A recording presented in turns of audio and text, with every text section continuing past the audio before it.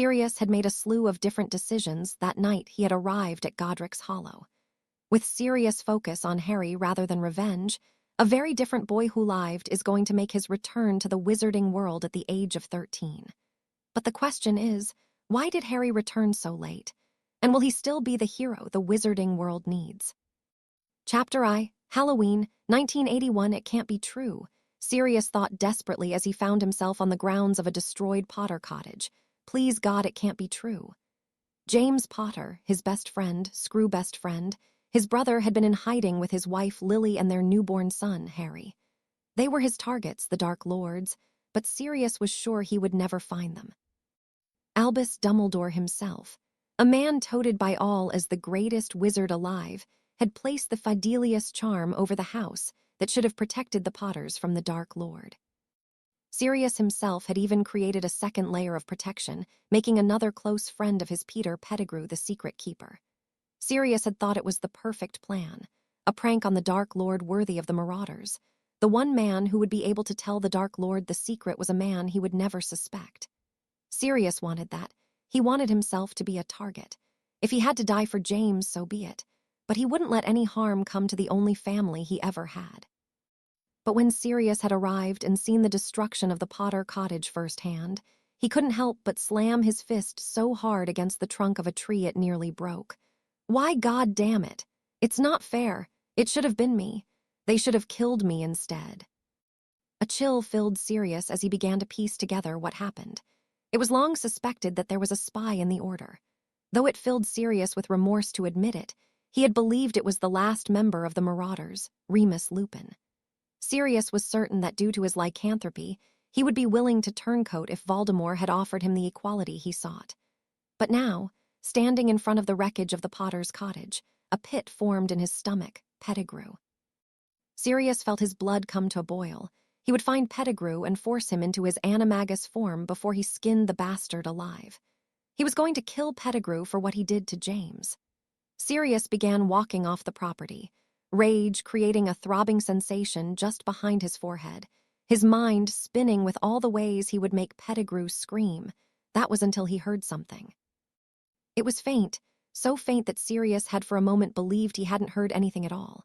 In fact, Sirius was certain he hadn't, until it grew louder, a painful, heart-wrenching wail that echoed through the stormy winds.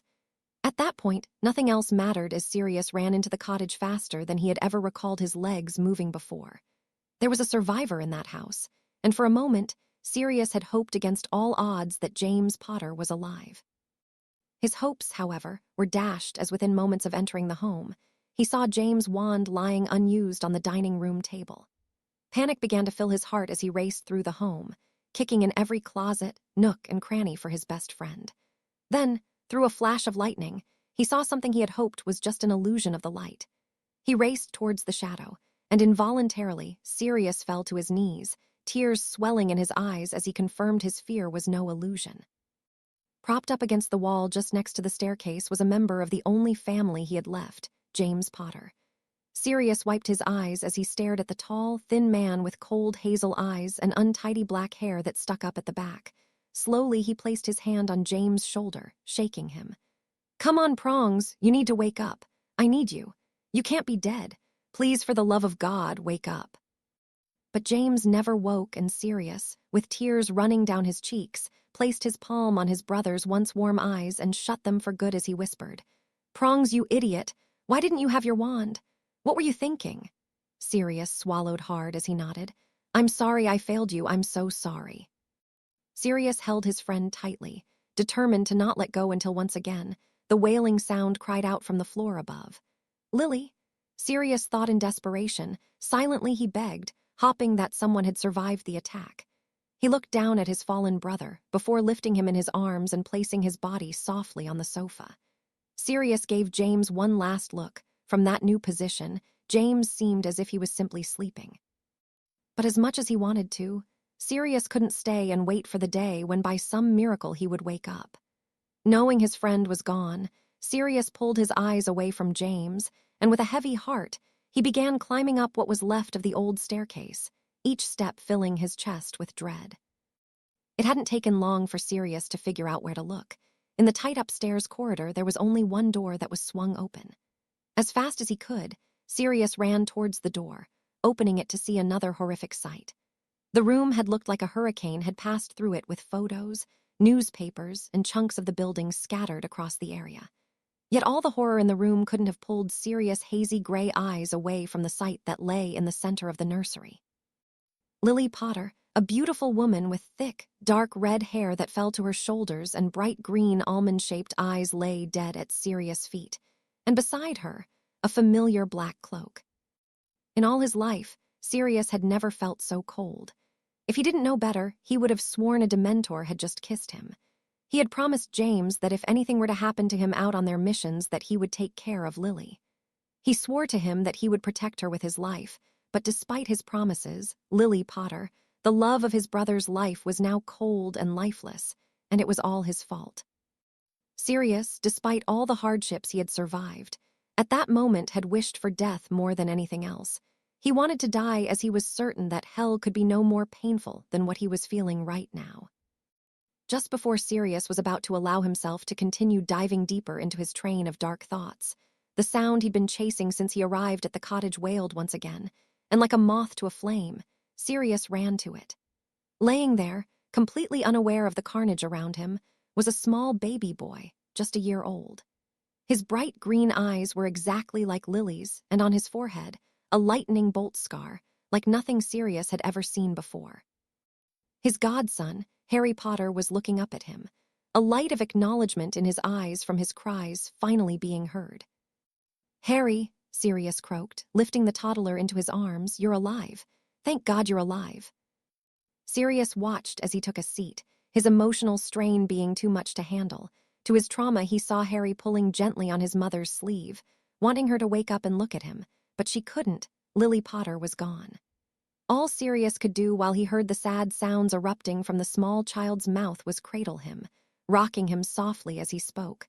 "I'm sorry, Harry. Your mama loved you. She loved you so much. Your dad, too. I know you miss them. I miss them, too. But your Uncle Padfoot won't let anything happen to you. I swear it on my life."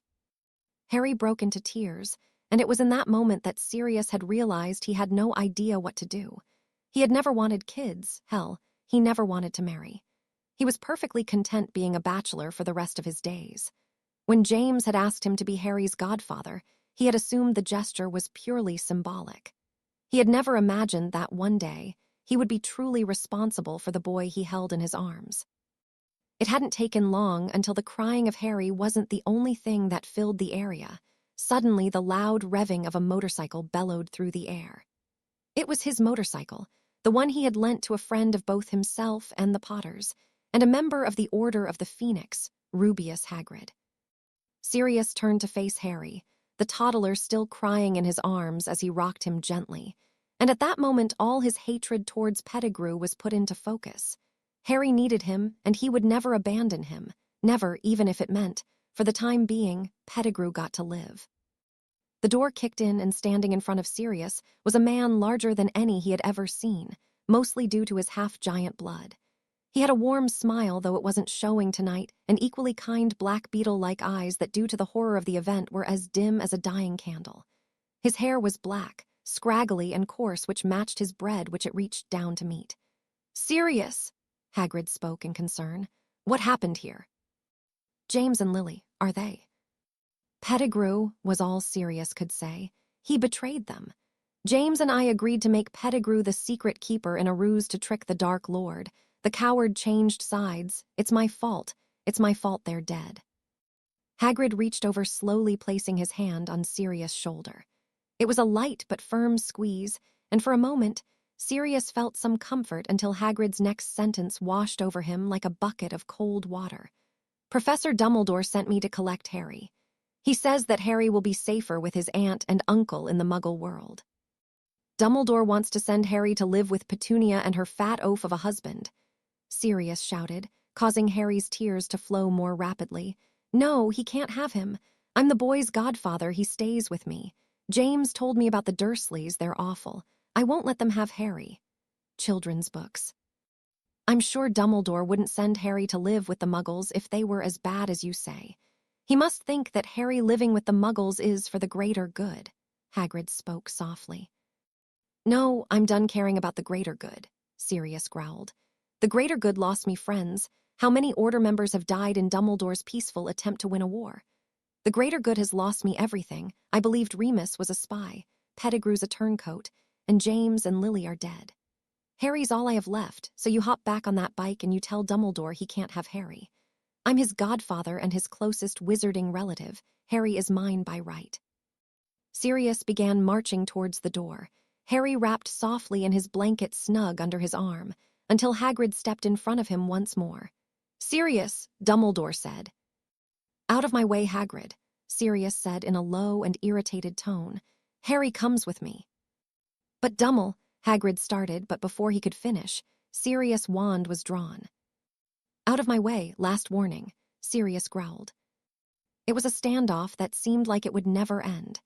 Yet, true to his Gryffindor placement despite not completing his school years, Hagrid didn't move. Sirius cursed. Either the man courageously stood before him or he called his bluff. Sirius did harbor the half-giant any ill will. He never would have hurt him, but his patience was beginning to run thin. The thought of Pettigrew's betrayal, the death of James and Lily, the fact that Harry was an orphan before he could ever truly remember how much his parents loved him all came to a boiling point as he pointed his wand to the side of the room and shouted, Bombarda. In a massive explosion, the cottage wall erupted and quickly, Sirius ran for it, jumping out with haste before he landed on the ground with a roll securely clutching Harry to his chest, who giggled slightly from the excitement. Sirius cursed from the pain of his landing before forcing his body to stand. Like the lightning flashing in the night sky, Sirius bolted, not wanting to be caught before he finally escaped off the property. He quickly looked around, ensuring the view was clear of Muggles before he barked, Creature! With a pop, the decrepitly old house elf of his ancient and noble home appeared. His nose was long, so long that it nearly scraped the floor when he bowed, and his bat-like ears were wrinkled and drooped lazily to his shoulders. Blood traitorous master has called upon Creature. How can Creature, unfortunately, be of service to the disappointment of the once noble House of Black? Quiet, Sirius ordered, and instantly the elf fell silent. Apparate us to the Black Cottage in Dublin and lock down all wards. Nobody gets in without my okay. You speak to no one. You look at no one. For all intents and purposes you act as if you don't exist until I give you further orders. Am I understood? Without a word, the elf nodded, and then, with a pop, the elf along with Sirius and an infant Harry vanished from Godric's Hollow and away from the scene that would traumatize both their dreams forever. All Sirius knew was that he would keep Harry safe, no matter the cost. Sirius POV. Sirius did not feel well as he stirred around the Black Cottage. He wanted to vomit. The emotional strain was like poison, and he felt the urge to keel over and die. But that wasn't an option. Harry needed him. He wouldn't fail. But he was lost and beyond confused. He had ordered the Black Vaults cleared and had sent Creature to set up a new account in his stead in the American division of Gringotts, cutting off all funding to both Dumbledore and the Order in fear that it might be traced. He couldn't afford to stay in England, not with the tensions so high. There were so many enemies, powerful enemies, that even without the Dark Lord would be difficult if not impossible for Sirius to stop alone, no matter how strong of a wizard he was. Malfoy, McNair, Avery, not the Carrows, Dolohov, and how could he forget his lovely cousin Bellatrix? No, Harry was at too great a risk, and with his faith in Dumbledore shaken, he needed to flee, and he needed allies, people he could trust. Remus, of course, would be one, but the man did hold his loyalty with Dumbledore still. Sirius was thinking a Fidelius charm on a new house in America would be a good location to wait out the storm, but he needed a secret keeper. Somebody he could trust would be more loyal to him than Dumbledore and his kind persuasions. His mind constantly echoed the werewolf's name, but he couldn't risk it. His heart was in the right place, but he trusted Dumbledore too deeply. It was the same issue with McGonagall, as much as he loved the woman. For a moment he had considered Frank and Alice. They were good friends of the Potters, and Alice was even Harry's godmother, but Sirius couldn't do that to them. For all he knew, the damn prophecy made Neville just as much a target as Harry, and there was no reason to paint a bigger target on the young family's back. That's when it hit him, Andy.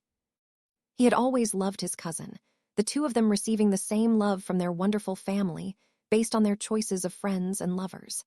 Yes, Andromeda Tonks would do perfectly, and if all went well, Sirius had hoped Andromeda could provide the motherly attention that a young boy needed. She had the experience, after all. His younger cousin Nymphadora was quite a handful herself, and perhaps the Tonks' steady hand would be exactly what Harry needed. Quickly, he drafted up the letter to reinstate Andromeda into the Black family line, a power granted to him as many of the members of his old house perished at alarming rates following Regulus' disappearance. There were many parts about being a lord that was irritating, but the power to make split decisions was not one that Sirius minded. With the letter written, he once again summoned Creature, and with a crack he appeared. "Yes, master. How can Creature serve the disgrace of House Black?" The elf said with a pitiful bow. "You will bring this message to the ministry, and see it is recorded. This letter reinstates the Tonks family as part of the Black line, and makes Harry Potter an official member of the Black family as well as my heir. You will ensure that the message is received, and you will not speak to anyone regarding mine, the Tonks, or Harry's whereabouts. Afterward, you are to find Remus Lupin along with Andromeda, Nymphadora, and Ted Tonks and bring them here at once. Tell them I have urgent business to discuss with them." "Of course, master," Creature said as he bowed unenthusiastically. Perhaps afterward Creature will hang himself for allowing the Black line to become filthier and filthier every day. "Begone with you," Sirius shouted, his irritation at the elf growing with every second. The elf quickly disapparated and Sirius fell back into his chair, a sniffling Harry still in his lap as he rocked his godson, gently singing the lullaby Lily had once sung him, though far worse than she ever had. However, Sirius' efforts must have been enough as to his great relief. His godson fell asleep, his unruly black hair pressed against his chest. With Harry finally asleep, Sirius whipped out his wand and summoned a glass and a bottle of Ogden's Old Fire whiskey towards him, and in an attempt to numb his sorrows, Sirius drank, and to his great shame, Sirius cried. Sirius wasn't sure how long he and Harry were alone in the house, but it must have been a while. As the sun was beginning to emerge, the chilly October air gave way to the frost of November. Before Sirius had shot up from his seat, he noticed that Harry was still curled to his chest, his tears dried to his cheeks. Sirius relaxed back in his chair for a while before he heard a pop echo through the house, and quickly he jumped to his feet, waking Harry as he drew his wand. However, he was quickly calmed as he heard a familiar voice call out, "Padfoot, calm down, it's all right." "Moony," Sirius called out. And out of the shadows emerged a 20-year-old man. He wore a pale face with premature lines from the stress caused by his furry little problem. His hair was a light brown, and as usual, despite Sirius' insistence that Remus could have direct access to the Black vaults, he wore a cheaply tailored suit that barely fit his tall stature. Remus nodded as Sirius looked at his only remaining brother in agony. It hadn't taken long until Remus had looked down to see Harry in his arms. "Sirius, please tell me that's not who I think it is." Sirius could speak. Instead, all he did was nod, and he watched as Remus' face reflected the breaking of his heart. He stuttered more than once before he finally got his question out. "James and Lily, what happened? Why aren't they here?" Children's books. "They're dead," Sirius finally croaked out. "The Dark Lord found them, only Harry survived. The house reeked of dark magic, but he, who must not be named, wasn't there. Only his black robe laid abandoned on the ground." In a rage indicative of the beast inside the calm man, he spun around, slamming his fist through the wooden wall of the cottage as he growled out, "God damn it! How could this have happened? They were supposed to be safe. Weren't you the secret keeper? How did the Dark Lord find them?" "I wasn't the secret keeper," Sirius said lowly. "God, it's all my fault, Moony. James and we thought that me being the secret keeper was too obvious. We thought it would be the perfect prank to make Pettigrew the secret keeper instead. We thought if they came after me, and I died, at least the secret would never get out. But Pettigrew, That cowardly bastard," Remus growled. "I'm going to find him, and when I do, I'm going to kill him." "The rat is mine, Remus," Sirius spoke. "It was my fault. I'm the one who gets to make it up to James by killing the traitor." All this talk of killing traitors, while it is interesting, is not the most suited for my daughter's ears. A third voice broke through the crowd. Plus, you've woken up the poor boy. Quick, hand him to me, I'll go warm some formula for him. Facing Sirius was a woman he had not seen for many years. As he had remembered, Andromeda had an uncanny physical resemblance to Bellatrix with patrician beauty, and an aristocratic bearing synonymous with House Black. The main difference between her and his less than lovely cousin was her brown hair and her wider, much warmer brown eyes. "Sirius!" A warm and excited voice called from the crowd, before toppling him with a hug due to the fact that as anyone who knew her would have expected, she tripped. Sirius groaned when his back slammed against the floor, but when his eyes opened once again, he saw the familiar heart-shaped face, warm brown eyes, and bubblegum pink hair of his favorite cousin's daughter. "Hey, Tonks," Sirius spoke quietly. "Any chance you could get off me? My balance isn't too great right now." "Nim," Ted called, "why don't you go to the kitchen with your mother to help Harry? Sirius and I have some business to discuss." Tonks nodded before leaving the room, leaving Remus, Ted, and Sirius alone in the living room. Ted was a larger and yet extremely kind man with fair-colored hair and a pleasant voice. "I must say, Sirius, the contents of the letter your house elf delivered from the ministry was quite surprising. I imagine you have a reason for re-invoking my wife, and by extension my family, back into the Black family line. I would also like to know why my family was summoned here to attend a critical meeting." Sirius nodded, and with a tired breath, he began to explain the story. The betrayal of Pettigrew, the blasé attitude of Dumbledore, and his new plan for what he wanted to do for Harry. Remus momentarily was outraged at the lack of trust Sirius currently had with Dumbledore, but after hearing, the man wanted to send Harry to live with the Dursleys, people who even the polite Remus would describe as unpleasant, was enough to silence his doubts. It was only after the story was completed did Ted speak once again. "I understand, support, and sympathize greatly with your plan and cause, but I've yet to understand my purpose for being here." "Frankly," Sirius said, "your presence isn't exactly required. However, you are part of the family I'm about to ask to become a large part of the plan to keep Harry safe, and I wanted you to be informed. I was going to ask Andromeda to be the secret keeper for the new Fidelius charm. Remus is too obvious, and while supposedly the charm can't be broken, there has never been a wizard as formidable as Dumbledore. As I stated, Remus is too obvious of a choice, but I feel he would overlook Andromeda as a possible secret keeper. Harry needs a motherly figure, he needs parents, and I am nowhere near qualified to be that. You have the soundest family I know. I was hoping you could help me out." Ted seemed to mull the thought over a bit longer than Sirius had hoped before he spoke. Most likely Andromeda would say yes, but I am concerned over my family carrying such a responsibility. "Sirius, I have a job, so does Andy and Nim. Well, Nim is only a few years from beginning her Hogwarts education. I can't just up and leave everything behind." "I'm not asking you to," Sirius pleaded. "Just come down for weekend trips. Teach me the basics of how to raise a kid. He's all I have left of Lily and James. I promised them I'd do anything for them. The least I can do is raise Harry in a way he doesn't become a screw-up like me." "You're not a screw-up, Sirius," he heard Andromeda call from out of the hallway, baby Harry sucking on a bottle of warm milk. "You're a mangy mutt, player, renowned philanderer, and perhaps a bit lazy, but you are a good man. If you weren't, there was no way that Lily would have consented to make you a legal guardian of their son. My husband was right, of course, in his assumption. I'd be more than willing to help, especially after the great financial burden you've removed from my family. But you need to believe in yourself, Sirius. Harry needs you to stop fooling around and be an adult. Promise me you'll try." "I swear it," Sirius spoke lowly. "I'll never fail Harry, never." "Very well," Andromeda spoke kindly. "It appears we have much preparation to do." Chapter II, Harry James Potter Harry. A girl called out his name as Harry had begun leaving his middle school. It was his last year at John Adams Preparatory Academy, a highly rated and well-respected private school in Boston, Massachusetts, and while Harry felt bittersweet about the occasion, he was excited to go home. Nevertheless, he stopped and turned towards the girl running after him. Harry recognized the girl immediately.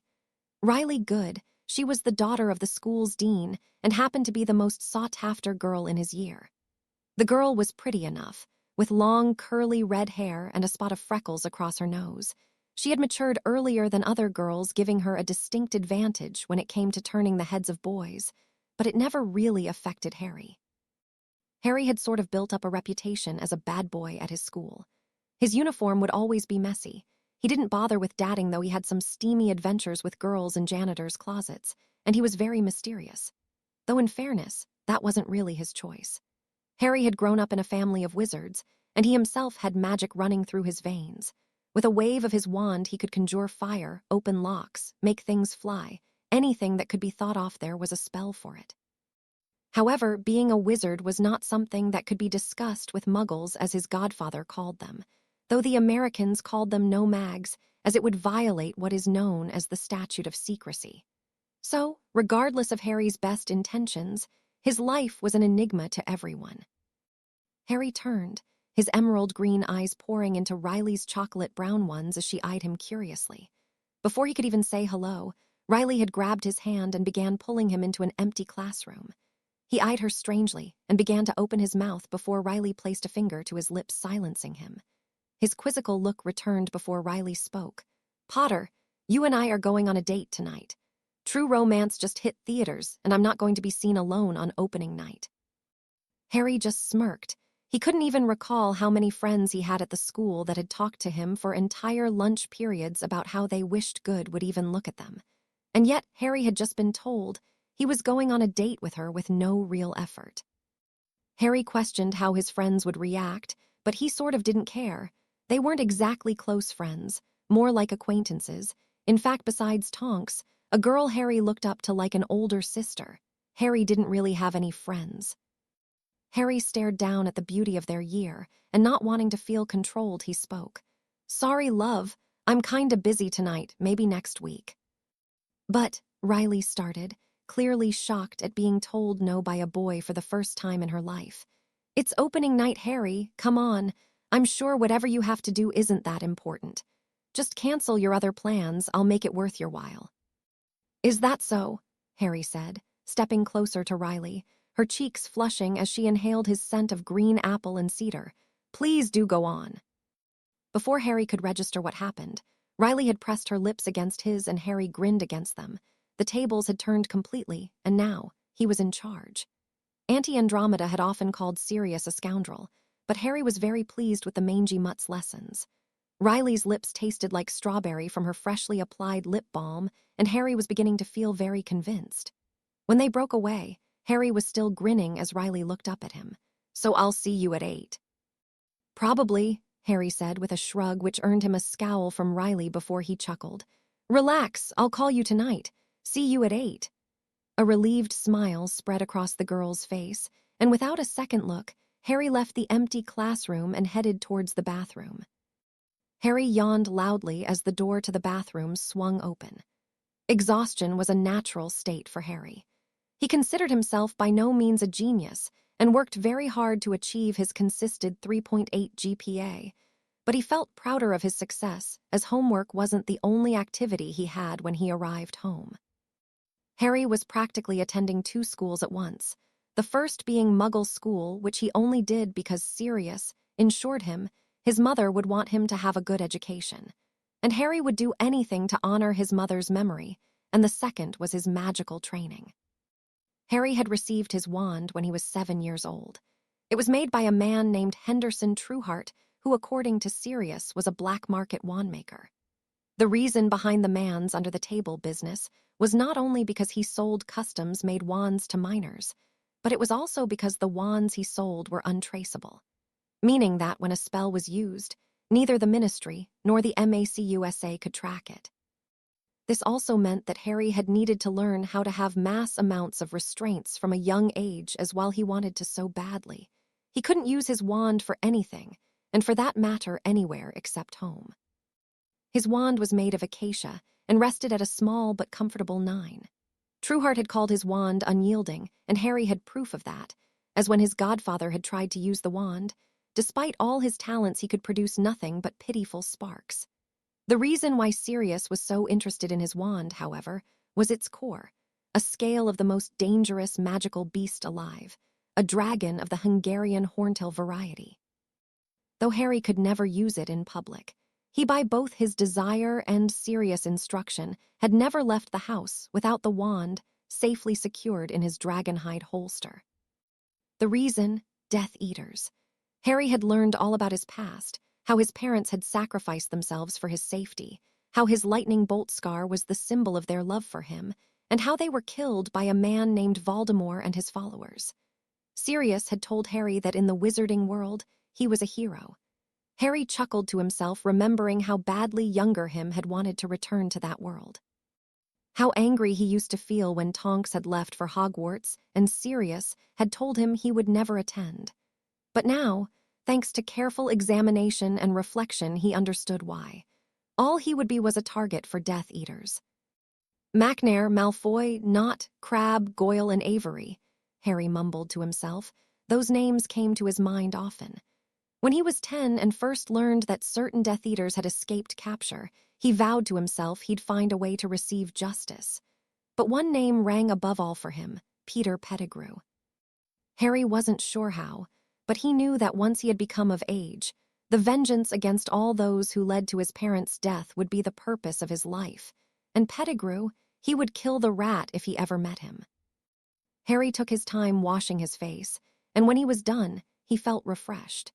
The training that Sirius, Remus, Tonks, and Andromeda had put Harry through had been tough, with physical exercise being matched with brutal study sessions of defensive spells, transfiguration, potions, and charms. Harry couldn't remember the last time he hadn't gone to bed aching. But it was a good ache, as the results had spoken for themselves. Harry had always tried to remain humble. He never kissed and told despite words always getting out about his escapades, and though Harry considered himself attractive, he would never boast about it. Harry was tall for his age. The conditioning he received had pushed him to his limits, and he rested a comfortable 5'8". His chest was firm to the touch, and he did feel quite proud about his ob definition.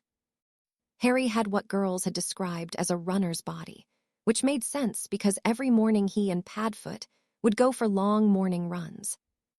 On his 11th birthday, Sirius had bought Harry his first broom, and while it wasn't a state-of-the-art broom like a Nimbus 2000, Harry appreciated the gift greatly.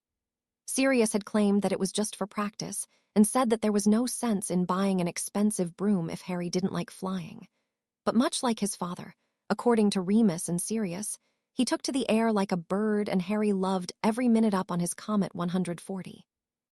The issue was that his glasses constantly seemed to get in the way, but one trip to a wizarding optometrist fixed that issue right up. Now Harry's emerald green eyes were completely unobstructed, and his hair that was once a messy mop was trimmed and styled into a messy fringe, which exposed the scar he was so proud of, the symbol of his mother and father's love for him. He promised himself upon learning the story that he would never hide it again. Feeling refreshed from the cool water, Harry stepped out of the gate and began walking the back roads Sirius had taught him the first day of 6th grade. A place where if he needed to, he could use his magic or call creature for assistance without making a scene.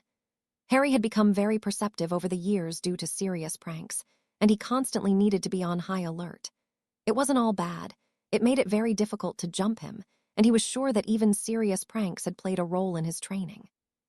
The results of the obscure training was paying off at that moment, as while he walked through the back alley that led to a hidden passageway to his home, he felt like something was off. Gently, he flicked his wrist, his wand entering his hand, before with a crack he sprang into action. He felt the cool tip of a wand against the back of his neck, but Harry couldn't help but smile as he had his wand aimed back right at his aggressor's stomach, ready to blow a reductor curse through their belly if need be. Thankfully, it didn't come to that, as he heard a familiar soft voice speak from behind him. "Not bad, kiddo." Harry chuckled as he felt the wand dropping from his neck before he turned around and smiled. Standing behind him with her classic bubblegum pink hair was none other than Nymphadora Tonks. Harry's grin was reciprocated by Tonks as the two shared a tight embrace. It had been months since Harry had seen his older sister, as she had graduated 2 years ago and Aura training took up quite a bit of time. When they broke apart, Tonks spoke. "Watch her, Harry. How you been, kid?" Children's books. "I'm all right," Harry said nonchalantly. "I got a date tonight. Some awful rom-com probably, but on the bright side, I'm done with middle school. 3.8 GPA. Tonks lifted up her fist, and Harry bumped it as she whispered, "Nice." Harry smirked as Tonks, though being shorter than Harry naturally forced herself to grow thanks to her metamorph magus gene, and wrapped her arm around his neck. "Try to let the girl down gently. I'm assuming this is your classic go on a date for fun and nothing serious type of date." "I'll have you know I've always been a perfect gentleman on dates," Harry said with a chuckle, "and don't let Sirius tell you otherwise." Tonks laughed, and Harry grinned, having not heard her quirky laugh in nearly 8 months. "How long are you off from the Aura department anyway? I can't imagine it's for long." "No," Tonks groaned. "You think Sirius is bad. You've never seen anyone as crazy about training as Mad-Eye. The man's trying to kill me, I swear to God." "Tough," Harry said with a chuckle. "Shoulda gone for Quidditch, less brutal I imagine." "You'd be surprised," is all Tonks said before together. Harry and Tonks continued their walk back to the new black home. Albus Dumbledore, known through the wizarding world as the most powerful wizard to ever walk the earth, sat in his chambers completely stumped. He was the man who defeated Grindelwald and the only wizard Voldemort feared, and yet he sat at his desk in a puddle of fear and confusion. His chamber was empty, and his aging body was exhausted from the enormous magical strain that had been placed on him just a month ago.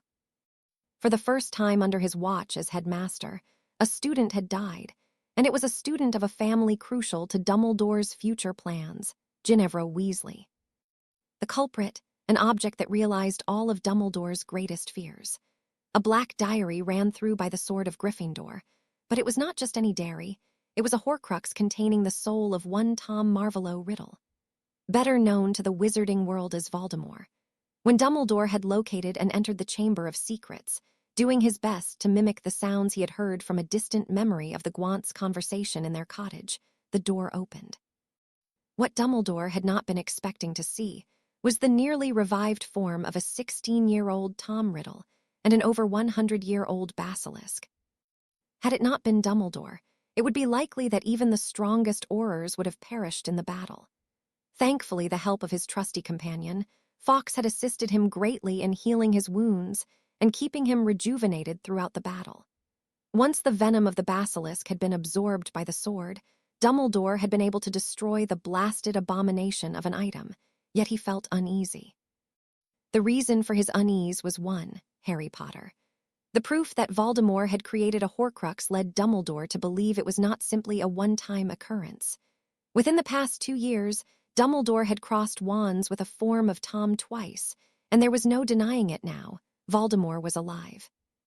Which meant that the prophecy he had heard over 13 years ago was still in effect. And as Mr. Longbottom didn't have any marks upon his body from Voldemort, that meant that the one who would vanquish the Dark Lord could only be Harry Potter. Dumbledore had expected this. It was precisely the reason he had wanted Harry raised by those Muggles. It was no surprise to him that those Muggles would have treated Harry poorly, but he would have been safe, and more importantly, Dumbledore would know where he was when the time came. Now, to Dumbledore's great frustration, the time was coming and the boy who lived was nowhere to be found. He had searched high and low for any idea of where the boy could have been. The owls had been sent, but all they did was spin around his head, showing that their confusion was equal to his. He knew he was with Sirius, but with Black being the prime suspect for the betrayal of James and Lily Potter to Voldemort. And due to the previous suspicion, Sirius was also believed of kidnapping Harry Potter, though that part was strictly confidential and unable to be leaked to the news media, as Fudge had no intentions of telling the wizarding world they had misplaced their hero. The suspect status of Sirius, Dumbledore hoped would create a limited amount of possible locals that the two of them could harbor, yet he was still rather unsuccessful. He was certain that he had checked everywhere possible. That was if they stayed in the UK, and Dumbledore didn't much care for the thought that the two of them could have been anywhere in the world. Dumbledore had thought it the perfect plan when he had hired Remus Lupin to teach defense against the dark arts this upcoming school year, as it would have provided Dumbledore the perfect opportunity to pick the man's brain. But despite his best uses of passive legilimency, the werewolf either had no idea of Sirius' whereabouts or more likely Sirius, had taken a page from his book and hid himself away under the Fadelius charm, and had clearly not chosen his best friend as his secret keeper. Dumbledore had still offered Remus the job, however. He knew the man was too proud to ever take money from Black, and he was very qualified to teach the course. He had also hoped that Remus' presence at the school would be the perfect negotiating chip to have Harry return to the wizarding world and back under his control. He hated to manipulate people, but Dumbledore had lived through a multitude of hells. His vision wasn't as tunneled as others. He could see what was best for the most amount of people, and he needed to ensure that Harry became someone who would follow his orders obediently. Yes, the boy's life would be difficult, and if Dumbledore's theory regarding Horcruxes was correct, it would be short as well. But his sacrifice would free everyone from a world of oppression at Voldemort's feet. It needed to be done for the greater good. For months on end, Dumbledore had wondered and cautiously examined every single possible person he could think of that could have been Sirius' secret keeper. Though he was certain it wasn't Minerva, he still checked for safety, and he had also checked with Augusta Longbottom, though that woman's formidable mind was hard to break through despite her age. Remus had been a no-go, and though he thought it was unlikely Hagrid too was a bust. Dumbledore's mind was pulsing as he constantly thought of people Black may have chosen, until like a light bulb, he remembered a certain member of the Black family that had suffered a similar fate as Sirius, one Andromeda Black. A small and hopeful smile crept across his aging face as with a call to his phoenix, the two vanished in a ball of flame with the destination of the Tonks cottage in mind. Sweat was beating down Harry's brow as his ragged breath forced his shoulder to gyrate up and down. In the basement of the new Black family home, a colonial mansion with Brazilian cherry hardwood floors, an impressive gilded staircase carpeted in red, with balconies and bedrooms galore, was a state-of-the-art training facility fit to train older and younger wizards alike. Harry had spent a great deal of time here with Sirius, Remus, and Andromeda, but today none of them were his opponent. Today, he'd be facing off against his self-proclaimed rival, Nymphadora Tonks. Tonks had never taken Harry's desire to beat her seriously as she had finished Hogwarts a year before Harry would have even been eligible to attend, and though Harry hated to admit it, as it stood, she outclassed him in every way. But that didn't deter him. Tonks was like a mountain-sized obstacle in his path, and one day he would beat her. Harry stared up at his older sister. A warm smile was on her face, and while there was slight droplets of sweat coating her face, she was nowhere near as exhausted as Harry was. All the same, Harry persisted, stumbling to his feet as he groaned. "This time for sure, I'm disarming you and I'm going to win." "Keep dreaming, Potter," was all Tonks said as she raised her wand. Without even waiting for the signal to start, Harry bolted towards her, quickly causing Tonks to jump into action. Harry ducked and weaved his way through Tonks' initial flurry of stunners and disarming hexes, until he fell victim to a knockback jinx which sent Harry toppling.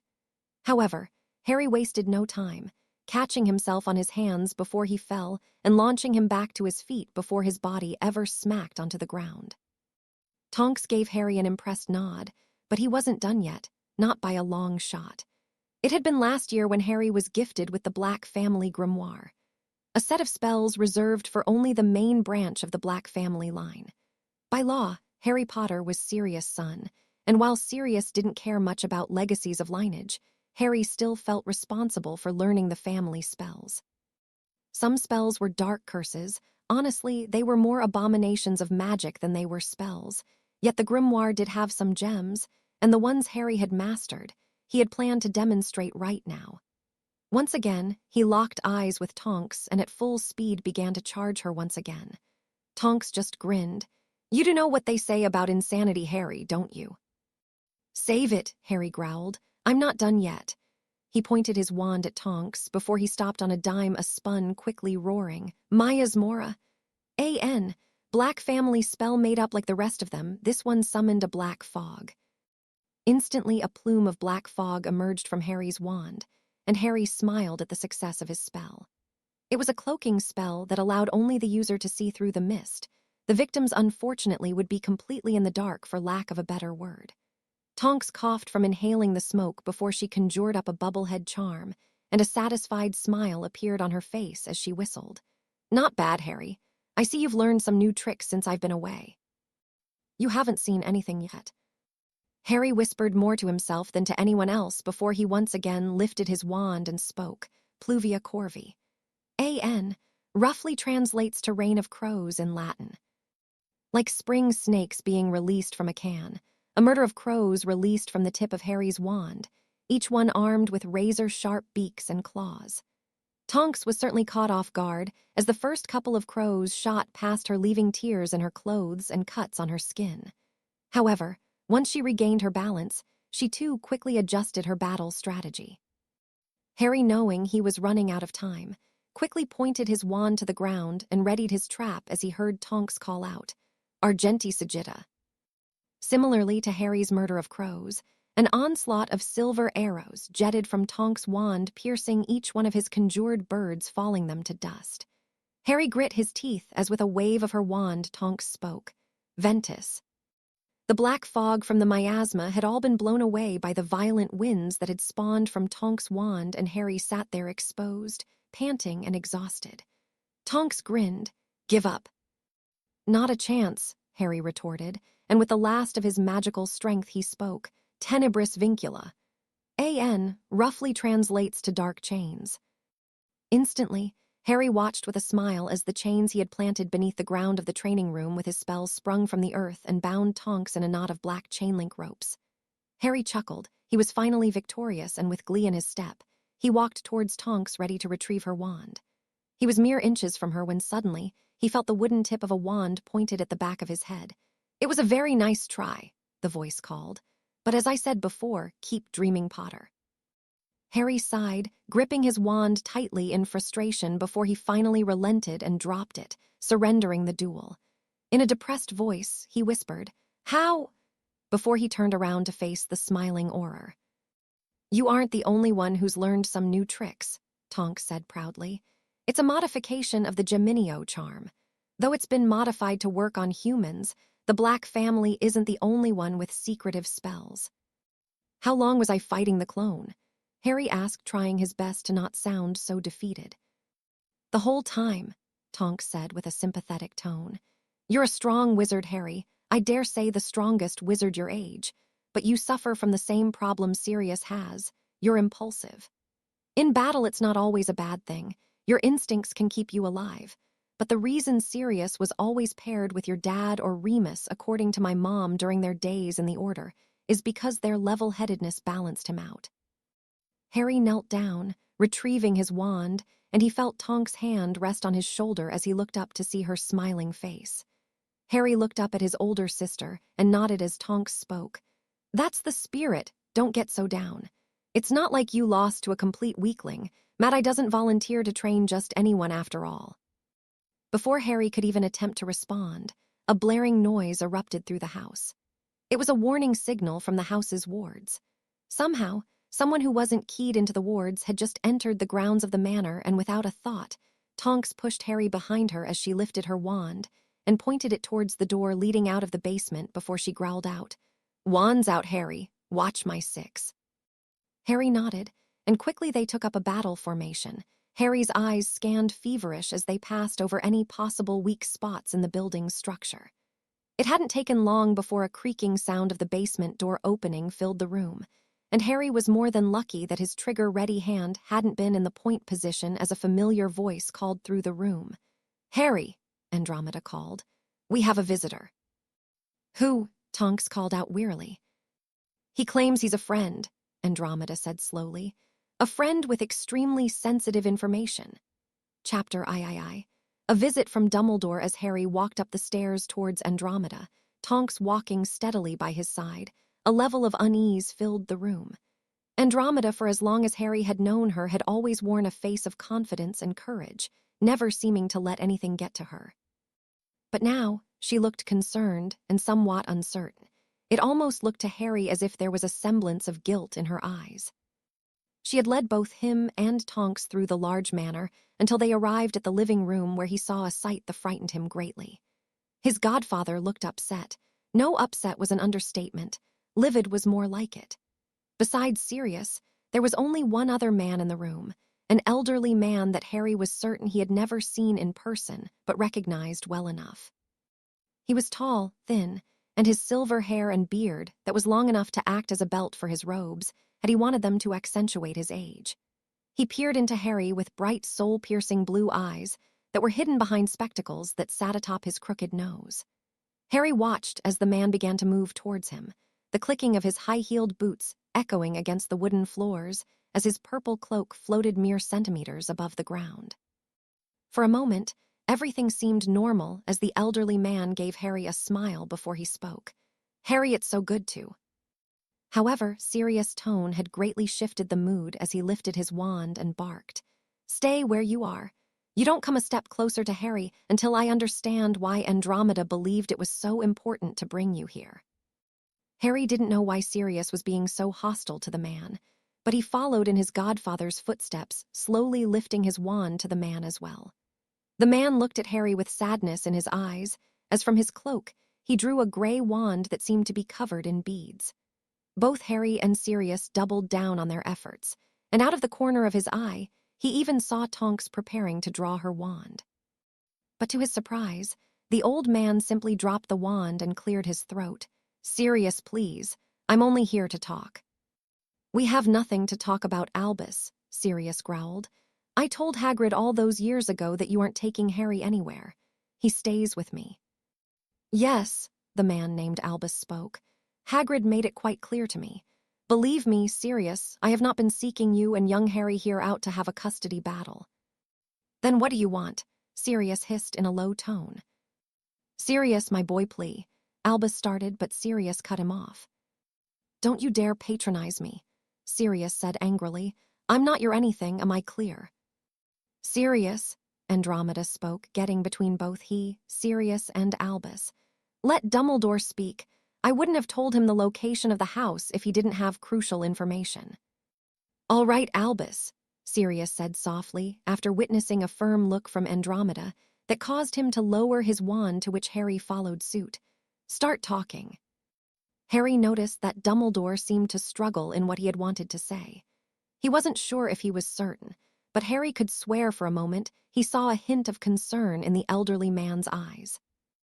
Harry watched as the elderly wizard looked around the house curiously, almost as if he was mapping out the area in his head.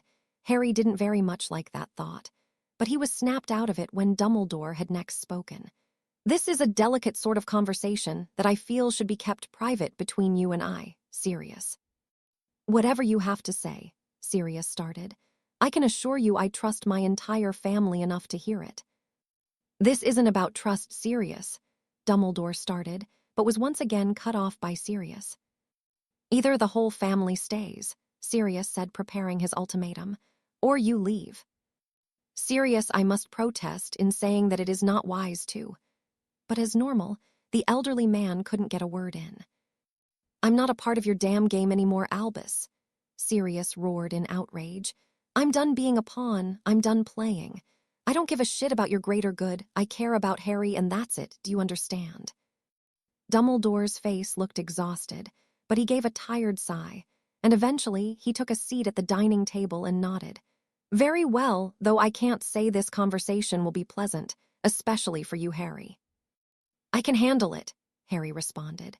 Dumbledore had never before felt as if he was backed into a corner, but standing against the united front of the new House Black was a seemingly insurmountable challenge. So, in his mind, he weighed the cost and benefits of telling Harry and Sirius the truth. He deemed it could have many risks, but the benefit of having Harry Potter back at his school and under his control he determined was worth it. So Dumbledore spoke the truth, but not the whole truth. He told the Blacks about how his suspicion of Voldemort returning was confirmed, how he had to the best of Dumbledore's knowledge created Horcrux, which while Andromeda, Sirius, and Nymphadora all seemed to flinch at, Harry just displayed confusion. However, the boy's confusion didn't last, as after Dumbledore had set forth to explain how he felt that Riddle had made a multitude of Horcruxes, of course leaving out the fact that he believed Harry to be harboring one, he began to speak of the prophecy. "The one with the power to vanquish the Dark Lord approaches. Born to those who have thrice defied him, born as the 7th month dies. And the Dark Lord will mark him as his equal, but he will have power the Dark Lord knows not. And either must die at the hand of the other, for neither can live while the other survives. The one with the power to vanquish the Dark Lord will be born as the 7th month dies. Dumbledore sighed deeply as he finished the prophecy. He was well aware Sirius had memorized the damnable poem by heart, so had Remus, James, and Lily. The mark of lightning was proof that Harry was the one destined to defeat the Dark Lord, and destined by Dumbledore's estimation to die doing it. Dumbledore watched with pain in his heart as, a trembling, Harry lifted his hand slowly to his forehead. The boy at least wasn't dumb, as he quickly understood the mark. Dumbledore observed as Sirius showed a display of paternal affection he hadn't been expecting from the once Hogwarts playboy. "Harry," Sirius spoke, "you're shaking. Are you still with us, pup?" "This is precisely why I felt it best to keep our conversation private. We've terrified the—" But to Dumbledore's great frustration, Sirius wasn't the only one who had begun to cut him off. "Terrified," Harry said with a chuckle. "No, I'm trembling with excitement." "Excitement?" Dumbledore asked, trying to keep the concern out of his voice, as he sensed the boy's magic momentarily flare up. "Voldemort," Harry spoke out loud, causing Nymphadora to shiver slightly. "If he is coming back, then I'm glad it's me. He killed my family. It's only right that I be the one to kill him. I thought I was going to have to settle by getting my justice through his Death Eaters, but lucky for me, the genuine article is coming back from the dead just to die at my hands." "Harry," Dumbledore spoke urgently, "you don't know what you're saying. Voldemort isn't an opponent to be taken lightly. He's the most powerful dark wizard to ever walk the earth. You're not nearly ready to take him on." "I'm not saying I'm going to march out into the street and fight him now," Harry responded. "We don't even know where he is, and you said you've defeated him twice. I'll just keep training and getting stronger, and when the time is right, I'll finish him once and for all." Dumbledore turned to Sirius, hoping he would speak some reason into the boy, but instead, his hand simply clamped on Harry's shoulder tightly as he spoke. "Well said, pup. If V. Voldemort is coming back, then I'll be fighting right alongside you, and so will Remus. We'll make the bastard pay for what he did to James and Lily." "You're my little brother, Harry," Tonks spoke, grabbing Harry's other shoulder. "We're in this together." "I agree," Andromeda said with a fearless nod. "The new House of Black takes care of their own." Dumbledore couldn't imagine the scene he saw. Nymphadora may have been young during the First Wizarding War, but she must have remembered the carnage well. Yet, her devotion to Harry had made her decision about standing against the possible return of Voldemort extremely easy. Even Andromeda, who had remained neutral in arms, but supported the Order in any way she could, had agreed to fight for Harry when the time came. He certainly wasn't planning on the boy having this tightly knit a support system, which made what he wanted to say next even more worrisome. "I've come with a suggestion," Dumbledore spoke. "I believe now would be an apt time for Harry to return to Hogwarts." "Why?" Sirius set a scowl on his face. "Harry would be a 3rd year, and as Remus, Tonks, Andromeda, and I can attest to, he's way beyond that year's curriculum. It wouldn't make sense for him to return there, especially if the Dark Lord is truly rising as you believe." "Sirius," Dumbledore spoke calmly, "I understand your concern is valid, but Hogwarts is the place Harry should be at this age. He needs to create friendships, real friendships like you had with James. He also needs proper guidance and training. Remus will be his instructor while at the school, and I will be available to teach him everything I know about the last war and what his role in the prophecy could be. Hogwarts is also the safest place from Voldemort, as while Harry's location might be known, he will also be under my protection, and while I do not mean to belittle your efforts, if Voldemort truly rose early and found this place, do you believe you could defeat him by yourself?" Sirius grit his teeth. Dumbledore and he both knew the answer. It wasn't even a theoretical question. Both Sirius and James have had one-on-one encounters with the Dark Lord before, and both times each man only barely escaped with their lives. Though Dumbledore rarely liked playing the strongest wizard alive card, it was pertinent to make Sirius fold. "I can't," Sirius whispered. "I promised James and Lily I would keep Harry safe. I won't make him a target." "Sirius," Andromeda spoke, grabbing the man's shoulder. Harry won't be alone. We'll buy a cottage in Hogsmeade, nothing extravagant, but a place where we'll be able to keep watch over Harry if something is needed. Plus, Dumbledore is right. He is the only man that has a chance to defeat Voldemort one-on-one if he comes knocking, and having Harry train under him will be useful if he truly does have to combat the Dark Lord. Hogwarts is important, Nymphadora added. I love Harry, but I can't be the only friend he'll ever make. He needs to make those bonds, they'll make him stronger in the end. Once I finish training, I'll talk to Moody and see what he can do about assigning me to keep watch over Harry too. Sirius tightened his hand into a fist, balling it hard before he released it and turned to Harry. It's up to you, Harry. What do you want to do? Dumbledore felt the pressure in the air. This next choice would make a large difference in the outcome of the wizarding world, and he needed Harry to consent. He needed Harry in his grasp. He needed Harry to have close relationships, because he needed the magic of love to come from Harry's sacrifice. It was the only chance they had in defeating Riddle for good. The seconds seemed to pass like hours, but eventually Harry nodded. I'll go. Are you sure? Sirius asked. There's no pressure, okay? Forget about the prophecy, you don't owe the wizarding world a thing. You've given enough without you even realizing it. I can handle it, Sirius. I'm your godson after all, Harry said with a small smile. The textbooks I've read all refer to Dumbledore as the strongest wizard alive. If I do have to face off with the man that killed my parents, I want to be as ready as possible. The small smile turned into a bright grin as Dumbledore watched Harry try to comfort his godfather. Plus, Hogwarts is where my dad met my mom. Who knows, maybe I'll find the next Lady Potterblack there. Sirius looked of concern, turned into a light smile as Dumbledore saw the man wrap his godson up in a tight embrace. I'm not going to be able to be around as often. The Ministry still thinks I'm responsible for the betrayal of your parents, and according to Tonks, I also kidnapped you. It'll be a rare thing for me to able to step out of the cottage in Hogsmeade, and I'll probably be spending most of my time here where I'm free. But I'll be there, whenever you need me. All you have to do is send Creature to get me. I know, Sirius, Harry spoke. I know you'll never abandon me, but you raised me to stand on my own 2 feet. I won't fail you. And I don't know how yet, but I'm going to find Pettigrew and prove your innocence. You're the best man I know, Sirius. I won't let the world see you as a criminal. Dumbledore watched as Sirius nodded and turned to face him, his face full venom as he whispered lowly. You will train him, you will teach him, you will advise him to the best of your ability. But if I hear one word of you attempting to manipulate him, I'll make sure that Harry is never seen in England again, and I'll let the whole world know it was Albus Dumbledore who lost the Chosen One. No more games, this is Harry's war, not yours. Dumbledore fumed slightly inside. Yes, Harry may have been the Chosen One, but it was always his war.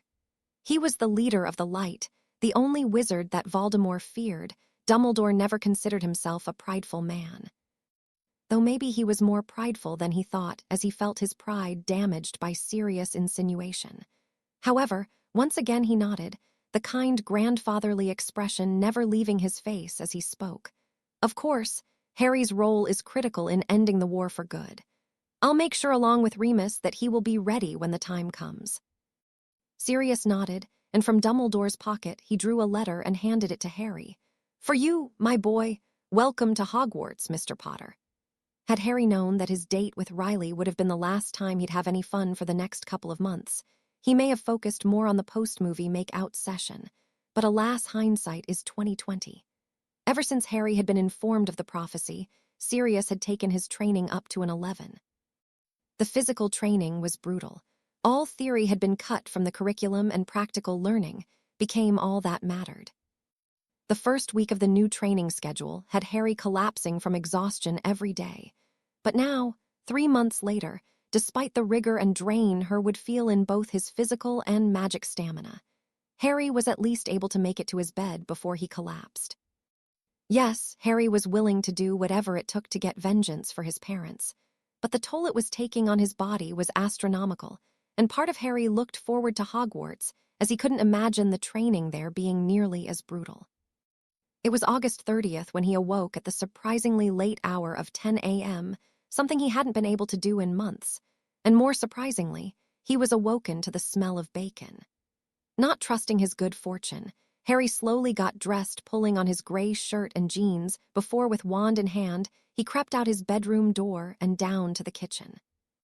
He had been expecting a prank or surprise attack, but instead when he arrived at the kitchen, all he saw was Tonks making breakfast, her bubblegum pink hair messy from just waking up wearing her checkered sleeping pants and wrinkled black Metallica t-shirt.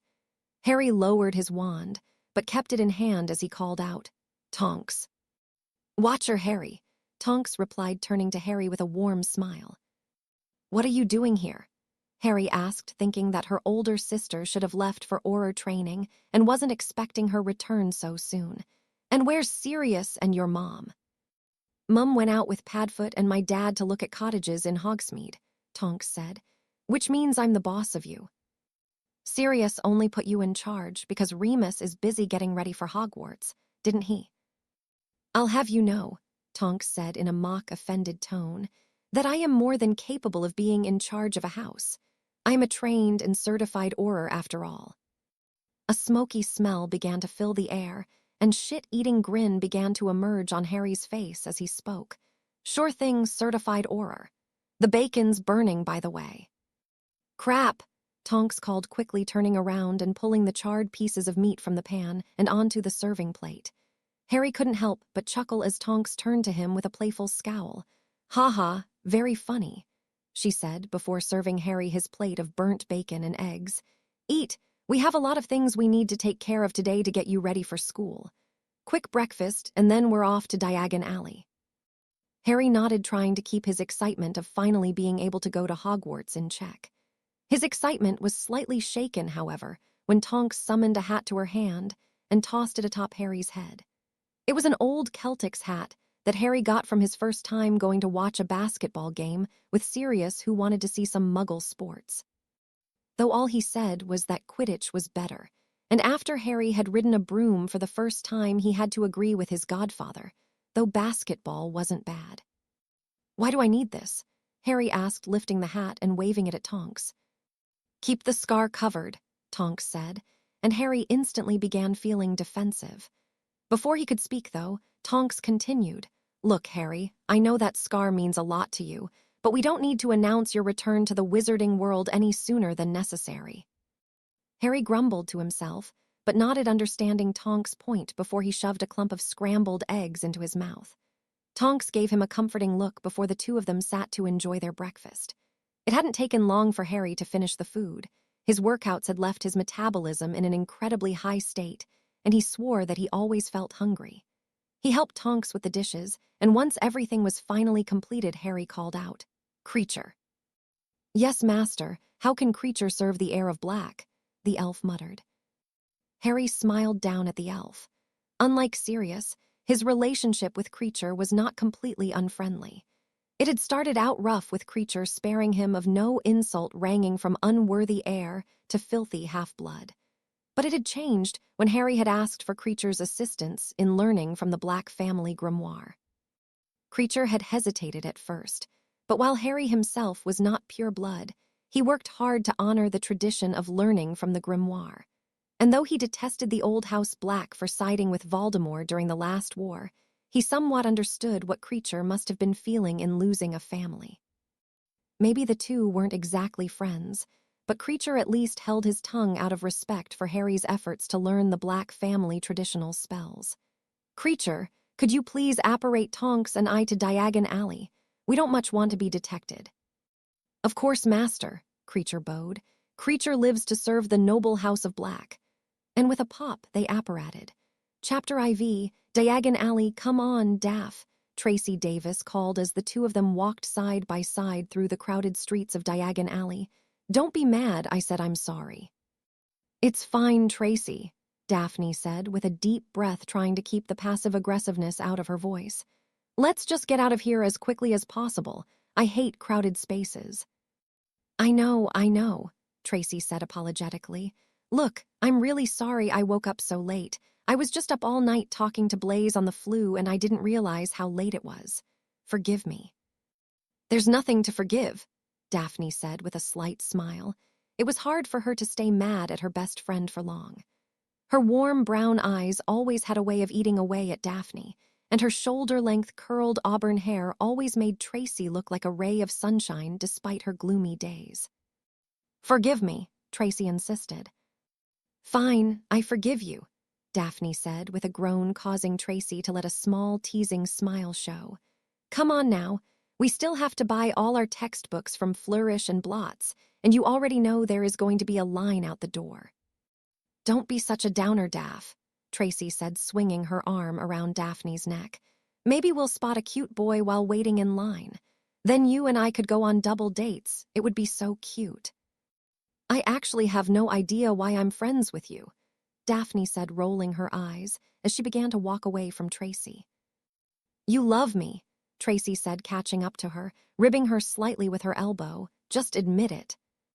Once again, Daphne let out a small chuckle as she shook her head, and together, the two Slytherin third years began their march through Diagon Alley. Despite her rush, Tracy had still managed to force her into Gamble and Jape's wizarding joke shop, but only because while she herself wasn't a huge fan of pulling pranks, that didn't mean she couldn't appreciate seeing a good one. The two had also agreed to stop at Florian Fortescue's ice cream parlor, as nothing in Daphne's opinion made a wait more bearable than a cone of mint chocolate chip ice cream. Finally, however, Flourish and Blots was just within view. The only store left between her and her goal was quality Quidditch supplies. Quidditch, she thought to herself, what a stupid sport. She saw a group of students hovering around a broom that Daphne briefly managed to sneak a glance at and saw it was being called the Firebolt. Honestly, to this day Daphne couldn't understand the excitement people felt over the sport. Yes, she would watch to go support her house team, and her little sister Astoria was borderline fanatical over the Carfilly catapults, and yet she had never found the sport entertaining. Daphne was just mere meters away from the entrance to Flourish and Blots when suddenly she slammed hard against the side of a person. Her mint chocolate ice cream had spilled all over her new white blouse, and she was absolutely furious. What kind of idiot just stands in the middle of the road? She thought to herself angrily, but before she could be allowed to fester in her frustration, she heard a voice call out, "Oh, sorry about that." The boy had offered her his hand. He was tall and tan, his complexion that of a Mediterranean sailor. His bright, green eyes were so magnetizing, and his messy black hair only drew more focus to the emerald pools. However, Daphne was in a bad mood, and instead of accepting the help, she simply pushed herself off the ground, ignoring the boy's hand as she stood. Soon she felt Tracy appear by her side, and she heard the boy speak again. "Or don't accept my help, that's fine too." He had an American accent, of that she was certain, and it sounded like it was from the East Coast, but most certainly not a New York accent. That accent was very distinguishable, and Daphne had heard it a lot when she and the Davis had spent a month in the Mecca of America. Daphne simply looked down at her dirty shirt with a scowl before she heard the boy speak again. "Oh, didn't mean to mess up your shirt. Here, allow me, Scourgify." Then, before Daphne could even regain her bearings, she heard Tracy speak in astonishment. "Holy crap, you're Harry Potter." The boy said nervously, and it was in that moment that Daphne saw the lightning bolt scar that legend had described the boy who lived having.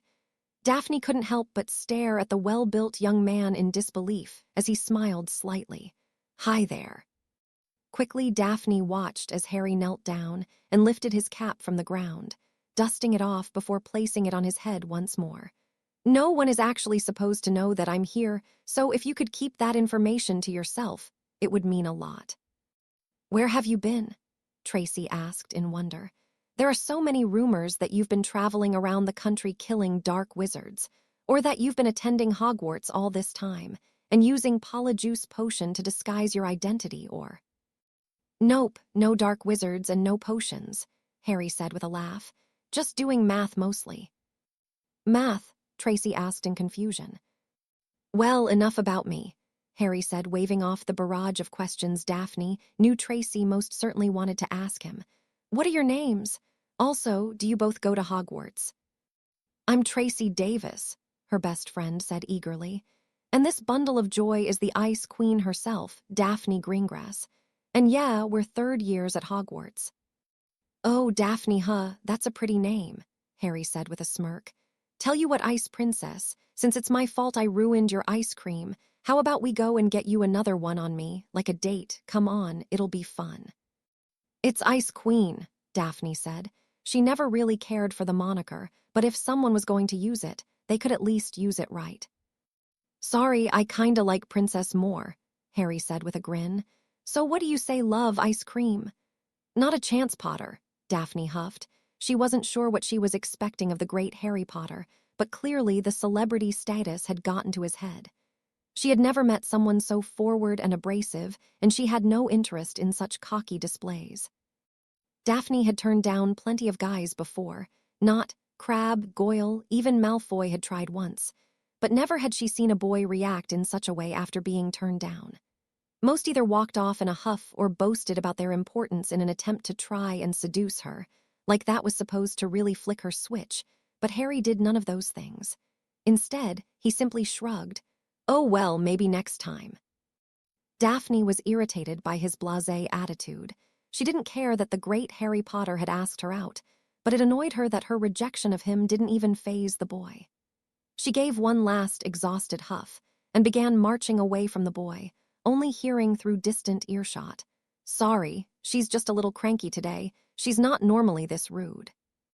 Don't apologize, Potter said calmly. The coldness is sort of attractive, never had to play a game of hard to get before.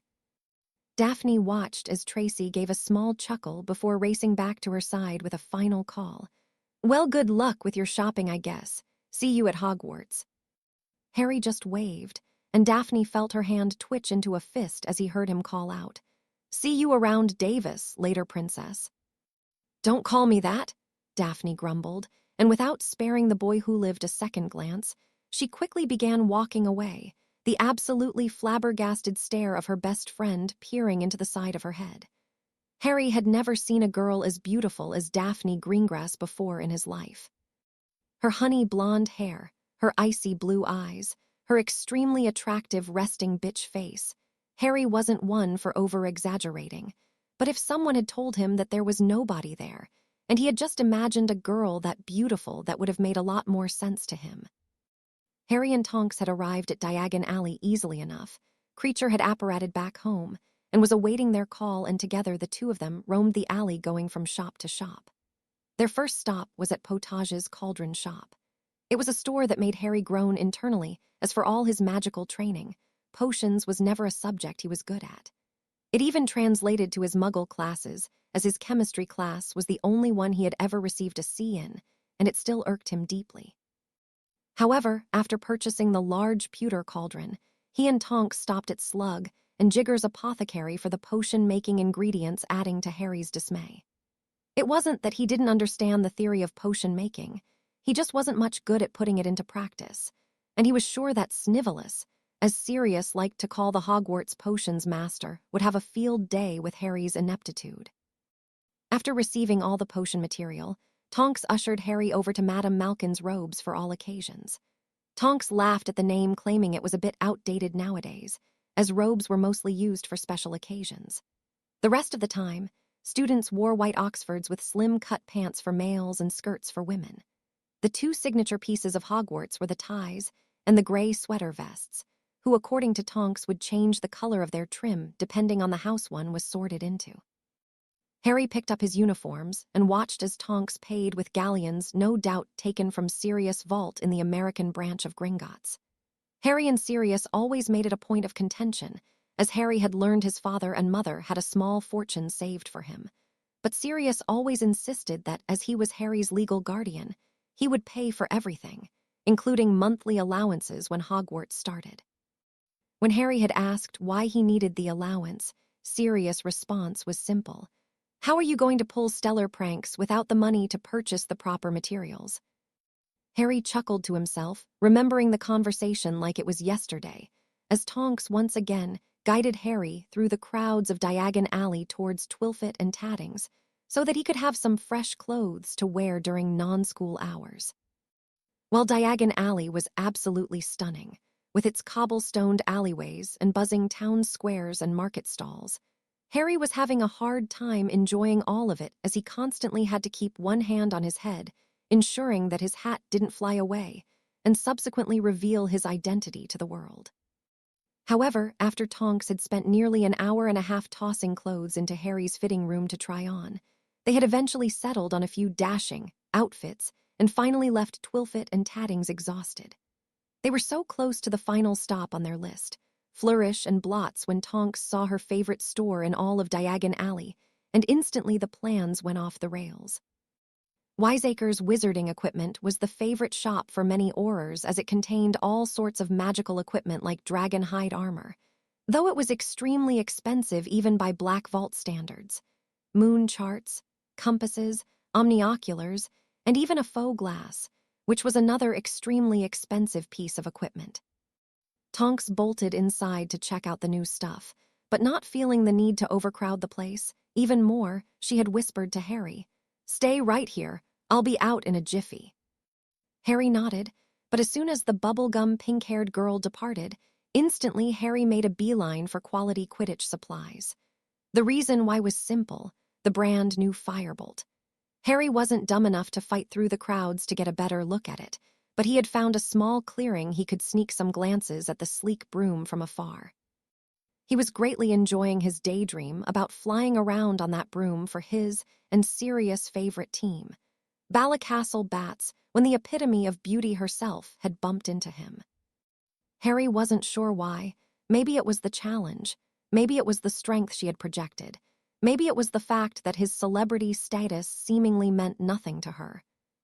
But the moment she had walked away, Harry was completely encapsulated by her. He wasn't sure how, but one day he would get the Ice Princess to go out with him. Harry chuckled at the thought as he remembered the stories from Sirius and Remus about how his dad had tried so hard to get his mom to agree to go out with him, and slowly he looked up at the sky smirked. "Wish me luck, Pops." However, Harry didn't have much time to daydream about the princess, as he heard a very cross voice emerge from Tonks' lips. "Is it so impossible for you to follow directions for like 5 minutes?" Harry grinned. "Of course it is. I was raised by Sirius Black after all." "You're going to be the death of me, kid," Tonks said with a sigh. "You love me," Harry said with a chuckle. "Don't act like you don't." Tonks' hair turned a fiery red before returning to the pink color, and with a tired groan she spoke. "I hate that I can't hate you." Harry laughed, and Tonks joined in a few moments later before the two of them began their final walk down Diagon Alley towards Flourish and Blots, so that to their great misfortune, they could wait in such an incredibly long line. The door to Flourish and Blots was in view when suddenly, Tonks stopped him. Harry looked up at his older sister quizzically before she spoke. "So I was thinking," Tonks said. "That's a surprise," Harry said with a meek grin. "Shut it," Tonks said, allowing a smile to form on her face as well. "I didn't get you a birthday present this year, did I?" "It's fine," Harry said, waving off Tonks' concern. "I don't really need anything anyway." "I know you don't need anything, but I just had a great idea," Tonks said. "Do you want a pet for Hogwarts? A lot of students have them, and I for one don't think I could have gotten through my NEWT years without Gale." Harry smiled, remembering the old tawny owl. He remembered how much it had hurt Tonks when she had passed away of old age. She was the Tonks family pet for years after all, but the idea of having a pet of his own did begin to turn gears in Harry's head. "I mean, an owl would be cool. I always did like Gale." "No, for you I don't think an owl makes much sense," Tonks said calmly, causing Harry to look at her in confusion. "I mean, if you want one, sure we can get one, but owls mostly stay in the owlery and most wizards have them to carry post. You have Creature, though, and he can deliver your mail in a more secure fashion, as it would be impossible to intercept him. I was thinking maybe a cat, or better yet a Kneazle." "A Kneazle?" Harry asked in wonder. "Why?" "One, they stay in the common rooms with you, so the company helps." Tonks started, but Harry shrugged. It wasn't necessarily a deal breaker for him either way. But Tonks' next point really sold him. "Plus, they are nocturnal, so they can watch over you while you sleep if they're loyal to you, and the Auror department uses them sometimes because of their uncanny ability to detect suspicious and distrustful people." Harry thought for a while. He knew all about the dorms at Hogwarts after hearing about them from Tonks, and while he did know each bed came with a charmed privacy curtain, considering who he was, He wasn't exactly against the idea of some extra protection while he slept. Harry turned to his sister and nodded. "All right, I'm sold. Where can I get an easel?" "Well," Tonks said, looking over the crowd trying to find a building. "I know it's here somewhere. It's a kind of new building, but I think we—" Then Tonks smiled. "There it is, Figs, Cats, and Measles. It's a small local business that sells both half and purebred measles. I recommend purebred ones. The ones that are crossed with cats are easier to train, but aren't as good at detection. Still, it's up to you." Harry nodded and spoke. "All right, we'll go right after we get the text." "Don't worry about the textbooks," Tonks said with a smile as she pulled out 11 galleons from her wallet and handed it to him. "I'll wait in line. You go pick out your present.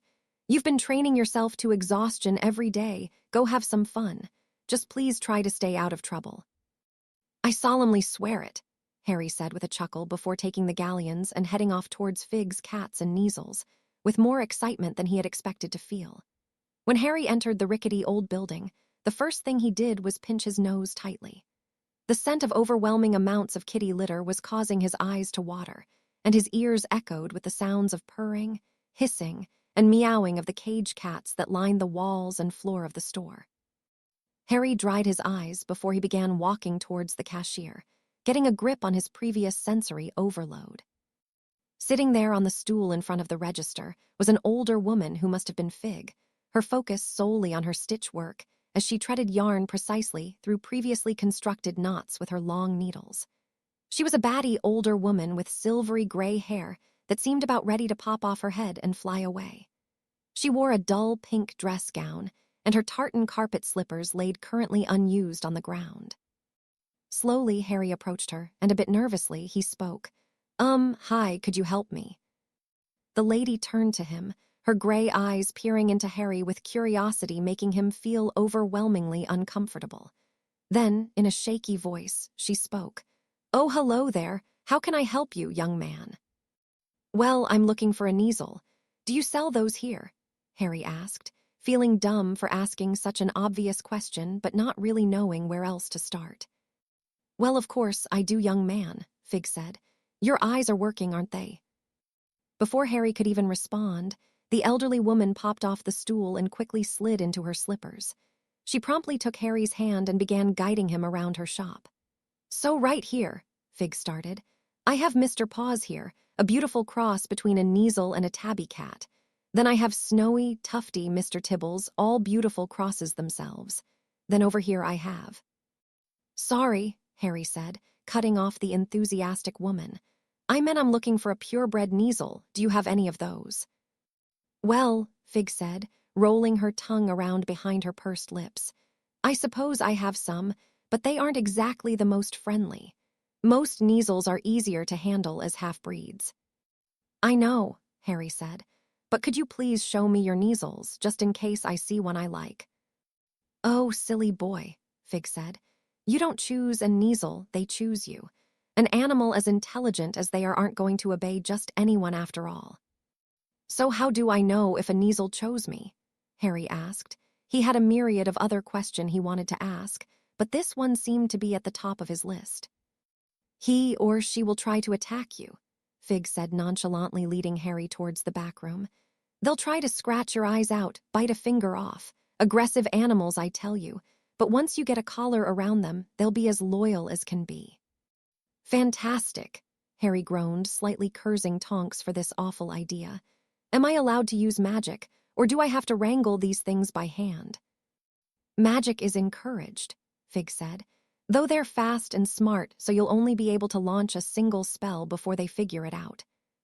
Finally, after a walk through the back room, they arrived at a large pen. Harry wasn't sure how a pen as large as the ones he had seen on cattle farms was able to fit inside a building that looked so small from the outside.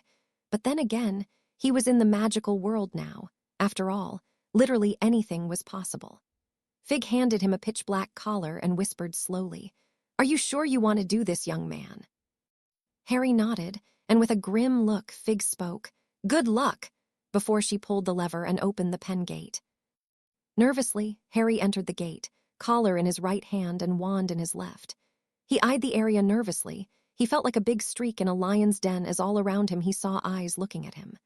Blue eyes, green eyes, and in the back, a pair of light violet eyes. Every step felt like walking on a thin crust of ice just above freezing water, each movement being tracked by all sorts of cautious eyes ranging from curious to furious. The first sound he heard was from a cat as black as a nightmare with predatory yellow eyes. Slowly, Harry raised his wand, ready to dance in needed, but after an intense glare, the cat turned away, his interest lost, and quickly the Kneazle curled up and went to sleep. Harry released a deep breath as he continued to creep through the pen slowly. The next cat to approach him was faster than he'd ever seen any animal move. It was a ginger cat with green eyes. Harry once again adjusted, getting into position as the cat hissed and leered at him. Harry returned with a glare of his own. And for a moment, Harry was sure the animal was going to strike. But just before he jumped into action, the cat turned, heading back towards his large hideaway, leaving Harry once again empty-handed. Harry had just about given up hope, as the blue-eyed white cat seemed to have no interest in him at all, until he heard a low hiss coming from the far back corner. It was a Kneazle smaller than the others. It seemed to him like the Kneazle was just old enough to have been moved away from his previous litter, as it was tiny, but not a freshly born kitten. Harry stood like a statue. His eyes followed the Kneazle as it circled him, its violet eyes looking at Harry as if it was trying to speak to him telepathically. The Kneazle was quite handsome, with a lush gray coat with a white underbelly and a splotch just below the cat's neck, making it look like he was wearing a bib. Harry wasn't sure what was about to happen next, but the Kneazle decided it for him, and it pounced at him. Wasting no time, Harry quickly rolled out of the way, avoiding the primary strike as the Kneazle bared its sharp fangs. Harry lifted his wand, not wanting to show any fear, and like a flash of lightning, the cat pounced again. Harry hadn't managed to remain uncut this time as a light scratch appeared on his right arm. It wasn't deep, but it did draw some blood. Harry smirked. The Kneazle certainly had some spunk in him, and for another 5 minutes, Harry and the Kneazle participated in a high-stakes game of cat and mouse. Harry wasn't tired.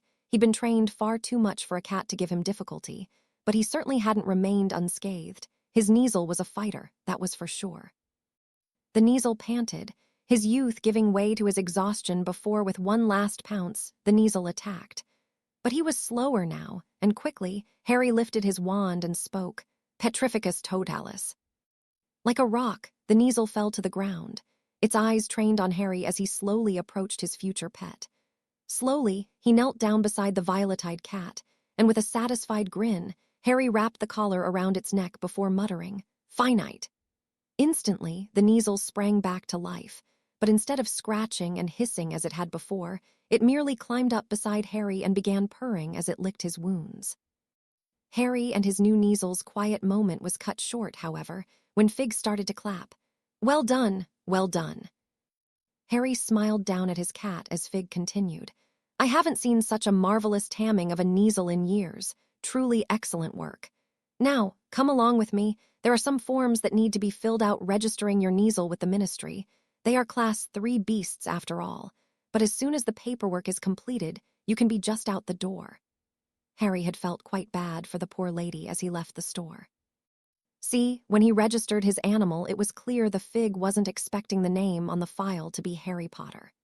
Instantly, she went into a fit about how she apologized if she had been rude, and the struggle Harry had to go through just to have Fig accept the 11 galleons was astronomically difficult. But after a promise that Fig wouldn't run to the Daily Prophet to reveal that Harry was back, a promise he was quite sure she'd break eventually, but he convinced himself it didn't really matter. He left the store with a cage in his hand, and his new Kneazle, Loki, resting atop his head. Harry wasn't sure why the name came to him so quickly. Maybe it was because of the cat's mischievous nature. Maybe it was because of a cat's association to magic. Regardless the reason, Harry decided that the name of the Norse trickster god would be the perfect name for his new familiar.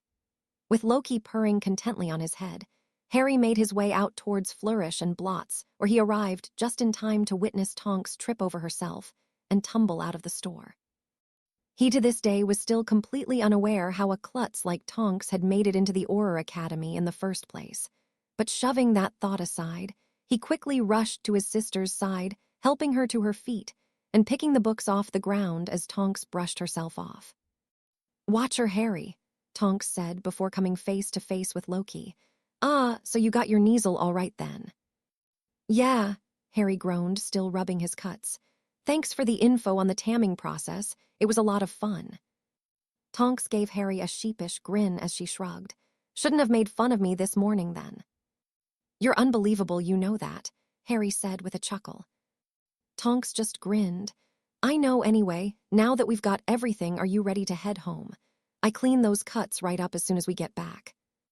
"Yeah, if you got all the textbooks, I think we have everything," Harry said, double-checking his bags before he nodded, feeling confident he had everything he needed. Then, with a calm voice, Harry called out, "Creature." With a pop, the familiar house elf appeared with a bow. How can Creature serve the heir of black? "Please take us back home, and be careful. I've got a couple of sharp claws centimeters from my face," Harry said nervously. "Of course, Master. Creature lives to serve." And with a crack they apparated, the departure to Hogwarts getting closer by the second. Chapter 5. Hogwarts Express Astoria had never felt more excited than when she had awoken the morning of September 1st, and had found herself facing the scarlet steam engine christened the Hogwarts Express. Long had she dreamed of finally riding the train to Hogwarts, to finally learn how to properly use magic, and hopefully make some new friends. But more important than the magic and the friendships was the fact that she would finally be getting to spend more time with her sister, Daphne. Astoria couldn't really recall the last time Daphne had stayed home for long. It killed Astoria inside because, despite the fact that Daphne would tell her constantly it wasn't her fault, Astoria couldn't help but feel it was. It had all started 3 years ago, a few months before Daphne had left for Hogwarts as a first year. Astoria remembered the awful day like it was yesterday. The day the Medi-Wizard had claimed that Astoria was the member of the family that was inflicted with the Greengrass family blood curse. Nobody in her family knew when it had happened, but long ago the Greengrass family had been cursed by either a powerful artifact or wizard, depending on what elderly relative she would hear the story from, that had caused one member of the Greengrass line a generation to fall victim to a fatal blood curse. The past generation, it had been her uncle. He died before Astoria was born at the age of 24, young even for one inflicted with the disease. According to her Gran Roxanne Greengrass, most inflicted live to be at least 30 until one day, without warning, they die. It isn't particularly painful, but it's sudden and carries no warning signs. Astoria had tried to be brave upon hearing the news, well as brave as an 8-year-old could be about learning they had received a death sentence. She had locked herself in a room and cried for days, yelling and screaming in a rage about how unfair it was that it was her. Though she would never admit it out loud, there were days in her grief-stricken mind that she wished it had been Daphne instead. She remembered how nauseous her father had looked upon hearing the news, unable to believe what he had heard. She remembered how her mother had collapsed to the ground and broke down crying for her baby. And most importantly, she remembered how Daphne had stared at her, a blank expression on her face that showed nothing, no pain, no disbelief. It was as if she was a porcelain doll watching emotionlessly as her life fell around her. Astoria remembered the night the family had broken apart completely. She had come out of her room in the dead of night with the goal of sneaking some food so that she could return to her hiding place when she had overheard a conversation between Daphne and her extremely drunk father. "Daphne," her father had slurred, "go to bed. It's getting late." "I can't sleep," Daphne said, though her voice betrayed her exhaustion. "I need to get through Volume 1 of the Healer's Helpmate so that I can start on Common Magical Ailments and Afflictions tomorrow. Then I have to read." "Daphne," her father said more sternly, "stop this right now. You're only making it worse." "So what am I supposed to do?" Daphne shouted. Astoria remembered how shocked she felt hearing Daphne raise her voice for the first time. "Just let her die. She's my little sister. I have to protect her. I have to." She finished, her voice lowering slightly under their father's glare. "There's nothing to be done," her father yelled, his voice too rippling with agony. "She's dead. Do you understand, Daphne? It may not be now, it may not be in 10 or even 20 years, but she's dead. There's nothing that can be done. There's no cure for a blood curse." "If you're just going to quit on her, then fine," Daphne shouted back. But I'm not quitting until Astoria's dead and buried. Maybe if you tried to be a father for the first time in your life and care about something other than your legacy, you'd pick up a book and help me." Then it echoed through the room like an explosion. Smack. Astoria's hands began to tremble as she watched her father hit Daphne so hard she fell to the floor, a bruise quickly forming on her face. She had expected Daphne to stay down. She had hoped she wouldn't do anything else. Astoria didn't feel she was worth it. She didn't want her sister getting hurt for her. But much to Astoria's dismay, Daphne stood once more, and to Astoria's sheer disbelief, Daphne spat the blood out of her mouth at their father's feet as she spoke in anger. "Congratulations, Jonathan. Now both of your daughters are dead to you." Astoria remembered quickly running up the stairs and hiding in her room wanting to wake up from the miserable dream she must have been having, but the relief of waking up never came. Instead, the next morning arrived, and when she had opened her door, she was Daphne with her bags packed and a nasty blue bruise on her face standing in front of her. Trying to act as if she was unaware of what happened, she asked, "What happened? And why are your bags packed?" "Dad and I had a little disagreement is all," Daphne said comfortingly.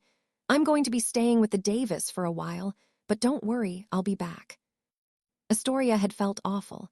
She knew it was all her fault, and with tears streaming down her eyes, she leapt for her older sister, wrapping her up in a crushing hug. To Astoria's surprise, Daphne, a notorious hug-hater, returned her embrace with equal intensity, and for the first time Astoria recalled seeing tears stream down her sister's cheeks as she whispered, "I'm going to save you, Astoria, I swear it." "I'll miss you," Astoria said, her voice shaking. "I'll miss you too, Tori," Daphne said with a hug. "Be good, all right, don't give Mom a hard time, okay? I love you, Tori." "I love you too," Astoria said, tears streaming from her eyes as she watched her sister leave the Greengrass estate for the last time that year. Their mom had forced their dad to continue paying for Daphne's schooling, though Mr. Davis, a wealthy wizard in his own right, had claimed he had no problem paying for Daphne due to the current familial situation, as Daphne had essentially begun living with the Davis full-time. Yes, Daphne would come home occasionally, but rarely stayed for more than a day, and Astoria treasured those days greatly, as whenever Daphne was home, she'd never leave her sister's side. Now, however, long times apart would be a thing of the past, as Astoria and her sister boarded the Hogwarts Express together, and Astoria honestly couldn't remember the last time she had felt as happy as when she had found a compartment on the train to sit beside her sister and her two friends, Tracy Davis, and Tracy's boyfriend, a tall and dark-skinned boy with high cheekbones and long, slanting eyes named Blaze Zabini. Astoria felt ecstatic as she watched the train slowly pull out of the station, and as platform 9¾ began to fade away and the train began to barrel into the lush mountainsides, Astoria couldn't help but wonder what adventures laid ahead. After all, she was on borrowed time, and she intended to make the most of it.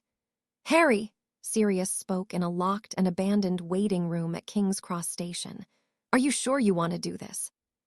Creature can just apparate us to Hogsmeade, and we can wait for the train to arrive there." "I know, Sirius," Harry said exhaustedly. It was an argument they had been having about his safety for days. Eventually, with the help of Remus, Sirius had folded, but it seemed like he was making one last attempt. "I know I'm the chosen one. I know I'm the boy who lived, but I don't want to miss out on everything a normal student gets to do just because of that. I know I'll be treated differently, but just for a little while longer, I want to pretend I'm normal before the world comes crashing down." Harry looked up at Sirius. He couldn't put into words how much he loved the man, the person that had rescued him from Godric's Hollow, the person that had made him his son, the person that loved him unconditionally through every success and every screw-up. He had fought so hard for him to have a happy childhood, leaving behind the only land he knew just to ensure Harry's safety. Never in his life did Harry think he could repay him for everything he had done for him. A small smile appeared on Sirius' face once again. Remus had placed a hand on Harry's shoulder. "He's going to be all right, Padfoot. I'll be on the train as well, plus, he's Prong's son. After all, we can try all we'd like. He's going to find a way to get into trouble regardless." Sirius chuckled. "The new age of marauders off to cause some more chaos at Hogwarts." Sirius then turned to Remus. "Can't say I envy you, Moony." "Are you kidding me?" Remus said with a smirk. "Sure, unlike you, Padfoot, I grew up a bit, but I'm absolutely tingling with excitement to see what this mind thinks up. Then Remus grabbed his shoulder and stared at him, but not in my classroom, clear. Crystal, Harry said with a smirk. All right, Harry, Sirius said with a nod. Remember, I'm not going to be able to see you for a while, not until the next Hogsmeade weekend. I've made Andromeda the legal proxy until I get exonerated, and she's already sent the permission slip, so don't let Dumbledore tell you otherwise. Harry nodded before Sirius continued. And keep in mind, you have studied hard and do your best. Unfortunately, your time at Hogwarts can't be all fun and games like it was for your father and me, but don't forget to live a little. If you can, try and find our old treasure, the Marauder's map. You remember the words, right? Harry smirked, and with his wand held high he spoke. I solemnly swear that I am up to no good. Sirius barked out a laugh as he nodded before with a bittersweet smile he spoke. Mischief managed. Good luck out there, pup, I love you, kid.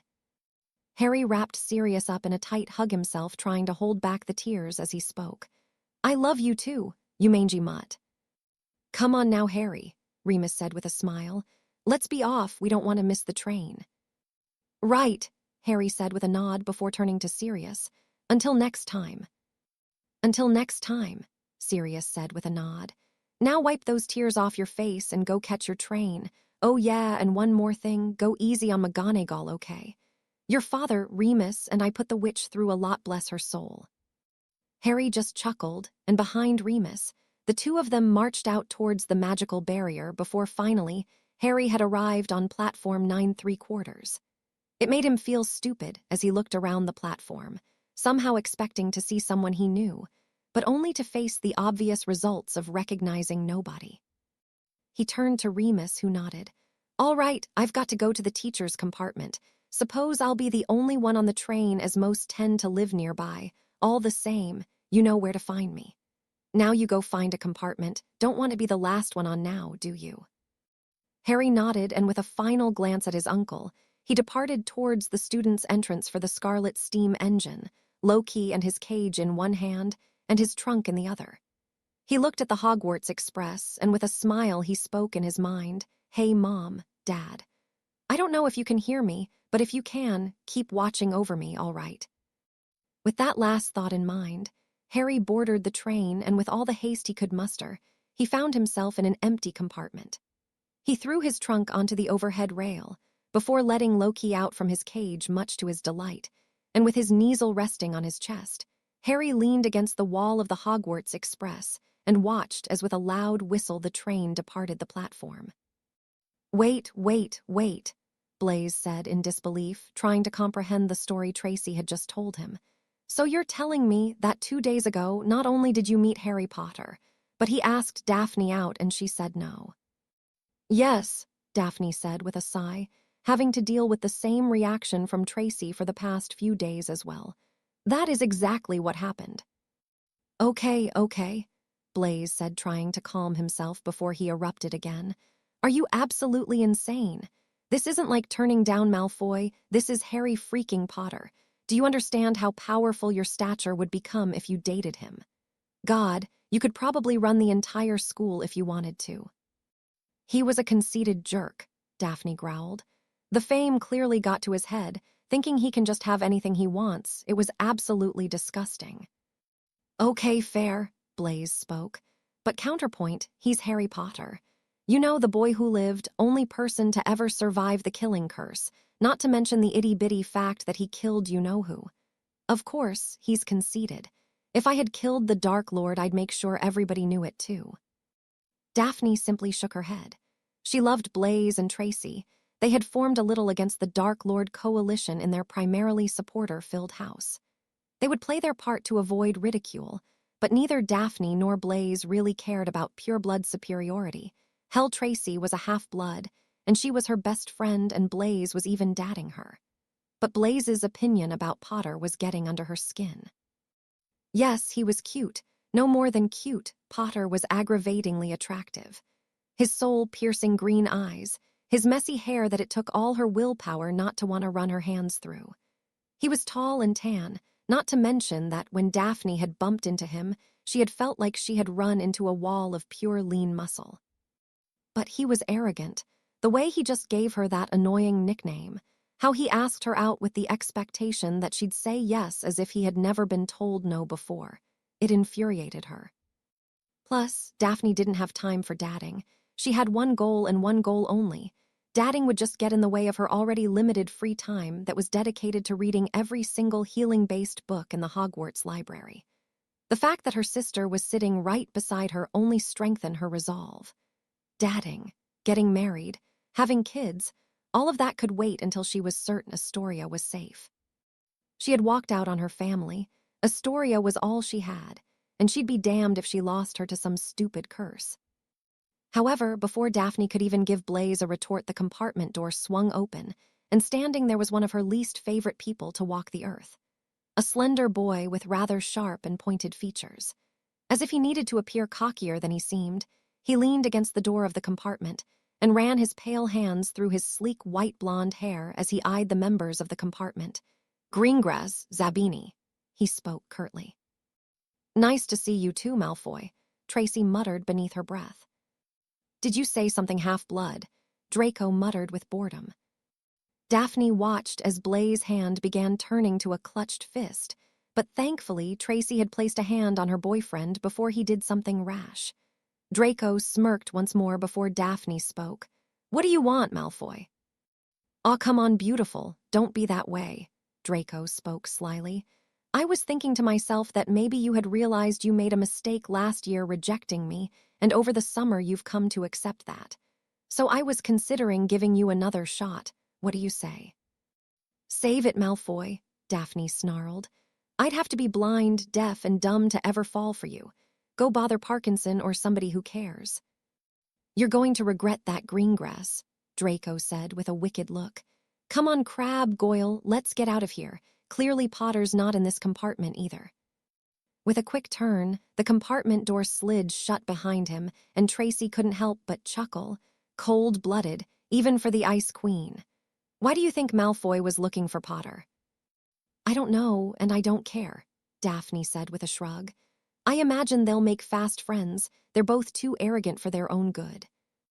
"Malfoy and Potter being friends," Blaze said with a shudder. "That's a frightening thought." Once again, Daphne simply shrugged before turning once more to her sister, who was looking at her with concern. Daphne smiled as she placed a hand on her younger sister's shoulder. "Don't worry, okay? Everything's going to be fine. Malfoy's all talk anyway."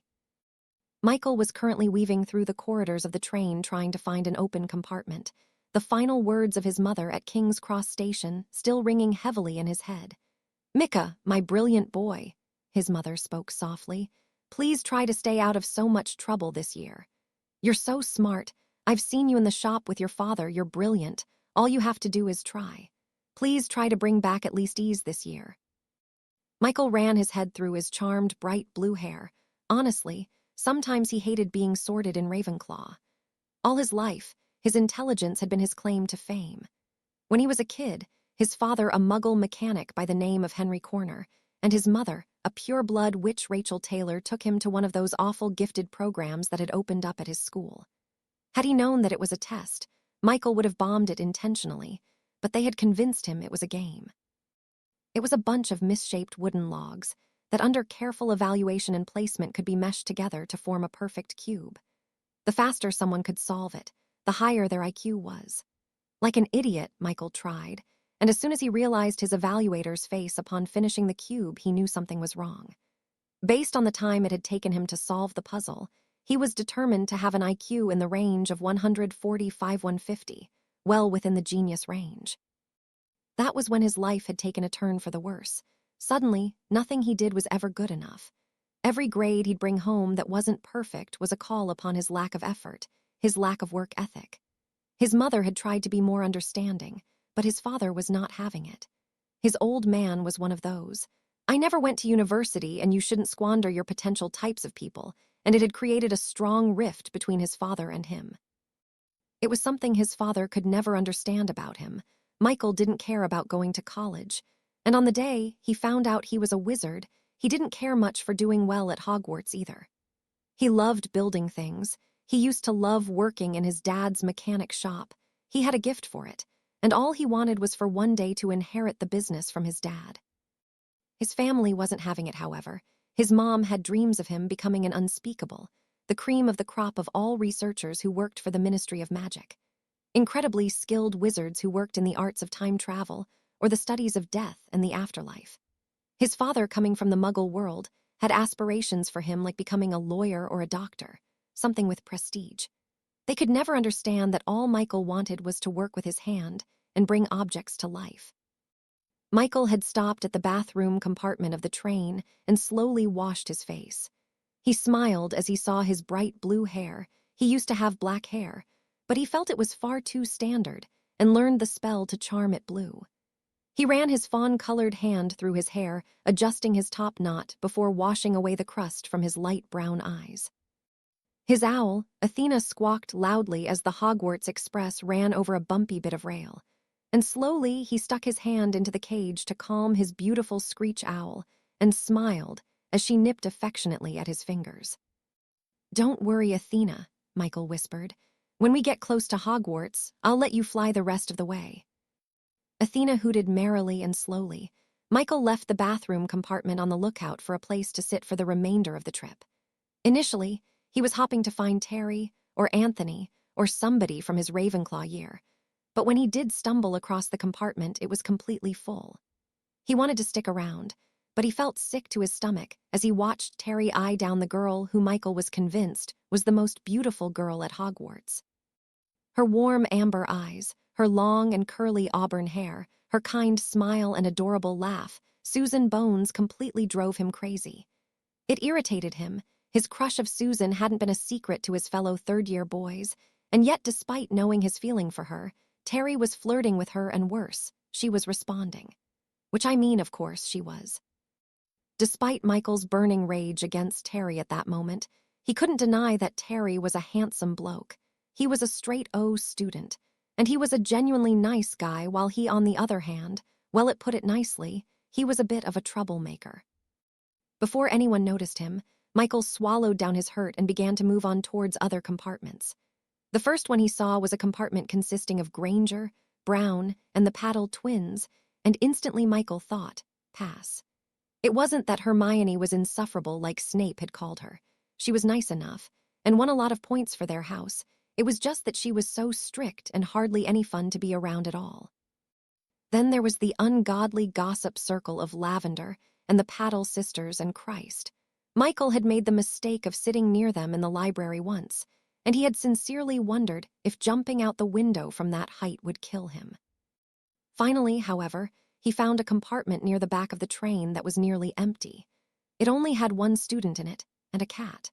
From the outside of the compartment, Michael was certain he had never seen the boy before. He had a keen eye for faces, and never before had he seen the emerald-eyed boy. Realizing this was most likely his best bet for finding a seat, he slid the compartment door open, and instantly both the boy and his cat jumped to attention.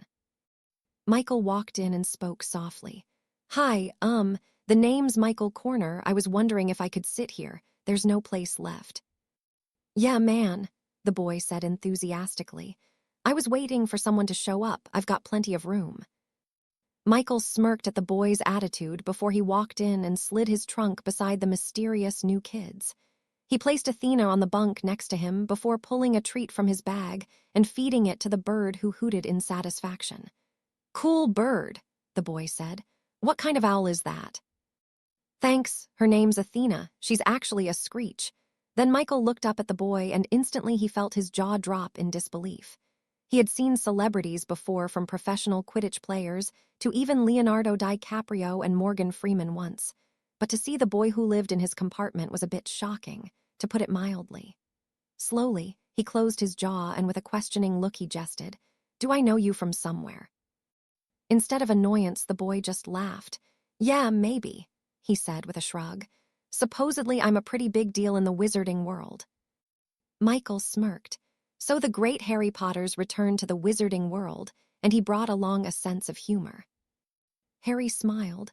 "I'll have you know I'm a regular riot.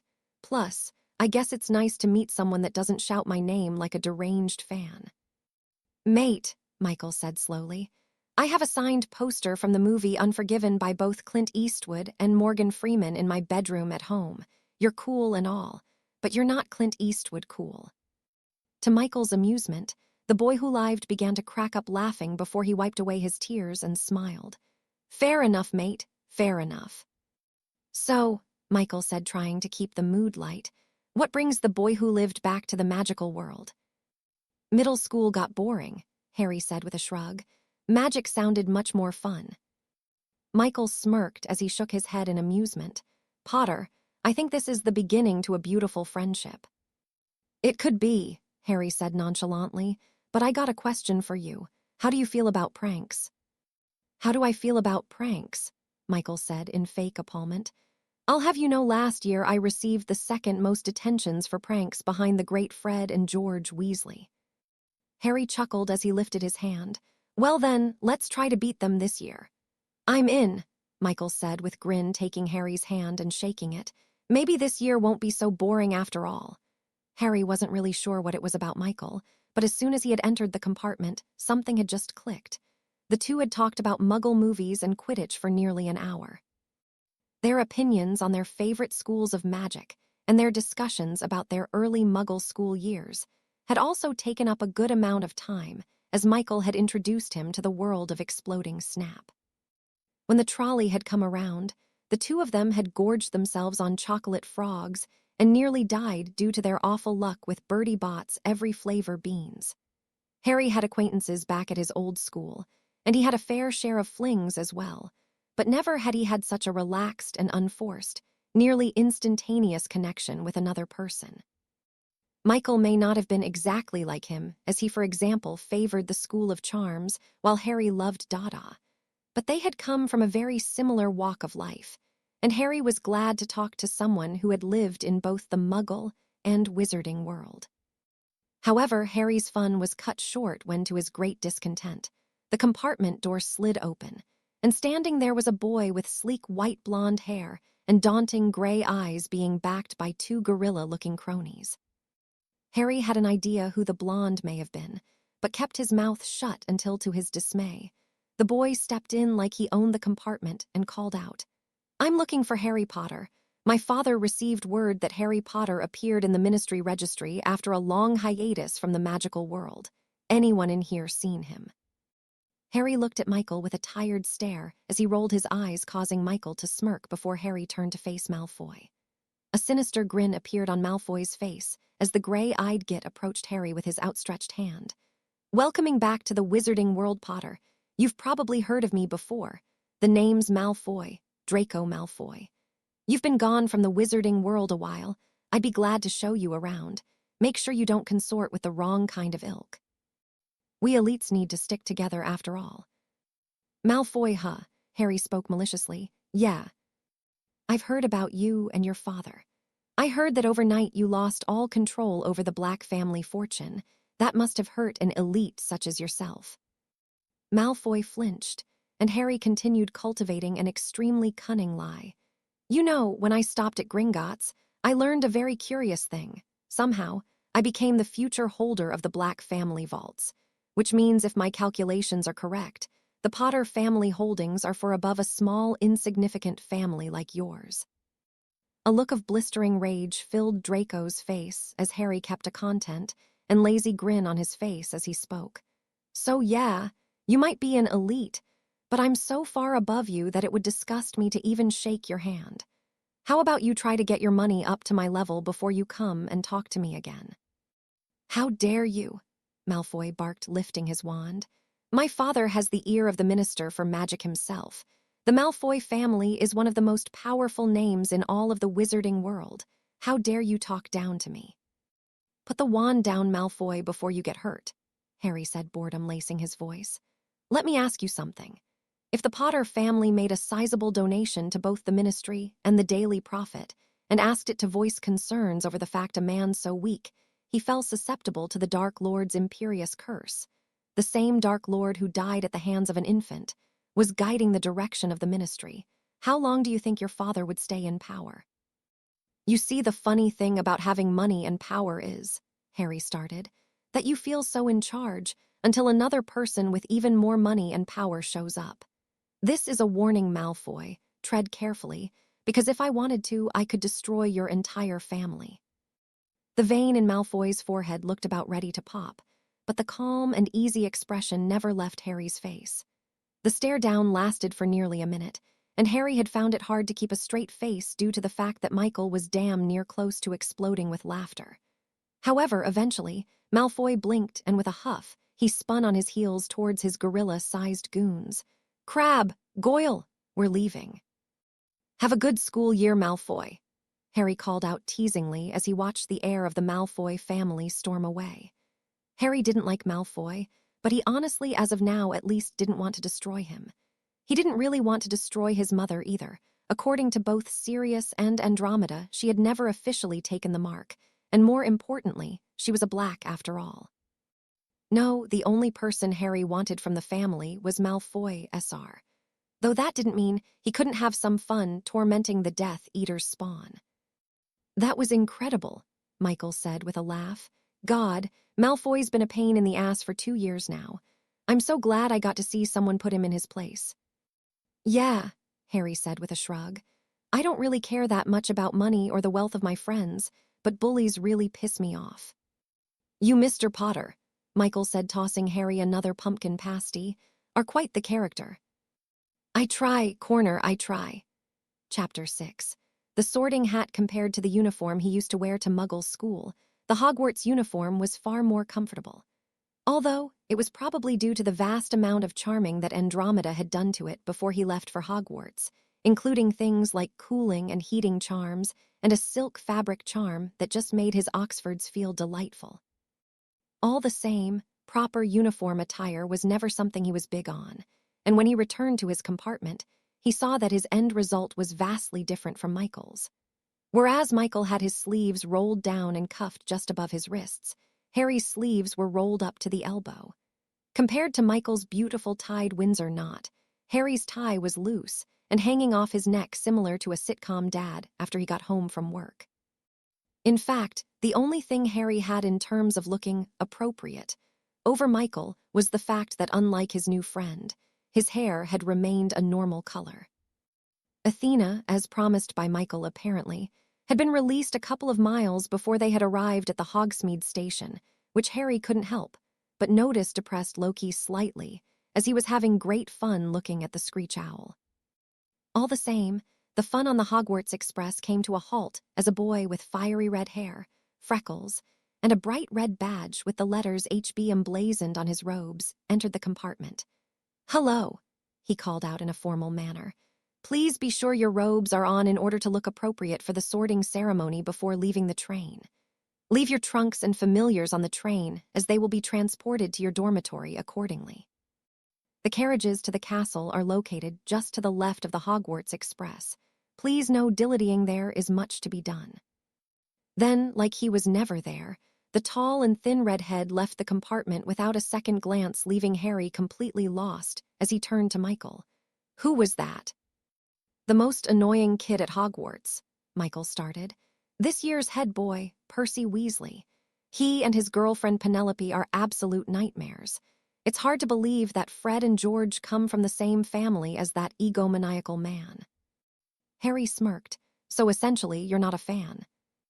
"That's one way to put it," Michael said. Harry ushered Loki into his cage, much to his Kneasel's disappointment, before he squatted down and spoke. "Sorry, bud. Guess I have to leave you here. I'll see you after the sorting ceremony, and I'll try to sneak you some food if I can."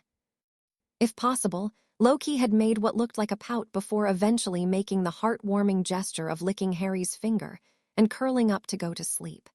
With Loki's cage resting atop his trunk, ensuring the poor cat didn't get mixed up, Harry and Michael began waiting in line. When he and Michael had finally reached their exit, they jumped out of the cramped space eagerly, and as soon as Harry looked up, he felt a smile grow on his face as from the compartment just ahead of his, he saw the beautiful honey-blonde hair and icy blue eyes he had been thinking about since the day in Diagon Alley hop off the train. Instantly, Harry began walking over with Michael trailing him, calling out, Potter, the carriages are that way." "Relax, I got to do something real quick."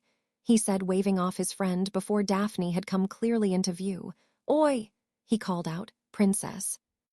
Like a bullwhip, Daphne had turned to face him with a scowl etched on her face, which only brought a larger smirk to his face. He recognized that she was walking with Tracy, as well as a younger girl with raven hair and kaleidoscopic eye, and a well-built, tall, and dark-skinned male. Initially, Harry had wondered if he was her boyfriend, but seeing as the boy's hand was currently locked with Tracy's, his worry died down. Glad you could make it, Potter, Tracy spoke happily. Wouldn't miss it for the world, Harry said with a smug. After all, what would the princess do without me all year? Tracy tried to hold back her laughter as with a starstruck look her boyfriend lifted out his hand to meet him. Hi, Mr. Potter. I'm Blaze, big fan of your, work. A wry smile appeared on his face as he shook the boy's hand. Just breathe, man. I'm Harry. Nice to meet you. It's also good to see you again, princess, Harry said with a smile. Missed me? Hardly, Daphne responded with a glare. Shame, Harry said with a shrug. Anyway, with Hogsmeade weekends starting this year, I was wondering what your thoughts are on you and me going together. Nothing's changed since last time, Daphne said with an icy tone.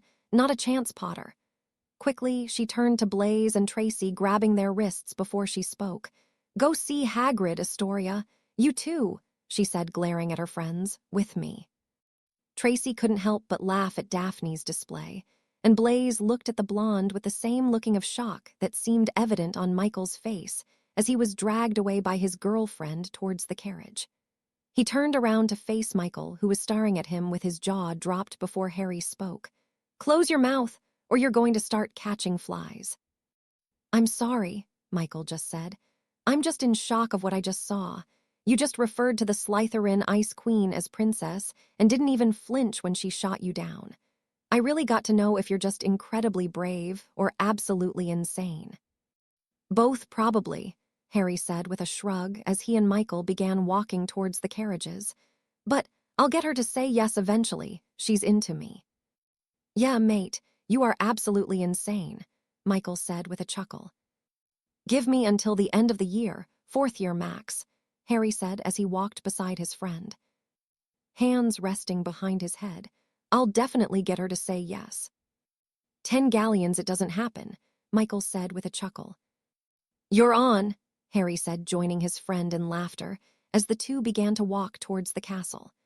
Harry was pretty upset when his walk towards the carriages was interrupted by a rather large man who introduced himself as Hagrid. He had explained to Harry that Dumbledore had wanted Harry experiencing Hogwarts the first time with the rest of the first-timers, and so he was pulled away from Michael and directed towards the wasn't too happy about it. But he tried not to take it out on Hagrid.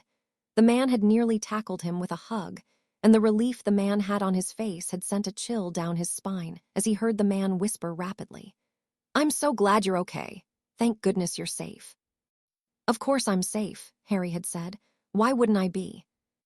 Well, it's just, after your parents, I had arrived at the cottage to check on you, but Sirius wouldn't let me have you. When Dumbledore had told me you were safe, I couldn't stop the tears. I was so glad I didn't let you down. It's okay, Hagrid, Harry had said with warmth to the half-giant. I appreciate your concern, but I'm all right, see. Right, Hagrid said with a nod. But goodness, Harry, you look so much like your father except for your eyes. You have your mother's eyes.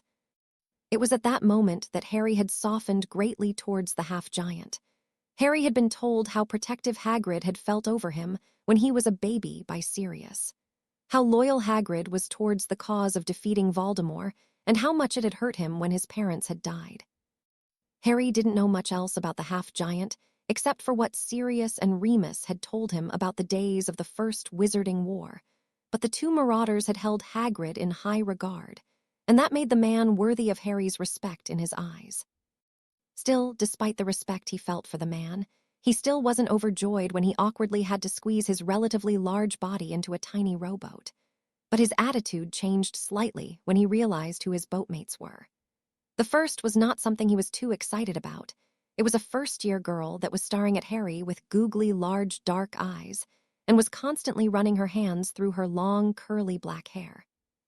She had introduced herself as Romilda Vane, and Harry had to try super hard to care as they were stuck in the same boat together. The second boatmate was the real reason for Harry's change of attitude. Astoria Greengrass, the Ice Princess' little sister. Harry couldn't help but smirk as he spoke. "You're Daphne's little sister, right?" "Yeah," Astoria nodded.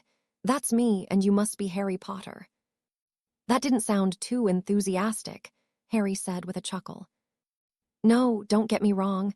I'm freaking out internally that I'm sitting next to the savior of the wizarding world. But I can't exactly like you because you drive my sister crazy," Astoria said in a practiced, calm voice. "Trust me, kiddo," Harry said with a grin. "Your sister drives me crazy too." This time Astoria chuckled before she scowled. "Damn it, you weren't supposed to make me laugh." "I have that effect on people," Harry said pleasantly.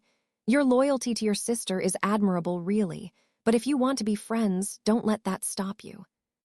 "You'd want to be friends with me," Astoria said with a confused look. "Sure," Harry said with a shrug. "I kind of have a thing for making friends with people who don't look like they're about to explode when they see me. Makes me feel a bit more normal." Astoria looked about ready to respond, but she ended up jumping slightly as the sudden movement of the boat shocked her and nearly made her lose her balance. Acting quickly, Harry lunged forward, grabbing the young girl's arm and helping her back onto the boat before he chuckled. "Careful there." "Thanks," Astoria said with a small smile. That would have been a pretty rotten way to start the school year. It would have been memorable, that's for sure. "I'm sitting next to the boy who lived on a small magical rowboat," Astoria said happily. "I think that's memorable enough." Astoria couldn't help but laugh as she listened to Harry talk about his time in Muggle school. Of course, the probing questions were asked by Rommel Devane. Astoria had much more pressing questions like what his favorite candy was. Astoria was pleasantly surprised when his answer was licorice wands, same as hers. She had also asked what his most anticipated subject was, and Harry had answered that it was defense against the dark arts, which Astoria guessed in retrospect seemed pretty obvious. Soon, however, the entire fleet including Harry had gone quiet, and both she and Harry watched the castle come into view in complete awe. Its large gray walls and pointed towers looming over the dark sky as the moon reflected on the black lake.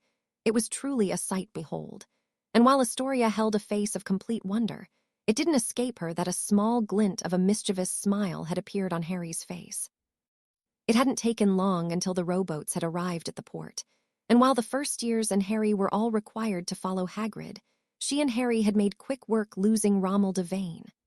All the questions about Harry's childhood and probing about how it was like growing up an orphan had started to bother her, and she couldn't even imagine how Harry must have felt about the whole thing.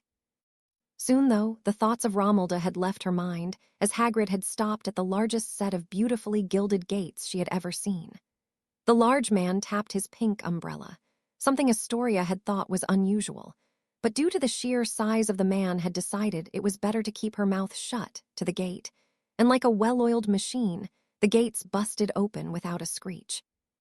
It wasn't long until Astoria's jaw had wanted to hit the floor in amazement as she and Harry, followed by the other first years, were escorted through the halls of dancing painting, moving staircases, and saluting sets of armor. Astoria had never wanted the march to end, but eventually, the crowd came to a halt in front of a massive set of wooden double doors. Astoria could hear a lot of chatter behind those doors, and regardless of Hagrid's announcement, she had deduced that this place was without a doubt the Great Hall. Hagrid had once again pointed his umbrella towards the door, and with thundering applause, the door swung open, revealing large clusters of students sitting at color-coordinate tables, each with a banner swinging above them.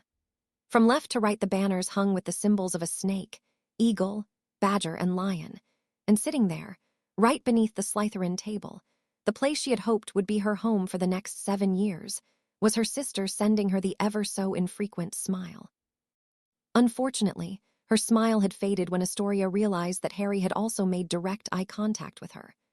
The while Daphne glared at him, a smirk had become plastered on Harry's face until her sister had turned her nose up at him and faced away with a huff.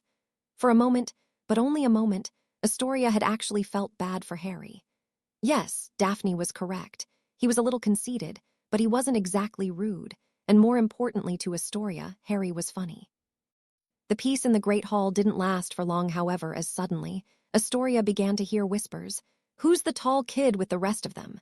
Does Hogwarts take transfer students? And then, finally, much to Harry's seeming indifference, the chattering amongst the crowd turned into a unified mutter of surprise. That's Harry Potter.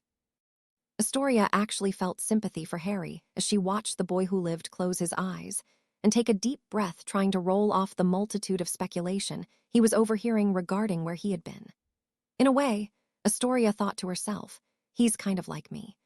Being the center of attention despite not wanting it was not something Astoria wasn't completely unfamiliar with. Ever since she had been diagnosed with the blood curse, everyone around her that knew of it had treated her differently. Even Tracy and Blaze, Daphne's two best friends, had looked at her like a wounded puppy, and while she loved her older sister, her overprotectiveness of her was not always what she needed. She was a lot like Harry in that way. In the end, all the two of them wanted to be was normal, but the world would never allow that. The attention, however, was taken off Harry as an extremely old and greatly bearded man rose from the head of the staff table. The greatest wizard to ever live had lifted his wand to his throat, and with an amplified voice, every head turned to face him. As many of you have noticed, it is true that Harry Potter has returned to the wizarding world. He has received private tutoring from a variety of greatly skilled witches and wizards, and will be joining Hogwarts with the rest of his age group as a third-year student. The crowd once again erupted in cheer, and Astoria watched with a grin on his face as Harry turned to his blue-haired friend he had been seen with on the Hogwarts Express and rolled his eyes at the praise for him doing essentially nothing. However, Dumbledore continued speaking, and the attention of the room once again returned to him. As Mr. Potter here has 2 years over the other students, it is only appropriate to sort him first.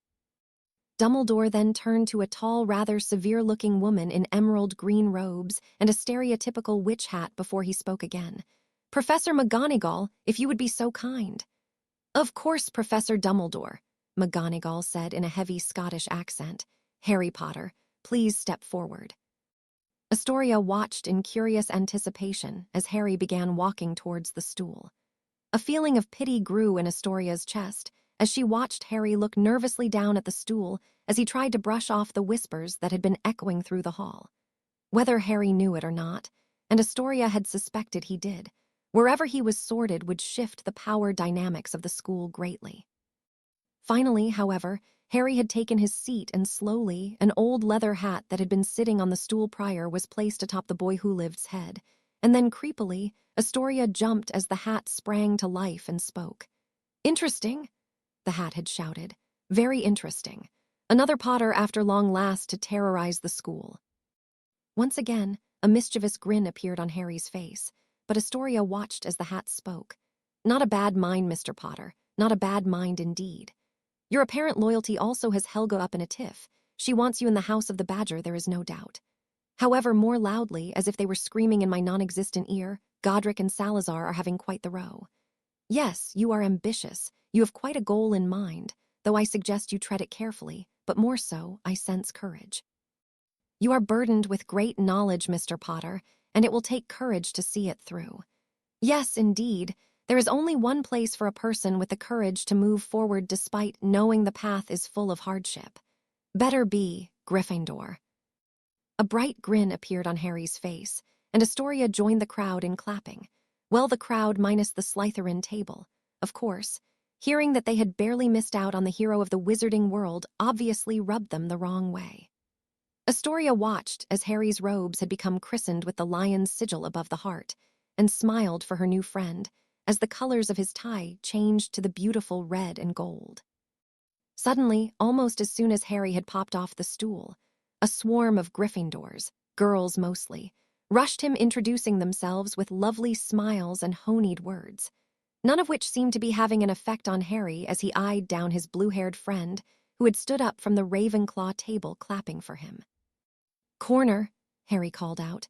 Sorry, buddy, looks like we're going to be taking the house cup from you this year, pal. Bring it, Potter, was all the blue-haired boy responded with an equally troublesome grin as Harry's. Astoria had been in the school for all of 5 minutes, and instantly she knew that those two were going to be a problem for anyone who rubbed them the wrong way. To Daphne, it made perfect sense that Potter was sorted into the Gryffindor. Home of the brave, she scoffed to herself. Home of the arrogant was much more like it. She was overwhelmingly happy that her nightmare scenario of Potter being placed in Slytherin hadn't come to pass, and now she was hoping that if Potter had stupidly continued perusing her, she would at least not get so much flack for rejecting him, as it was simple house politics. It was no secret to anyone that a Gryffindor and a Slytherin had no business associating with each other. However, she and Malfoy had seemed to be the only one feeling joyous over the fact Potter wasn't in Slytherin. Clearly, though to Daphne's great surprise, the two had not hit it off like she had expected the two conceited jerks to. Potter had seemingly made a friend amongst Corner, a boy that had always infuriated Daphne due to his natural intelligence possibly being even higher than Granger's, her self-proclaimed rival, and yet the boy never seemed to try. Upon closer inspection, though, it made sense. Both boys would surely cause nothing but trouble around the school, and it made sense that they'd be well associated with one another. Of that there was no doubt in Daphne's mind. Tracy however, seemed a bit disappointed that Potter wasn't in their house. Blaise had even spoken. "Shame we didn't get Potter. This house could have used some good press. Maybe turn the narrative of Slytherin only producing dark wizards on its head." "That's what you're upset about," Tracy said sulkily. "There goes my hope of Daphne and I go on double dates. I was really rooting for Potter. Talked about crushed dreams." "Are you serious, Tracy?" Daphne hissed angrily at her best friend. "Yeah," Tracy said with a shrug. "Admit it, Daph, you're a bit high-strung. I thought Potter would have been good for you. But it looks like that hope is a thing of the past." "I'm not high-strung," Daphne said defensively. "Case," Tracy started. "And point," Blaise finished. "Shut up," Daphne whispered, before she realized who was about to take the next seat for the sorting. "Astoria's up next." Suddenly, the three Slytherins grew quiet as Professor McGonagall spoke. "Astoria Greengrass." Daphne watched with a warm smile as Astoria nervously approached the stool. She couldn't help but feel a warmth in her heart as she watched her baby sister sit on the stool, the nerve-wracking feeling of placement just moments away. Daphne had remembered how it felt, the way her skin tingled, the way her heart felt like it was going to beat out of her chest. It was terrifying, and yet it was the most adrenaline Daphne had ever felt course through her veins. Astoria had given Daphne one last weak smile, which she returned with a genuine smile of her own, before the hat was placed over her kaleidoscopic eyes. Daphne had allowed herself to wonder what it would be like having her sister in her house. Yes, it wouldn't be easy teaching Astoria to keep her mouth shut regarding her non-supremacist blood views in the common room, but the ability to watch over her sister had superseded that by miles. Daphne couldn't wait to have her sister in her house, the only person in her whole family she had left. But then everything went wrong as with her eyes closed. Muttering a silent prayer to any god that would listen, she heard the hat call out to her dismay. "Gryffindor." Daphne watched in horror as her sister's tie had adopted the red and gold, and she felt a chill pass through her body as the eyes of her entire house rested on her. How is that possible? Daphne asked herself in disbelief. How could Astoria, her little sister, have ended up in the lion's den? Daphne wanted to stand up. She wanted to protest. But before she could, the next name had already been called, and she watched as her sister, with an equally shocked expression in her eyes, stared at her before being ushered over to her table. Astoria was a Gryffindor, and there was nothing Daphne could do. Chapter 7. The Lion's Den. Harry couldn't understand why, but there was flurry of quiet commotion following Astoria's sorting, and Harry felt his blood beginning to boil at every whispered remark. "Her family have all be snakes. She doesn't belong here," said a boy with a thick Irish accent and scruffy clothes. "What was the sorting hat thinking?" said a tall boy with a long neck clearly of African descent. "I don't care what the hat said." A boy who reminded Harry a lot of Percy, but slightly shorter and with more freckles than what must have been his brother. "She'll never be one of us." Harry wanted to go over and knock some sense into the boys. Yes, he had heard from Sirius that there was some discontent among Slytherins and Gryffindors, but from the way Sirius had always told the stories, It had been painted as the snakes being a group of bullies, and the Gryffindors being the brave and noble people they were, stood up to them. Clearly, Sirius had left out the small detail of the pride of lions had not exactly been blameless themselves in the rhetoric they were using. He had felt his heart hurt as from his seat at the Gryffindor table, he watched Astoria desperately stare at her sister, pleading with her eyes for Daphne to do something. But the princess couldn't do anything, and Harry had never felt as bad for anyone as he did as Astoria, who, to her credit, was trying to keep her head up as she began walking over towards the table below the lion's banner. The eyes that trailed on the young first year ranged from looks of anger to disapproval, to sheer simple confusion, and Harry watched as Astoria, a tiny and young girl, did her best to ignore the looks and move forward towards the end of the table, hoping that there she wouldn't be disturbed. As she passed the group of third-year boys who Harry had overheard whispering from, the redhead had even pretended to hiss like a snake to embarrass the poor first-year girl even more. That's when Harry had enough. Had he joined the school while his own older sister, Tonks, was at Hogwarts, he would have wanted to be sorted into the same house as her too. He could empathize with what Astoria had been feeling, and with no more hesitation, he broke away from the brown curly-haired girl that was attempting to smother him with affection by the name of Lavender Brown and stood in front of the girl. "Harry," Astoria whispered in confusion. "Where are you going?" Harry asked patiently. "To the end of the table," Astoria said quietly. "It's not hard to tell that I'm not wanted here." "All right," Harry said with a smile. "Let's go." "What?" Astoria asked in confusion. "Let's go find a place to sit," Harry repeated with an easy smile on his face. "Why would you want to sit with a snake spawn like me?" Astoria said, disheartened. Clearly, she had heard some of the whisperings. "Come off it, will you?" Harry said as he placed his hand on the shorter girl's shoulder. "We're friends, right?" There's some small whisper of protest Harry had heard being tossed around the table, but Harry didn't care. His words had brought some relief to the little girl, and that was all that mattered. Without minding anyone else, Harry allowed Astoria to lead the way towards an empty spot at the table, and together, far from the rest of Gryffindor House, the two sat. Together, both he and Astoria watched as the remaining first-years were sorted, and both he and Astoria had made a silent groan when Romelda Vane had been sorted in Gryffindor House as well. Finally, however, the sorting had finished, and with a wave of Dumbledore's wand, the food had appeared all along the long tables, and quickly, both Harry and Astoria got to work filling their plates. All his life, Tonks had made fun of Harry's ability to eat enough food for a man twice his size, but to Harry's defense, his metabolism had been kicked into overdrive from training, and as Sirius liked to say, he was a growing boy. What had really surprised Harry was the fact that Astoria too could eat like a monster. Harry wasn't sure what Astoria's physical activity was like, but either she had been training for the Olympics due to the fact the girl didn't seem to weigh over 42 kg, at most, or she had been gifted with an incredibly fast metabolism of her own. If it was the latter, Harry would have to admit he was a bit jealous. Nearing the end of the meal, Astoria had burped loudly, before covering her face in embarrassment, and Harry could help but crack up laughing at the small girl's monstrous burp.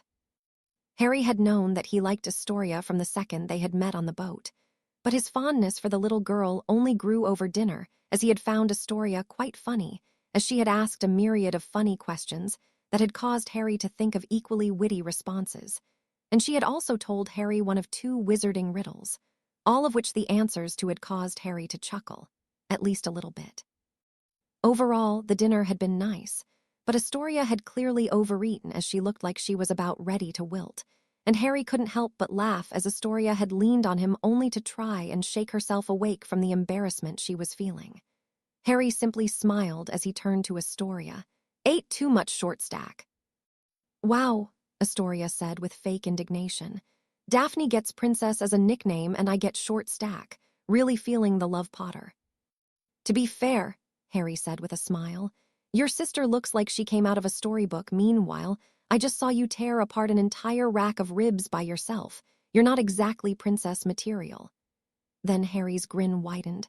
"Plus you're like 411 max. Short stack is a fitting nickname." "I hate you," Astoria said with a mock glare. Sorry, the princess has got a much more frightening glare than you, short stack, Harry said, as he placed his hand atop Astoria's head and ruffled her hair, which to most girls Harry imagined would annoy them, but instead Astoria chuckled. The laughter came to a screeching halt, however, when the door of the great hall thundered open, and from the entranceway, a portly little man with rumpled gray hair that was covered by a lime-green bowler hat entered the room. To his left, another man with neatly parted, almost dangerously straight gray hair, and a narrow toothbrush mustache wearing one of the darkest suits Harry had ever seen. Finally, to his right was a woman that Harry had recognized well from pictures and Remus rants on the bitch. Harry sent her a hateful glare, though she didn't see it as she walked clearly enamored by the man in the lime-green hat. Her pink cardigan and skirt only seemed to bring out more of her toad-like qualities, and the look on Remus' face from the high table only confirmed Harry's suspicion. The woman was none other than Dolores Umbridge. That's Barty Crouch and Dolores Umbridge, Astoria said aloud in wonder. And that's Minister Fudge in the middle. I wonder what they're doing here. Following behind the three were two figures, and one brought a lot more joy to his heart than the other. The first was none other than Tonks, dressed in her newly christened Auror robes, and she was absolutely brimming with pride. But the second one Harry had feared would give him nightmares. Alastor Moody. Harry knew of Tonks' trainer by name very well, but seeing him in person was something else. His face was hard, looking like it had been roughly carved from wood, and his body was covered in scars, one of which being over his nose where a chunk of it was missing. However, it wasn't even the clawed-foot wooden leg that gave Harry the most pause about the man. It was his eyes, or rather eye. One of the man's eyes was completely normal. It was small and dark, but normal. The other, however, was a vivid electric blue that brimmed with magic as it moved around independently of his normal one. Harry had wondered why Tonks had always referred to her trainer as Mad-Eye, but one look at the man and Harry wondered no more. Harry looked up at the high table in wonder as the Minister for Magic began to whisper in Dumbledore's ear. With his message seemingly complete, Dumbledore stood and once again spoke. As many of you know, Sirius Black, a suspected ally of the Dark in the Great War, had never been captured after his suspected betrayal of the Potters that fateful night. The Ministry of Magic would like to assure the entire school, and specifically Mr. Potter, that the Ministry will not allow any harm to come to him or any of the other students. Fudge nodded in pride as he stood and cleared his throat. With Harry Potter's miraculous return to the wizarding world, not only do we get to welcome our hero back home, but we have been gifted another chance at apprehending Sirius Black. It is the Ministry's belief that Harry Potter remains a target for Black, and for the safety of all students, the Ministry has ordered Dementors to guard the grounds of the school, and Aurors will be stationed in Hogsmeade for all students' protection. Once again, Fudge spoke, I want to assure all students that Hogwarts is still the safest place in all of the wizarding world, and we are only taking protective measures to ensure the safety of all our students. Thank you for your time, and I wish you the best on your upcoming term. Study hard, Fudge said with an aggravatingly fake and practiced smile. Perhaps the next Minister for Magic rests among this crowd. An awkward applause filled the great hall as the Minister for Magic departed, and both Remus and Tonks had sent Harry a knowing grin, as only they were aware of the truth. Harry wasn't worried, however. America was out of the Ministry's jurisdiction, and while Harry planned to work tirelessly to see his godfather exonerated, Harry knew that Sirius getting apprehended too early without building up a proper case to defend him wouldn't be productive. No, first he and Remus needed to find the rat. Pettigrew would pay, no matter what. Slowly, as soon as the Minister and his entourage had left, Harry had reached for the tower of ice cream, attempting to get a scoop for dessert, but was stopped when he felt not just Astoria, but the entire school staring at him. What? Harry whispered to Astoria. Black betrayed your parents, Astoria said in a hushed whisper. And now the Ministry believes he'll try and come after you. How are you not afraid? Nothing to really be afraid of, Harry said with a shrug. I mean, we've got Dumbledore watching over us, right? Plus, I'm no slouch myself, and honestly, between you and me, I don't think Sirius did it. He was a member of the Order of the Phoenix, after all. He even fought Voldemort. Suddenly, Astoria flinched, and Harry gave her a sympathetic smile. "Sorry, the Dark Lord more than once. It doesn't make sense for him to have betrayed my family. Even if he did, I suspect it must have been through the imperious curse of some other means. All I know is I'd like to get some answers at a trial." "I don't know if I could be so calm about all of this if I were you," Astoria said with a shiver. "I'd be terrified if he were after me." "Don't worry about me, short stack," Harry said with a grin. "I can take care of myself just fine." There weren't that many times that Dumbledore was grateful that the current minister for magic, Cornelius Fudge, was a complete oaf. But in the case of Harry Potter, he was thankful for the man's gullibility. When Voldemort had been defeated and Harry had disappeared, a lot of questions were needed to be answered. The most important being, where was Harry Potter? It was a question that even Dumbledore at the time hadn't known the answer to. Yes, he knew he was with Sirius, but that could hardly do for a response, so instead he concocted a lie. Fearing that Voldemort or his followers would retaliate on a defenseless child, Dumbledore had told the minister he had sent Harry Potter to America until tensions in England had cooled slightly from the First War. He had promised that he would ensure that Harry received a proper magical education, and that when the time was right, Harry would return to Hogwarts where he belonged. He was happy that the minister and the ministry as a whole had bought the explanation without question due to Dumbledore's stature and the overwhelming relief that the war had essentially been won for the light. Not many things had gone right in Dumbledore's life. His estranged relationship with his family, the battle he had with Grindelwald, the man he was closer than brothers with, the death of his sister which he feared had been at his hands. Yes, Dumbledore's life was full of misfortune, but for once that fates had smiled upon him as Harry Potter had indeed returned to the wizarding world, and his placement in Gryffindor would hopefully mean he'd be more likely to listen to Dumbledore and follow his instructions. And if not Dumbledore himself, judging by the prideful smile Minerva currently was trying desperately to hide on her face, perhaps Harry Potter would listen to her. After all, both James and Lily had been especially important to Minerva, and he had no doubt that even with the witch's insistence to be fair-minded, Potter would be one of her favorites. Yes, Dumbledore was happy. It had been shaky at first, but everything had finally begun to go according to plan. Now all Dumbledore had to do was win the boys' undying loyalty, and he had just the thing. When the time came, of course, he would use his power to exonerate Sirius Black, and on top of that, Dumbledore pondered to himself just how overjoyed Harry would be when on Christmas Day he had received one of the only surviving relics of his father, the youngest Peverell brother's Deathly Hallow itself, the Cloak of Invisibility. Astoria was thankful that Harry hadn't left her side as they walked out of the Great Hall. She had never felt so terrified as when she had heard the hat call out, "Gryffindor!" Her whole family had been Slytherins, and while where her parents had been sorted, hadn't mattered much to her given her father's treatment of Daphne and her mother's not-existent resistance to her father's hostility. The fact she wouldn't be spending the next at least 4 years at her sister's side had hurt her inside and made her feel frightened. Somehow, the hat had known about her blood curse. It was the strength and bravery she had shown in refusing to allow the impending news of her death to control her that had solidified her placement. And yet, despite being sorted into the home of the brave, Astoria had felt frightened beyond belief as she stumbled towards the lion's table. She had heard whispers of awful comments as she walked to find an empty spot away from everyone at the table.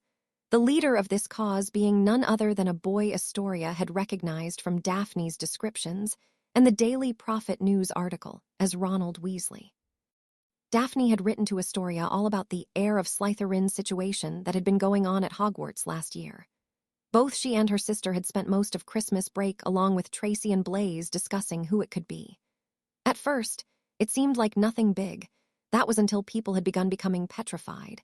And then to the horror of the entire school, a witch, a pure-blood witch as it had been described in the Prophet, though Astoria failed to see how that really mattered, had died. That witch was none other than Ginevra Weasley. Astoria had listened to how the death had shifted the power of the entire school. Yes, the twins Fred and George Weasley had always been popular among the students for their spectacular pranks, but now all members of the Weasley family ran unopposed to do anything as from what Daphne had said. Nobody wants to get involved with a group of hot-headed Weasleys who were currently grieving.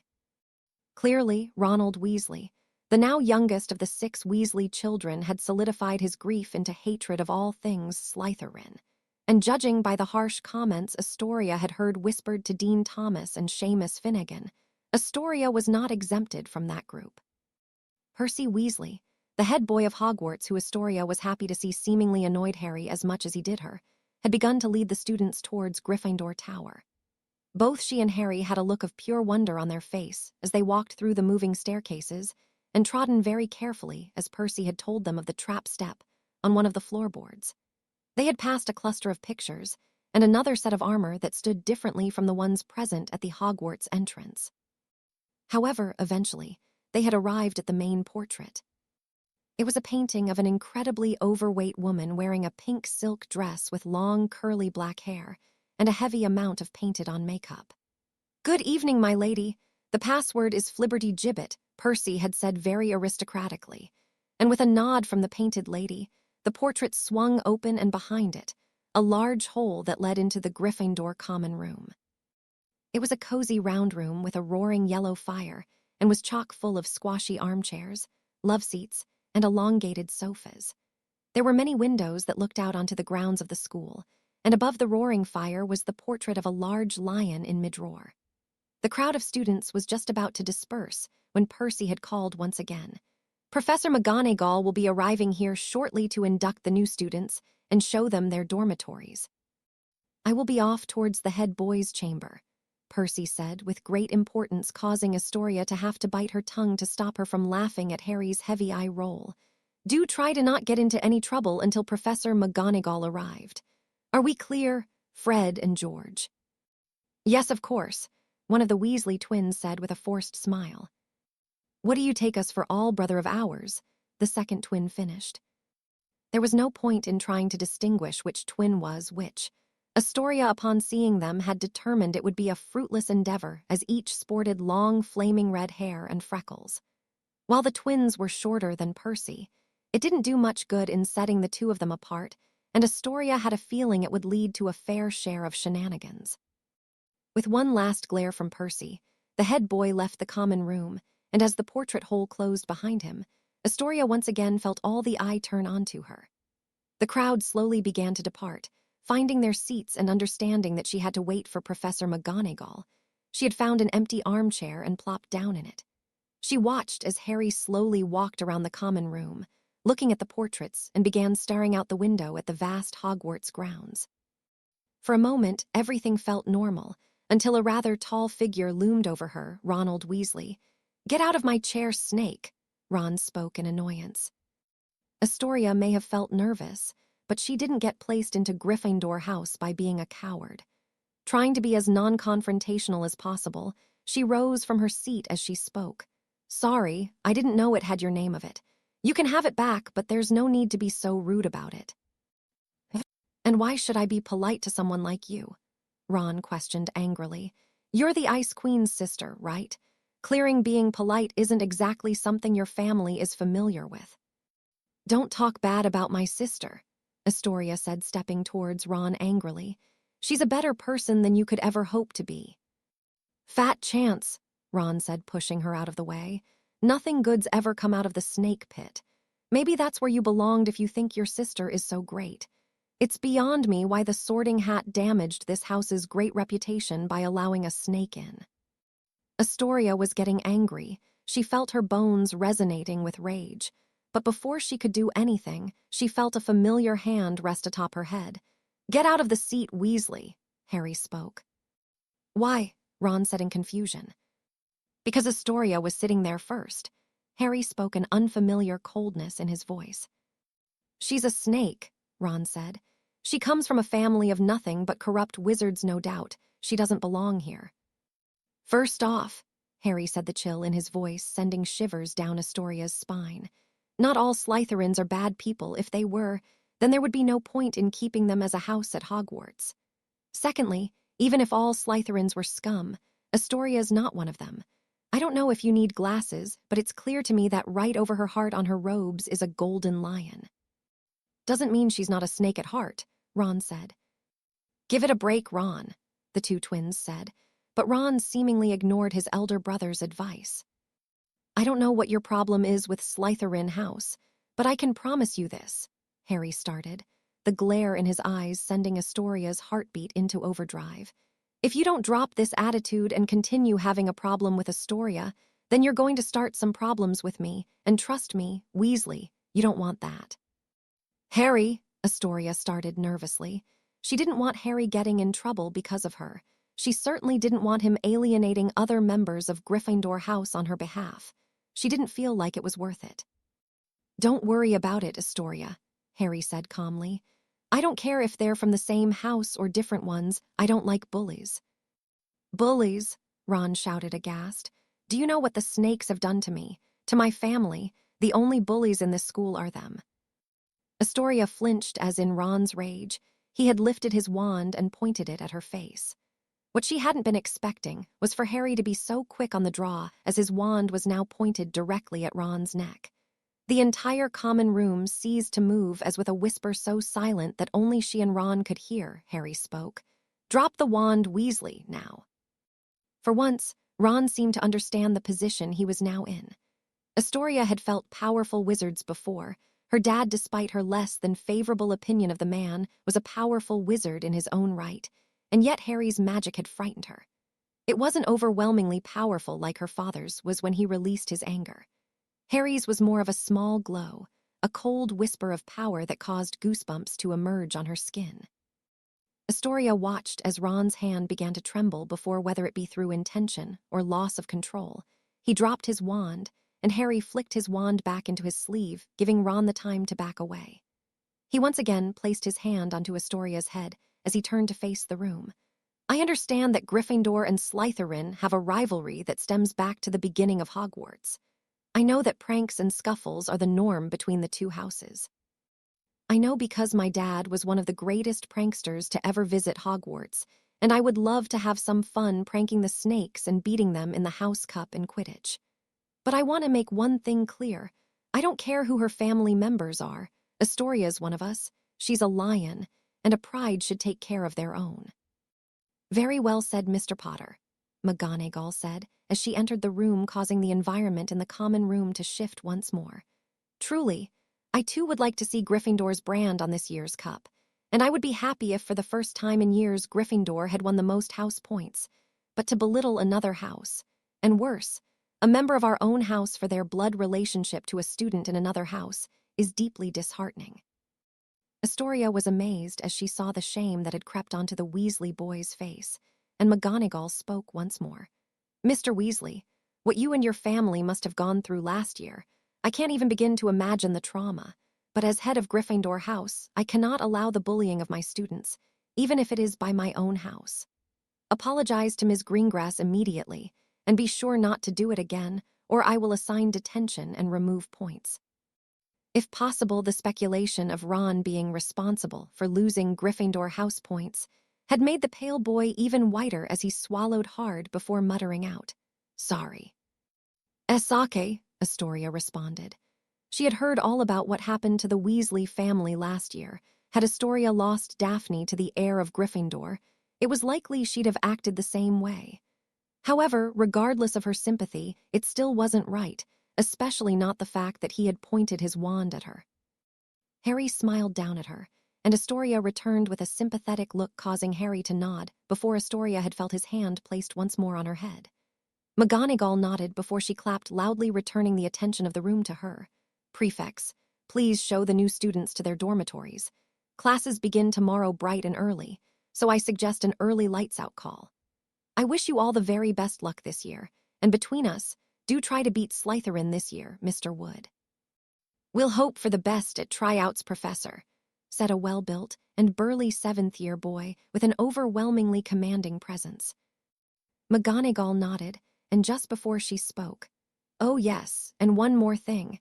If I have to return to solve another problem of bullying in this common room, I'll make sure Filch will be in charge of the detentions received." This sent a shudder down many students' spine, and though Astoria was unfamiliar with what made Filch so terrifying, she didn't really want to find out. Gryffindor is not just the home of brave, McGonagall continued. It is the home of the noble as well. See to it we live up to that standard. The entire common room nodded, and Astoria watched as the emerald-green-clad witch exited the portrait hole. Soon, a very pretty witch with dark skin, brown hair, and kind brown eyes stood up and called, "All right, firsties, I'm Alicia Spinnet. You heard McGonagall, so let's not stick around waiting. I'll show the girls to their dormitories, Kenneth. I suggest you do the same." Astoria had noticed Fred and George Weasley roll their eyes at the fifth-year boy who puffed the P on his chest out proudly. "Very well, first years with me. You as well, Potter. I'll show you to the third-year dormitories." Astoria waved goodnight to Harry. "Thanks for sticking up for me." "Of course, Shortstack," Harry said with a smirk. "We're friends after all." Astoria looked up at the older wizard who had stood up for her when nobody else would, and with a smile, she nodded. Harry was certainly a friend, but to her, Harry acted a lot like she had imagined an older brother would. All Astoria could think of as she followed Spinnet into the dormitories was that maybe Daphne could give the boy who lived a shot. She could certainly do much worse. Chapter 8, the first day, "That stupid bitch," Malfoy ranted as Blaise pretended to be fast asleep. It was a practice he had put in place years ago. It had actually started the day Tracy had invited at the time a much more timid Blaise into their friend group. It was no surprise to anyone that as Malfoy went, so did all of Slytherin. It was confusing for sure. Why exactly seventh years and prefects had bowed to the whims of a third year? But Lucius Malfoy was a powerful figure in the wizarding world, and if Malfoy Jr. wished it, Malfoy Sr. could ruin their potential careers. It was for that reason that Daphne and Tracy had convinced him that knowing what Malfoy was planning was of the utmost importance, and Blaise was a perfect tap for that information, as Malfoy was notoriously bad at keeping his temper in check. "How dare she?" Malfoy finished. "She thinks she can just insult me like that. She thinks that she can turn down me, Draco Malfoy." The blonde git ranted in a whisper shout to his cronies Crabbe and Goyle. "I'll make her realize her mistake, her and Potter. I'll make them both pay for insulting me." Malfoy," Goyle spoke, nervously not looking up to face the blonde prince. "I don't think it's a good idea to bother Potter." "Why?" Draco spat. "Do you think the things that he said about my family don't warrant vengeance?" And, "No," Goyle said timidly. "It's not that, it's just, well, Potter, he's—" "Out with it," Draco growled in annoyance. "He's scary," Crabbe finished. "Come on, Malfoy, don't tell me you didn't feel his magic on the train. It was so cold, it felt like death." "He just caught me off guard was all," Malfoy spat. "I'm a pureblood wizard, descended of two ancient and noble houses. Potter's a half-blood mutt. There's no way he's more powerful than I am. Potter needs to learn that it doesn't matter that he's the boy who lived. A half-blood's place is at a pureblood's feet." Blaise couldn't help but roll his eyes. Draco was not a weak wizard. Though his work ethic left much to be desired, however, Blaise felt strongly that even if Draco had trained nonstop, there were plenty of wizards that were stronger than him. Namely, Dumbledore, and for more fair-in-year examples, Hermione Granger, a Muggle-born girl, was arguably the most talent witch Blaise had ever seen. Blaise himself was a pure blood, and even he knew that in terms of sheer magical ability, Tracy was far better than him at almost everything besides transfiguration. It wasn't that Blaise himself wasn't raised with all the pure-blood superiority propaganda. He had just gotten his ass kicked by enough mudbloods and half-breeds to believe it. "So what's your plan, Malfoy?" Crabbe asked. "How are you going to teach Greengrass and Potter a lesson?" "Potter's more difficult," Malfoy muttered to himself. "I'll need to plan more for him, but Greengrass is simple. You two saw her face when her sister was placed into Gryffindor. The Ice Queen actually seems to care about her little sister. I'll offer her a deal. She goes out with me and I tell the snakes to lay off her sister. She doesn't, and I'll make sure her sister wants to drop out by next year." Blaise grit his teeth. He wished he was a stronger wizard, strong enough to take down Malfoy and his two goons for what they were planning. He and Astoria were not exactly close, but Daphne was one of his best friends, and while the relationship between him and the younger Greengrass wasn't very deep, he still liked the girl. The idea that Draco would be willing to torment a completely innocent bystander drove him up the wall. He was proud to be sorted into Slytherin, despite the bad reputation his house stooped for ambition and cunning. But while Draco's plan was certainly ambitious, and some may have called it cunning, all Blaise thought was that it was cruel. Malfoy, Goyle started again. The younger Greengrass seems to be becoming friends with Potter. I mean, you saw him stand and walk with her to the end of the table. I just don't think messing with her is a good id. Are you a snake or not? Malfoy hissed.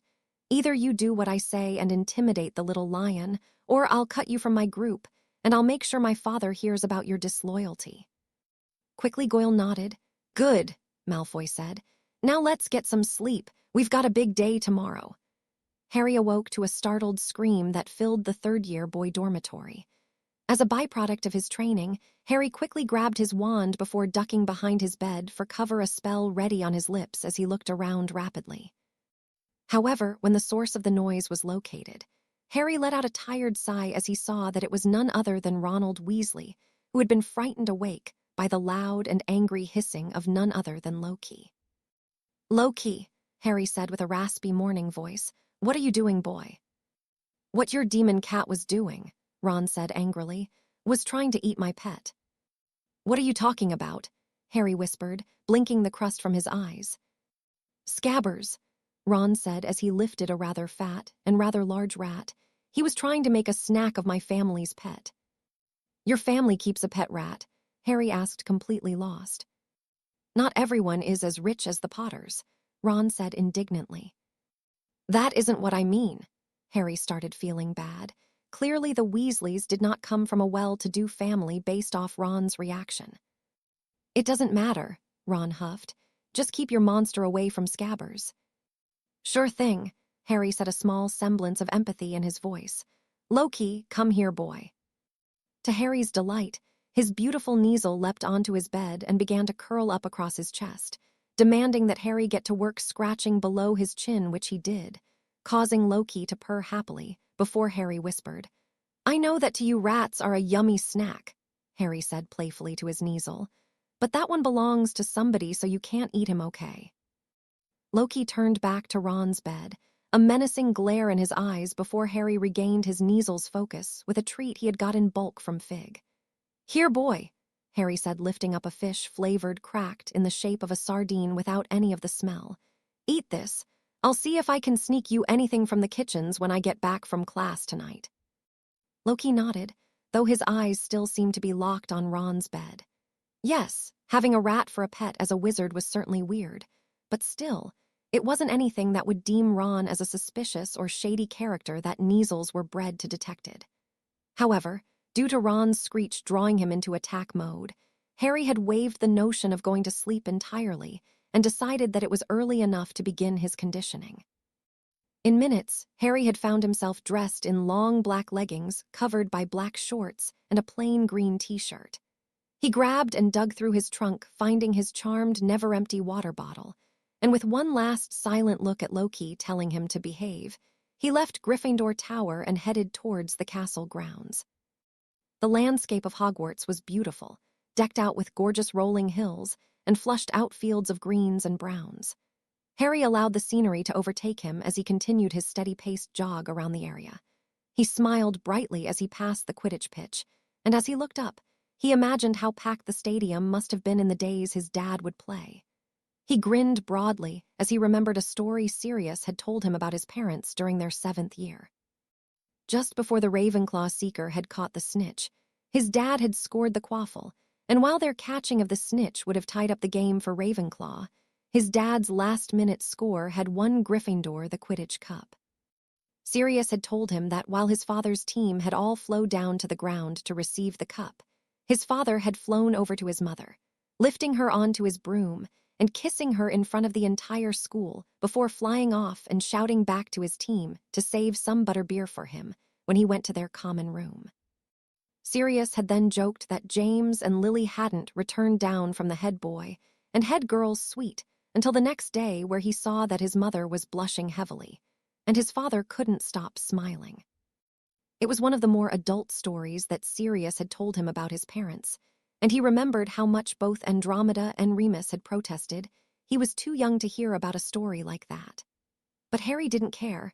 He wanted to hear every story about his parents.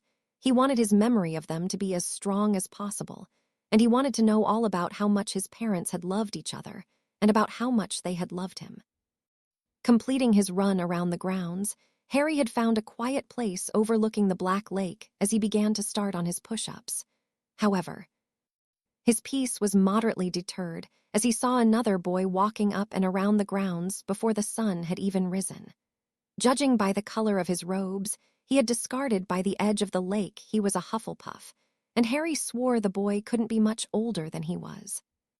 The boy had a round face and was short, maybe a bit shorter than average for a boy his age. He was a bit chubby, and his blonde hair, despite the early morning, was parted neatly. As Harry continued his set of push-ups, he looked at the boy in confusion as he saw the boy roll up his sleeves and pant legs before he kicked off his shoes and walked into what must have been the bitterly cold lake. His curiosity had been piqued as he watched the boy tread carefully towards the end of the lake's bank before he crouched down and began to dig. In a bucket he carried beside him, Harry watched as the boy lifted a myriad of odd-looking plants and placed them gently into it. Harry was tempted to go and ask the boy what he was doing, but that plan was quickly diminished as with a yelp, the boy seemingly slipped and tumbled into the Black Lake. Realizing there was nobody else around, Harry quickly kicked off his shoes and pulled off his socks before he bolted in after the boy, the chilling temperatures causing him to curse loudly as he plunged into the water, wand in hand. To Harry's great disgust, he saw a horde of small, horned, pale green water demons with their tentacle-like appendages wrapping around the terrified boy who was trying to reach for his wand against great resistance. Harry spoke to himself mentally, "Sorry, dude," before he spoke through the muffled water. "Tenemago." Harry watched as a bloom of black flames spurted from his wand, encapsulating the water demons. They shrieked as they quickly released the boy trying to pat down the flames, but it was a darker spell Harry had learned from the Black family grimoire, a flame that, while it doesn't leave the typical burns, creates an agonizing heat on the opponent's skin that, despite water or dirt, would never die out until the counter-curse was muttered. Harry quickly swam for the boy, grabbing the kid who looked up to him in amazement before he pointed his wand down and muttered with the last of his breath, "Aguamenti." And using the water as a jet stream, Harry propelled both himself and the Hufflepuff boy out of the water, where each gasped for air upon breaking the surface. The boy seemingly managed to get himself together, and united they quickly kicked themselves to shore. It wasn't until Harry and the blonde boy had climbed out of the Black Lake did Harry point his wand and mutter the counter-curse, "Extinctus." Both he and the Hufflepuff lay on their backs near the lake panting, as Harry watched the boy cough up the rest of the water from his lungs. Finally, with the water cleared from the boy, Harry spoke. "So, what the hell were those things?" "Grindylows," the boy panted. "Nasty little water demons." "So you knew they were in there," Harry said in disbelief, "and you decided to go for a dip anyway." "I didn't mean to go for a dip," the boy said defeatedly, looking at the ground. "Gran's always saying I don't use my head." "I'm inclined to say she was right," Harry said, quickly casting a warming charm on both himself and the boy. "What the hell were you even doing in the lake?" "Research," he said tiredly, sadness still in his voice. "On how to die?" Harry asked, still completely lost. "On herbology," the boy said. "I want to document every single species of magical plant in the world. There are no records about the plants in the Black Lake because nobody can get past the Grindylows and the merpeople. But it's my dream. I don't want to give up." Then a look of sheer depression filled the boy's face. "Although Gran says it's a stupid goal and I should focus more on transfiguration like she did. She's always talking about Professor McGonagall and how she wished I was placed in her house like my mom and dad." "Hey," Harry said, placing his hand on the Hufflepuff's damp shoulder. "For what it's worth, I don't think it's a stupid dream. I mean, I'm god-awful at herbology. I can't really stand it honestly, but if plants make you happy, then keep researching. Just maybe save the Black Lake until after you've learned enough spells to defend yourself." "Thanks, Harry," the boy said with a slightly less defeated tone. "No trouble," Harry started. "Wait a minute, I didn't tell you my name." The boy pointed to his forehead and Harry nodded. "Oh yeah, kinda forgot about the whole being famous thing for a minute." A small grin appeared on the boy's face before he spoke again. "Well, how about you tell me your name then? It's only fair." "Trust me," the boy said glumly. "It doesn't matter if you know my name. Nobody in this school even remembers I exist." "Well, I did just jump into a cold as shit lake for you, so I'm pretty sure I'll remember your name," Harry said with a smirk. "It's Neville," he said, still looking out over the black lake. "Neville Longbottom." "I've heard of you," Harry said dumbly, before realizing the hole he had just dug himself into. "You have," Neville said questioningly. It took Harry no time, however, to come up with a cover story. An art that Andromeda had taught him. Sometimes, even though honesty is the best policy, sometimes you need to lie. "When I was at Gringotts, I found out that before my mother died, she had made your mom my godmother. In a way, we're kinda like brothers." However, the notion of his parents only left the expression on the boy's face cold, and it looked like lightning had struck him. Harry had remembered what Sirius had told him about the Longbottoms. They had been tortured to insanity by Death Eaters, one of which happened to be Bellatrix Lestrange. The thought that someone from Sirius' bloodline, which he had considered his own, could have committed such a heinous act had given Harry pause before he spoke sympathetically. "I'm sorry for bringing up your mom. When I was away from the wizarding world, I read all about the war. I know it's not much, Neville, but to me, your mom and dad were heroes. They still are." "Yeah," Neville said disheartened, "and I'm their son who nearly got killed by some fish." Harry watched as the boy began to stand and started sulking away towards the castle. "Really, Harry, thanks for saving me. I won't forget it," he said with a forced smile. "I'll see you around, I guess." "Yeah," Harry said, a sadness filling his heart as he watched a boy who Harry could tell had defeated himself and allowed his confidence to be completely crushed by both internal and external factors glide away. "See ya, Nev." Astoria was feeling rather uncomfortable as she sat alone at Gryffindor table. Ron had been talking about Harry acting weird and leaving early in the morning, but it was now 7:45 in the morning and Harry was nowhere to be found. Yesterday, Astoria had a problem of nobody wanting to be around her. Now she was being flanked by Lavender Brown, Parvati Patil, and a somewhat pretty girl with long brown hair and blue eyes named Faye Dunbar. Astoria slightly growled at their fake caring nature. Harry had made it obvious to the common room that she was important to him, and now every girl who had their eyes on Harry seemed to flock to her, forming a protective shield around her, as if their new, caring nature would win them brownie points with the boy who lived. Honestly, though, Harry being missing was starting to drive her crazy. Yes, Harry had told her not to worry about him and that he could take care of himself, but Sirius Black was still at large. And while Harry for some reason seemed confident Black wasn't something to worry about, Astoria had a very different opinion. Thankfully, however, her silent worry came to a halt as walking alone through the doors of the Great Hall was Harry Potter. Just like yesterday, Harry was in uniform, although he was wearing it in a very sloppy fashion. He kept the standard lazy grin on his face as he walked through the Great Hall, the stares of his many fangirls seemingly going unnoticed by the boy. Astoria couldn't help but chuckle as Harry sent a smile towards her older sister only to receive scowl in return before he took a seat between herself and Parvati. "Hi, Harry," Parvati said, actively putting a soft and melodic tone in her voice. "Hey," Harry said in a friendly enough tone, though clearly disinterested before Astoria had locked eyes with his emerald pools. "Morning short stack," Harry said with a grin. "You're still going with that, huh?" Astoria said with a huff. "Yup," Harry said with a smile as he reached for a piece of toast. "Where'd you go this morning?" Lavender spoke sweetly. "Ron said you were acting strange, and I, for one, was really worried." Astoria faked a gag, causing Harry to snicker before turning to Lavender. "Your concern is appreciated, but unneeded. I couldn't sleep, so I went for a morning run is all. When I got back, everyone had already left for breakfast." Astoria was about to make a comment, nagging him about how irresponsible it was for Harry to be walking around all by himself. But before she could, Dumbledore had risen from the high table and spoke with a booming voice. "I hope everybody has been enjoying their splendid breakfast. Classes will be starting shortly, and as such the heads of each house shall begin handing out schedules." Please do remember while tardiness for first years will be accepted today, as each student learns their way through the castle, repeated tardiness will lose your house points, and more importantly will lose you valuable learning time. Now then, professors, if you will. Astoria sat at attention eagerly as Professor McGonagall began handing out the schedules.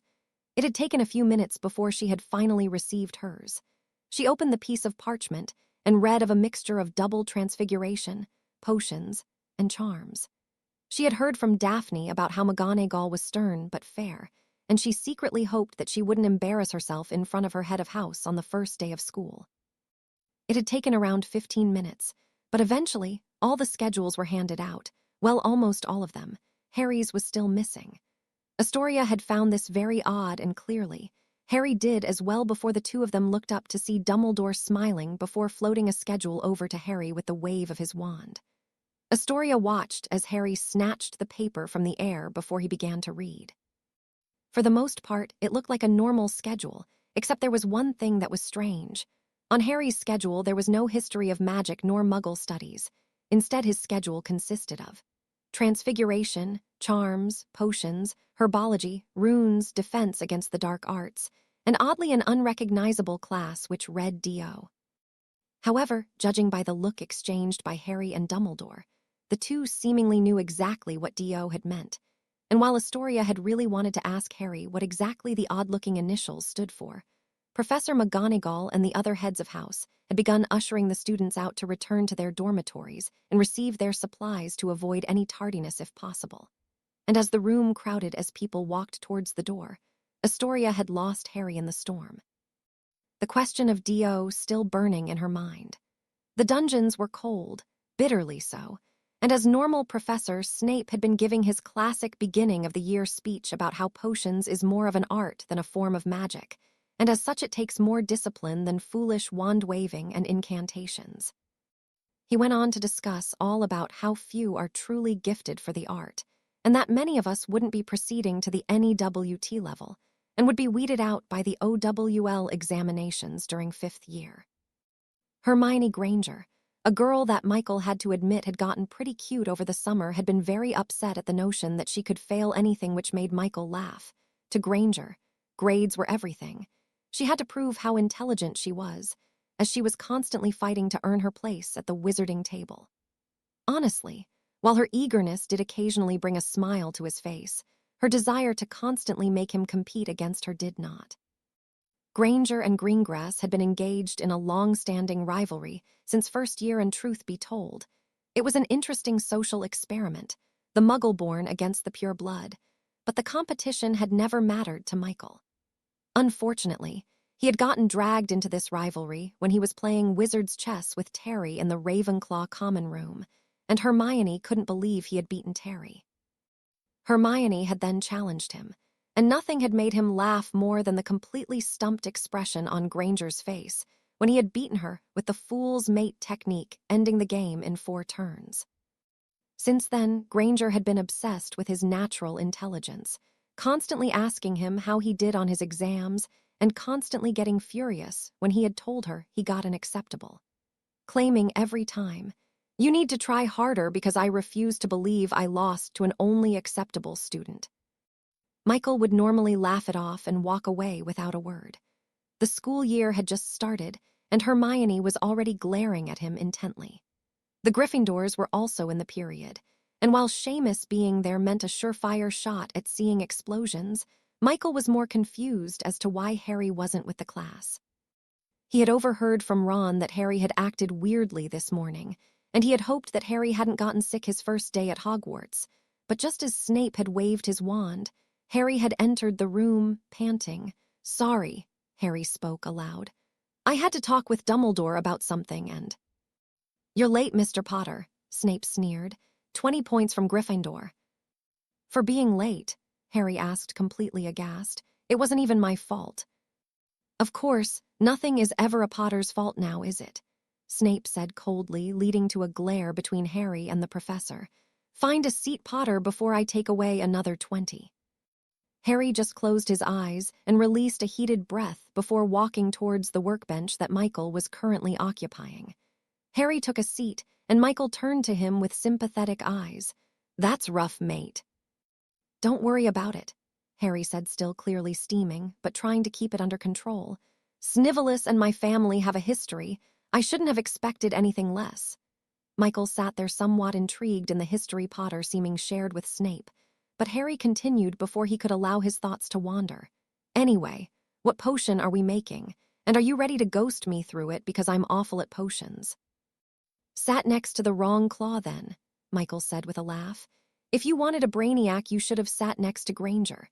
Though you would have been bored out of your mind, I promise you that."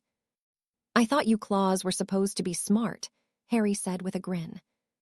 "Common misconception," Michael said with a devious smile as the two began to work on the Wiggenweld potion. To say that it was the most fun Michael had during a potions class would have been an understatement, as he and Harry had taken turns roasting Snape for the better part of an hour. "His nose is so big," Harry had whispered to him. "I bet that trees die when he's around." Michael had to bite his tongue in order not to laugh. "His hair's so greasy. When it's hot out, you could fry bacon on it."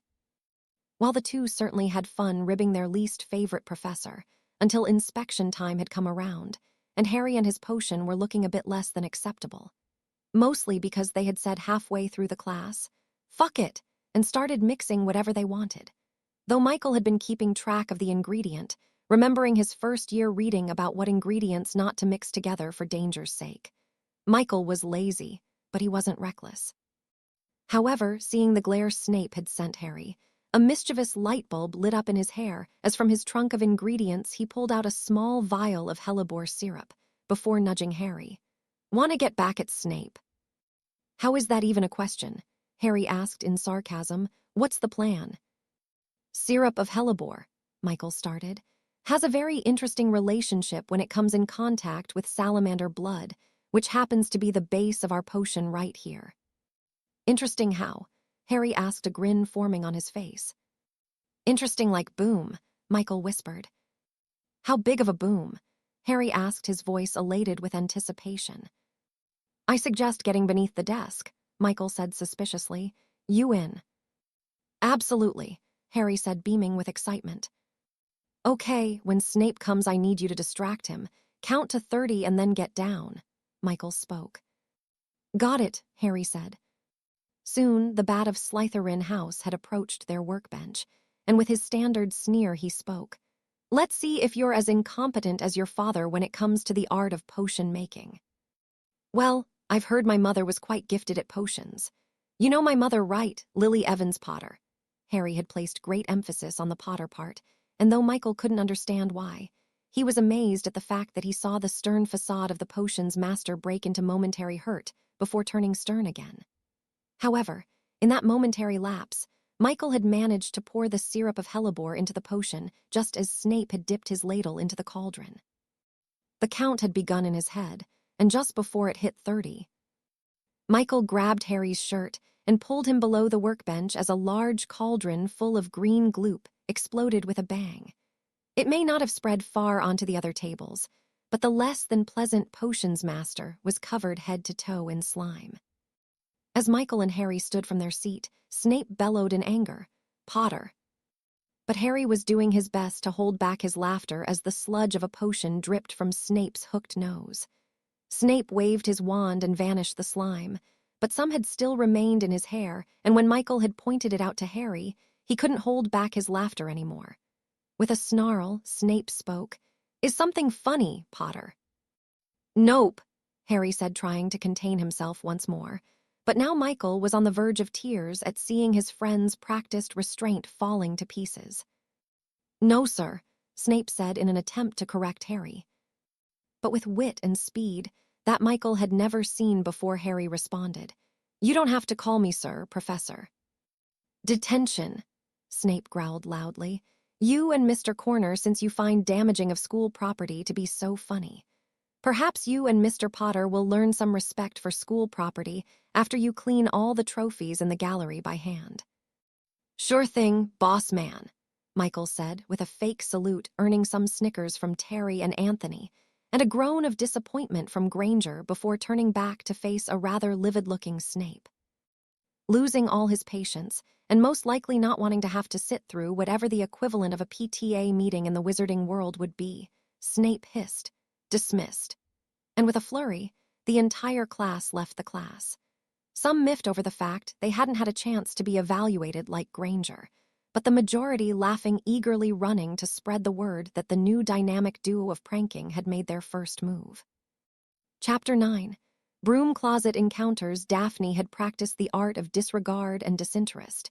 It was the mastery of these feelings that allowed the Ice Queen persona to be born. But, seeing the way Potter would interact with Astoria, how he had left the table last night to go sit with her so she wasn't alone, and how much Astoria was seeming to look up to Potter was making her nauseous.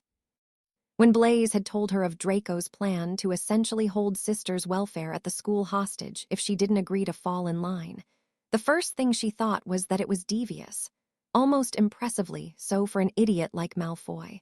But Astoria being friends with Potter would put her in the crossfire without a doubt, even if she did conform. Daphne was very surprised that Potter had insulted Draco, and now Draco was out for revenge. She could only hope her plan would work, because if it didn't, she really had no idea what else she was going to do. Daphne had been pondering just when she could put her plan into action without Malfoy becoming aware, and to both her disdain and luck, as she was sitting in her Ancient Runes class, she heard a familiar voice, "Morning, Princess." Daphne had turned to face none other than Harry Potter, who had walked in just moments before class began, looking as annoyingly attractive as ever. She wasn't sure how, but somehow, Potter had managed to make disheveled clothes look good. Worse, though, was that his ego was inflating even more without a doubt, as his and Corner's prank on her head of house had done wonders for their reputation. Daphne couldn't help but feel the tiniest bit of grudging respect, as she personally wasn't a fan of her head of house's bias either. "Potter," she said coolly, trying to keep her head in place. She needed to remain civil. She needed to convince Potter to leave Astoria alone for both of their sakes. "Mr. Potter," a lady with a raven-like face, long black hair, and cool black eyes spoke, "please find a seat. Class is about to begin." Potter pulled out the chair beside Daphne's, and while Daphne did her best to contain her groan, the agony was far from over as Potter whispered, "So, Princess, how was your first day back?" "Fine," Daphne responded curtly, "and stop calling me Princess." "I don't think I will," Harry said with a smirk, "and just fine. Is someone giving you a hard time or something?" "Yeah," Daphne said. "Maybe you know him, black hair, green eyes, lightning bolt scar on his forehead. He's a major pain." Harry laughed, and Daphne couldn't help but feel a certain way about his laugh. It was unique and warm. It was comforting in a strange way. But once Harry stopped laughing, all he said was, "Cold, Ice Princess, very cold." Before Daphne could even respond, Professor Babbling spoke. "Potter, Greengrass, is this a discussion you want to share with the class? If not, then please be quiet. I'm handing out the entry assessment exam. Any further chit-chat and I will take away points." "I hate you," Daphne growled. Never in her life had she even been called out by a teacher. And of course, the first time it ever happens, it's when she was trying to make a good first impression. And of course, it was all Potter's fault. "Don't say that, Princess," Harry said, still smirking. "You'll come around." "Not a chance, Potter," Daphne growled beneath her breath before a stern look from Professor Babbling silenced her, and a few moments later, the assessment test was placed in front of her, and she quickly got to work. It had taken the better part of an hour, and Daphne's head felt like it was about ready to explode. Runes had been a subject she'd been wanting to take for years, and had even begun studying the runic alphabet in the hopes that maybe the cure to Astoria's curse could be found in an ancient runic book. However, even with all that preparation, the assessment was hard. Babbling had informed the class that this exam was simply a bar to gauge their current abilities and wouldn't be counted for a grade. But all the same, Daphne had hoped she had scored well. When class was dismissed, she was surprised upon catching a glimpse at Potter's paper before it was collected. Daphne had thought that certainly Potter was an idiot. To her, all the boy did was flirt and pull pranks. But from the peek she had gotten from Potter's work, it looked as if there was actually stuff written down. Yes, perhaps Potter wasn't as one-dimensional as she once thought, but she still refused to believe he wasn't an arrogant ass. He may not be a complete idiot, but Daphne knew the latter to be true. However, Daphne had also been looking around the entire class. Neither Malfoy nor either of his two goons had decided to take ancient runes, which meant that if there was ever to be a chance to have a private conversation with Potter, now would be her best chance. She saw that Potter was just about to pass a broom closet, and swallowing her pride, she quickly ran up to him, wrapped her arm around his, and pulled him into the darkened broom closes in one swift motion. Daphne couldn't believe what she had just done, and instantly upon seeing the mischievous look on Potter's face, she knew she regretted her decision. She had never been this close to Harry. Her chest was pressed against his, her face was right at his neck, and her senses were overwhelmed by the intoxicating smell of cedar and green apple. She looked up at Potter, trying to keep her nerve when finally, he spoke first. "You know, Princess, if you wanted to get me alone in a broom closet, you just had to ask." "Shut up," Daphne growled, trying to swallow her embarrassment. "Stop doing that." "Doing what?" Harry said, still grinning at her like an idiot. "Stop being so," she started. "So charming, so wonderful, so irresistible," Harry finished for her. "Stop being such an arrogant jerk," Daphne growled.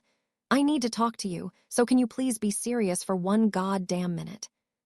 Suddenly, to her great surprise, the easy grin that normally rested upon Harry's face became as straight as a line, and with a genuine look in his eyes he spoke. "Are you okay?"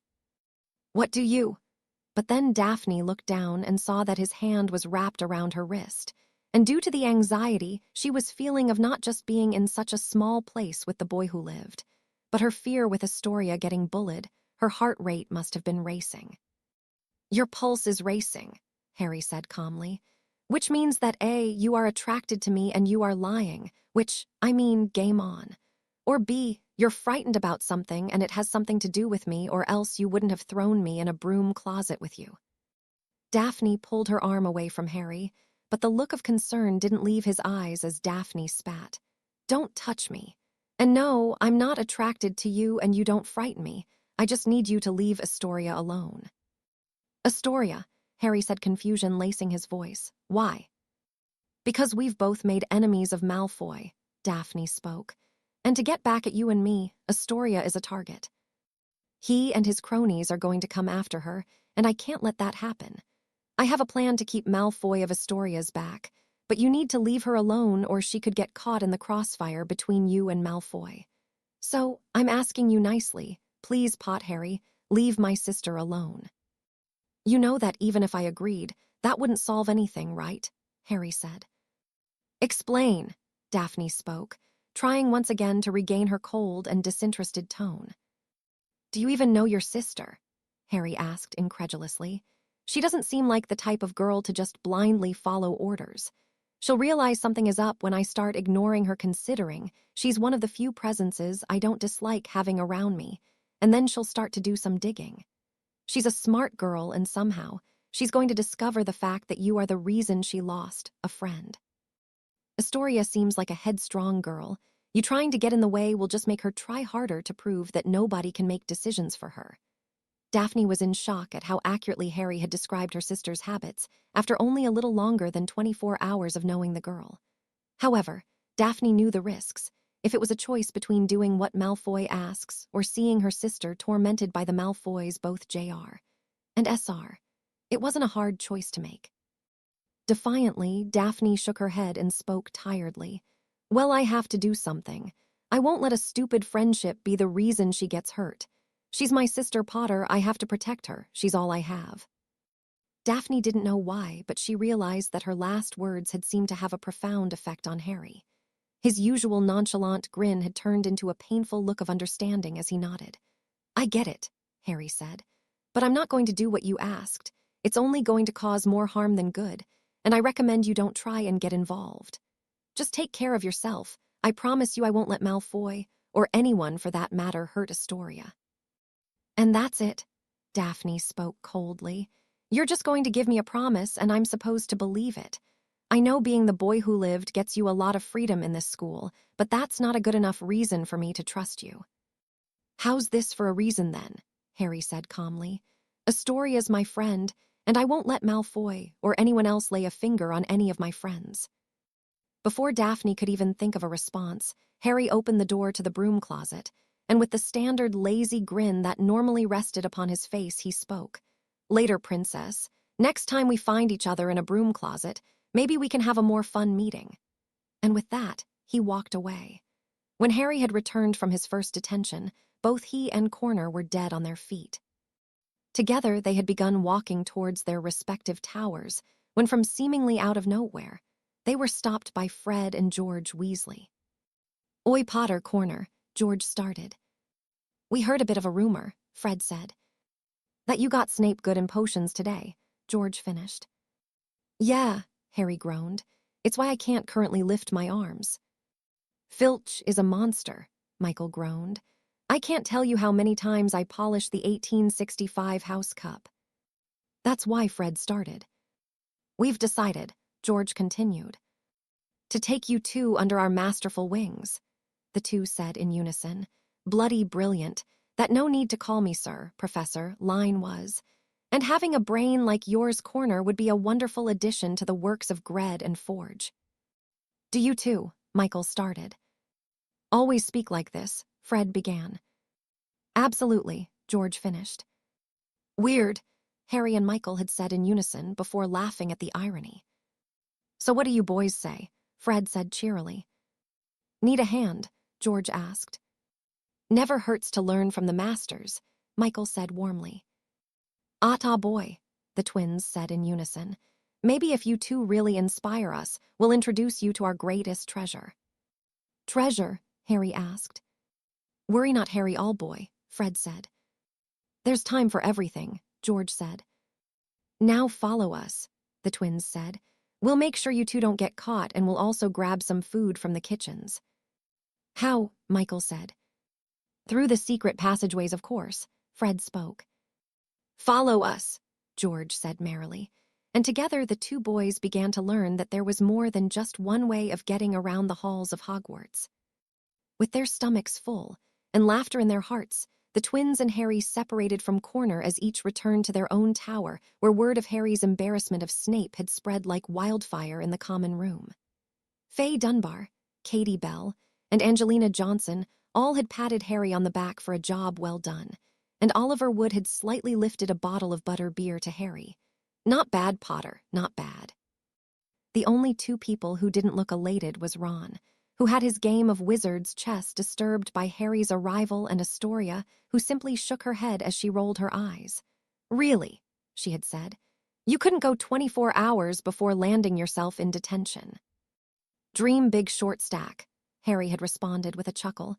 "You've always gotta dream big." However, the remainder of the week hadn't really been as much fun. Well, discounting the fun Harry had been having in the broom closet with Daphne. Yes, it wasn't the most pleasant conversation he had ever had, and honestly, he was hoping that his first time in a broom closet with Daphne would have involved less talking. But all the same, something had changed at that moment, and the thrill of not knowing if it was for the better or worse filled his body with a tingling feeling. Pushing those thoughts out of his mind, though, Harry finally arrived at the class he had been waiting for, Defense Against the Dark Arts. When he had arrived, he couldn't help but smile for his uncle as he saw the now Professor Lupin, standing at the entrance of the classroom in a suit that finally fit him. He wasn't sure how much money the post of teaching gave him, but it was clearly more than he had ever made before. "Good morning, class," Lupin had said warmly. "Good morning," the Gryffindors had responded warmly, but the Slytherins, for the most part, were less enthusiastic than normal. Harry had initially turned to send a smile towards Daphne. God, he thought to himself, that girl is unfairly attractive, but instead of seeing the blonde he wanted, his eyes locked with the cold glare of Draco Malfoy. "Children's books. From what I've read about your last year's education under Professor Lockhart." This name of the previous professor had caused the class to laugh at the fact that from what Harry had understood, Dumbledore had exposed the man as a fraud nearing the end of last year. "You were taught the standard dueling procedure. Due to your prior professor being less than satisfactory, I believe it would be a good place with revisiting the dueling process. Do I have any volunteers?" Dueling was something Harry was quite familiar with. Harry had been dueling with Tonks since the day he had got his wand. Not only was the procedure second nature, the thrill of a friendly duel always caused him to tremble with excitement. Yet, Harry didn't want to volunteer. He didn't need the revision, and while he didn't like to brag openly, he had his doubts that any third-year student could even provide him a modicum of a challenge. However, the class was surprisingly quiet. Clearly, Lockhart had been worse than Harry imagined as fearful looks were being exchanged between students with the message, "Do you remember how to duel?" being silently spoken. Realizing that there was no other option, Harry closed his eyes and readied himself for what would come next. "Mr. Potter," Remus had started, "are you familiar with the dueling procedure?" "Yes, Professor," Harry said politely, playing the cover story of him not knowing Remus the way he did as best as he could. "Excellent," Remus said smiling, "and who shall be your partner?" Suddenly, a pale hand shot up, and Harry once again locked eyes with the gray-eyed boy. "I'll duel Potter." Harry turned to Remus a pleading look to go all out in his eyes, but Remus sent him a look that spoke volumes, and Harry knew he was being asked to behave.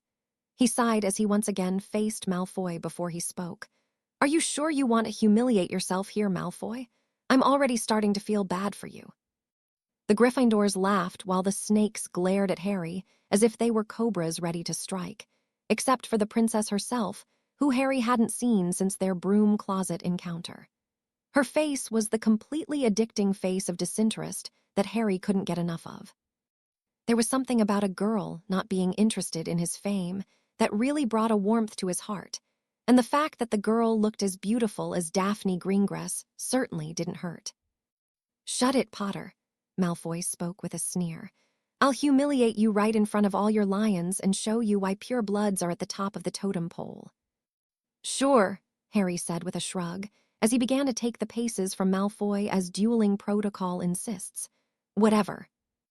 Malfoy had stood there, clearly, a bit rustled at Harry's lack of respect for his non-existent authority. He had already not cared for Malfoy simply because of his family, but hearing from Daphne that he was willing to threaten Astoria, one of Harry's friends, made him angry, extremely so. Harry was unsure how Malfoy believed this duel would go, but he knew that he wouldn't be done until Malfoy had thoroughly learned his place. Harry had never really had friends.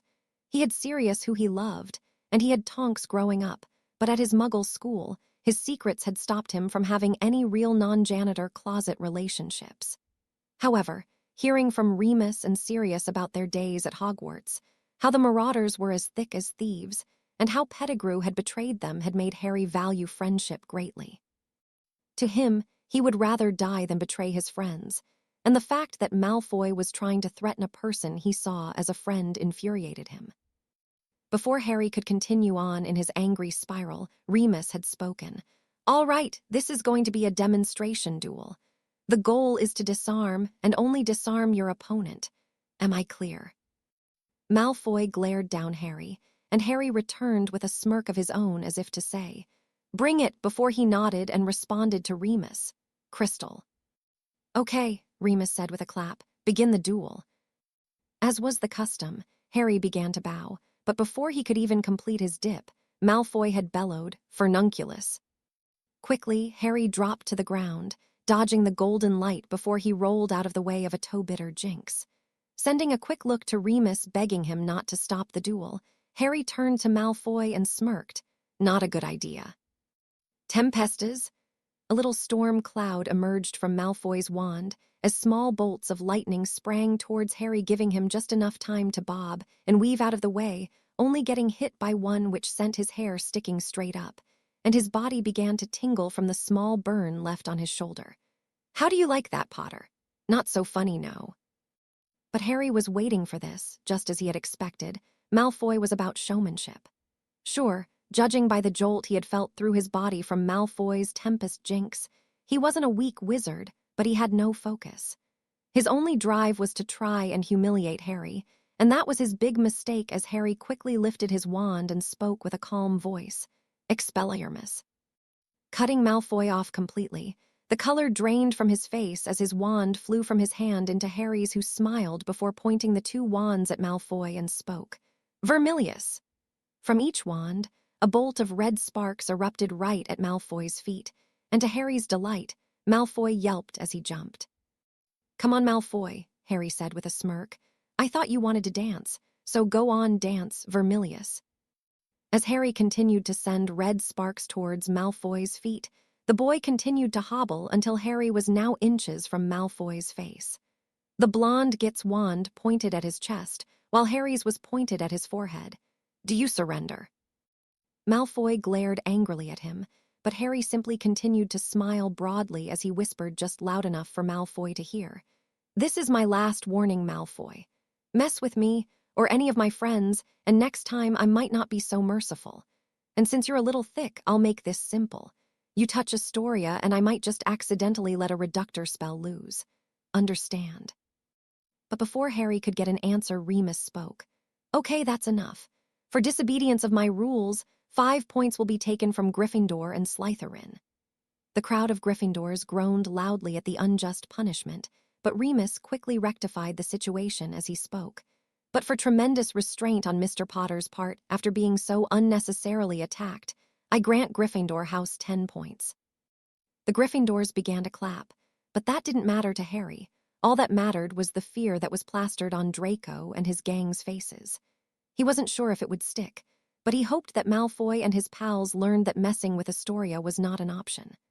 Slowly, he turned to look at Daphne, and for a moment, emerald green and icy blue locked until she quickly turned away with a scowl which only caused Harry to shake his head and sigh. Apparently, the princess didn't think it was enough to deter Malfoy, and part of Harry agreed. No son of Lucius Malfoy would ever concede so easily. It hadn't taken long until Remus had dismissed the class, but before Harry had exited, Remus had called out, "Mr. Potter, a word please." Harry waved goodbye towards all his Gryffindor yearmates before turning around and re-entering the classroom. Remus was standing there, a warm smile on his face as he spoke. "I let the duel go on so you could send Malfoy a message, but I don't condone any violence within the halls of Hogwarts. I'm proud that you handled that attack responsibly, but it's always best to avoid conflict if possible." Harry nodded. "I know, it's just he really gets under my skin sometimes. And then I think about how his dad was one of them, and it just—" "I know, Harry," Remus said warmly, holding his shoulder. "It's hard to accept sometimes, but Draco isn't his father. He hasn't committed his father's crimes. I know that he's not the most likable person, but he isn't a criminal, and he isn't responsible for his father's actions. I'm not saying you have to be his best friend, but sometimes a good prank is better than a spell, and often it carries far fewer consequences." Harry smiled. So Padfoot was right. The Marauder Moony still exists. "Just because I grew up doesn't mean I can't have fun from time to time," Remus said with a chuckle. "Oh yes, I nearly forgot. Speaking of fun, I have something for you. I'm sure you know that Quidditch tryouts are coming up." "Yeah," Harry said. "I was actually going to ask Creature if he could bring me my broom. It'll be hard, but as long as I can outfly everyone else on my Comet 140, I should be fine." "Ah yes, well I feel that won't be much of a problem moving forward," Remus said with a smile, before pulling out a long and thin parcel wrapped in a brown wrapping and tied with a black bow. "Padfoot and I didn't get you anything for your birthday a few months back, did we? I fear that's my fault." "It's okay, Moony," Harry said sincerely. "You don't need to buy me a present. Both you and Padfoot have given me more than enough." "Well, you see, Padfoot wanted to give this to you for your birthday," Remus said. "But I didn't want to bum off him, so I had to wait until I got my first payout. But now that I have—" Remus pushed the parcel gently into Harry's hands. "Happy late birthday, Harry." His hands were trembling as he held the parcel in his hand. As if he was about to perform complex surgery, he willed his hands to stop and slowly, with great precision, he pulled at the end of the black bow, undoing the knot. He held his breath as with intense focus, he slowly began to undress the brown wrapping until laying on the desk before him was a brand new firebolt. The handle was made of beautiful, polished ebony, and the twigs were an assortment of birch and hazel, allowing for a quicker ascent and pinpoint turns. Harry gently brushed his hands over the goblin-made ironwork fitting, and a tear began to fall from his eye as next to the golden registration number, the broom was engraved with Flyboy 2. Sirius had told him growing up that during their 7th year it was the name his mother had called his father, and seeing it engraved on his own racing broom was nearly too much for him to handle. Gently, he placed the broom down and looked up to see Remus giving a nervous smile. "I hope you liked it. Padfoot and I were a little nervous about the—" But before he could finish, Harry had nearly tackled his uncle with a hug, gripping the man tightly as he whispered, "Thank you." "It's all right, Harry. It was our pleasure," Remus said kindly. "Now make sure you're ready to show everyone on that Quidditch pitch that James Potter wasn't the only Potter gifted on a broomstick. And between you, Padfoot and I, we'd like to see Hufflepuff lose the Quidditch Cup for once, but don't tell Nim." Harry nodded. "I'll do my best to make you proud." Remus returned with a warm nod. "You always do." 1 week at Hogwarts. It had taken all of 1 week for all of Astoria's hopes for the year to go down the toilet. Her first issue was that the girls flocking for Harry's affection wouldn't leave her alone for a second, and because of that, she wasn't able to comfortably get any work done. The second issue is that she wanted to break down and scream at how embarrassed she had felt during her lesson in Transfiguration, when she was the only one who couldn't turn the bird into a water goblet. And then finally, there was the fight with Daphne that had happened just the day before. All she wanted was to go to Hogwarts, get sorted with her sister, and enjoy her remaining few years before her blood curse took her. But everything had gone so terribly wrong. All her life, she had been either bobbied or disregarded. People either refused to acknowledge she existed because they felt it would be easier to handle her imminent death, or if they did acknowledge her, it wasn't much better, as instead, they treated her like she was made of glass, stopping her from riding brooms or playing outside or anything that could risk her health, even though the blood curse did nothing to affect her physical ability. When she had come to Hogwarts, she hoped she'd get a chance at freedom. She had hoped that Daphne would have understood that all she wanted was to be able to make her own choices. But no, instead she had come up to her and demanded that she stopped being friends with Harry. Astoria didn't understand why Daphne would say that. Yes, Harry bothered her, but that wasn't exactly a good enough reason for Astoria. Harry had looked out for her, sat next to her when nobody else would. Sure, she didn't have friends in her common room yet, but it was thanks to Harry that nobody bullied her. Hell, even earlier that day Harry had allowed her to fly around a little on his new broom. Yes, Daphne was her sister and she loved her, but this was more than Harry. This was about her pride. Astoria for the first time had made a friend she chose, and she didn't want to give it up, not without a good reason at least. It was for that reason. Astoria was currently sitting alone in the first-year girls' dormitory doing her best not to cry. Her sister had called her naive and immature, and for some reason, that had cut deeper than she had been expecting it to. She had always believed that Daphne wanted her to be happy, but just as she had finally made a friend, an actual friend, Daphne wanted to strip that away from her. She wanted to scream, but before she could do that, she heard a knock at the door. Astoria defiantly wiped away what had escaped of her tears before she went to get the door. Standing there was none other than Professor McGonagall, a look of concern on her face. Astoria quickly straightened herself up as best she could before she spoke. "Hello, Professor." "Ms. Greengrass," McGonagall responded curtly before entering the girls' dormitory, taking a seat on Astoria's bunk. "Come now, sit. I won't bite." A weak smile appeared on Astoria's face at the normally stern woman's attempt at humor. Slowly, she walked over sitting beside the emerald-robed professor before she spoke. "Can I help you, Professor?" "I've actually come to ask the same thing, Ms. Greengrass," McGonagall said comfortingly. "You were absent from all of your classes today, but when I asked Mr. Potter of your whereabouts, he claimed that he had seen you that morning at breakfast before class and that you didn't seem unwell. Tell me, Ms. Greengrass, why were you absent today?" I was just having a bad day is all," Astoria said, fighting the tears in her eyes. With a wave of her wand, McGonagall conjured up a box of tissues before handing it to her. "I heard about your fight with your sister. I will always encourage my cubs to do what they believe is right as opposed to what they believe is easy. But in doing so, I do expect them to abide by as many guidelines as possible." "I'm sorry, Professor," Astoria said sadly. "It won't happen again." "Cry," McGonagall said calmly. "What?" Astoria said between sniffles. I know, Ms. Greengrass, McGonagall said. I know about your disease. It was in the student records when you were sorted into my house. I know how hard of a time you are having, and I know how much you want to let it out, but much like a lion, you are too proud to do so. I'm telling you it's okay. So if you need to cry, I won't tell a soul. It's not fair, Astoria said slowly. It's just not fair. She repeated, the tears finally streaming down her cheeks. I know, Ms. Greengrass, McGonagall said, but if the world were fair, it wouldn't be the one we know. It's important to be strong to handle challenges, but it's equally as important to understand that it's okay to feel overwhelmed sometimes. You were sorted into the house of the brave, not the house of the unfeeling. There's no shame in falling. There's only shame in staying down. Astoria wasn't sure how long it was that McGonagall had comforted her as the tears she'd been holding back for hours poured. But eventually, she seemed to have gained a stronger grip on herself and released her head of house, who gave her a kind smile before pointing her wand at her and drying her clothes. With another wave of her wand, a cheering charm was placed on her, and with a final wave, a stack of homework appeared. None of your assignments will be graded as late, McGonagall said, but I do suggest you get them finished as soon as you can.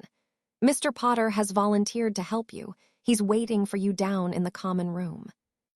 Thank you, Professor, Astoria said, feeling better as she looked appreciatively at her professor.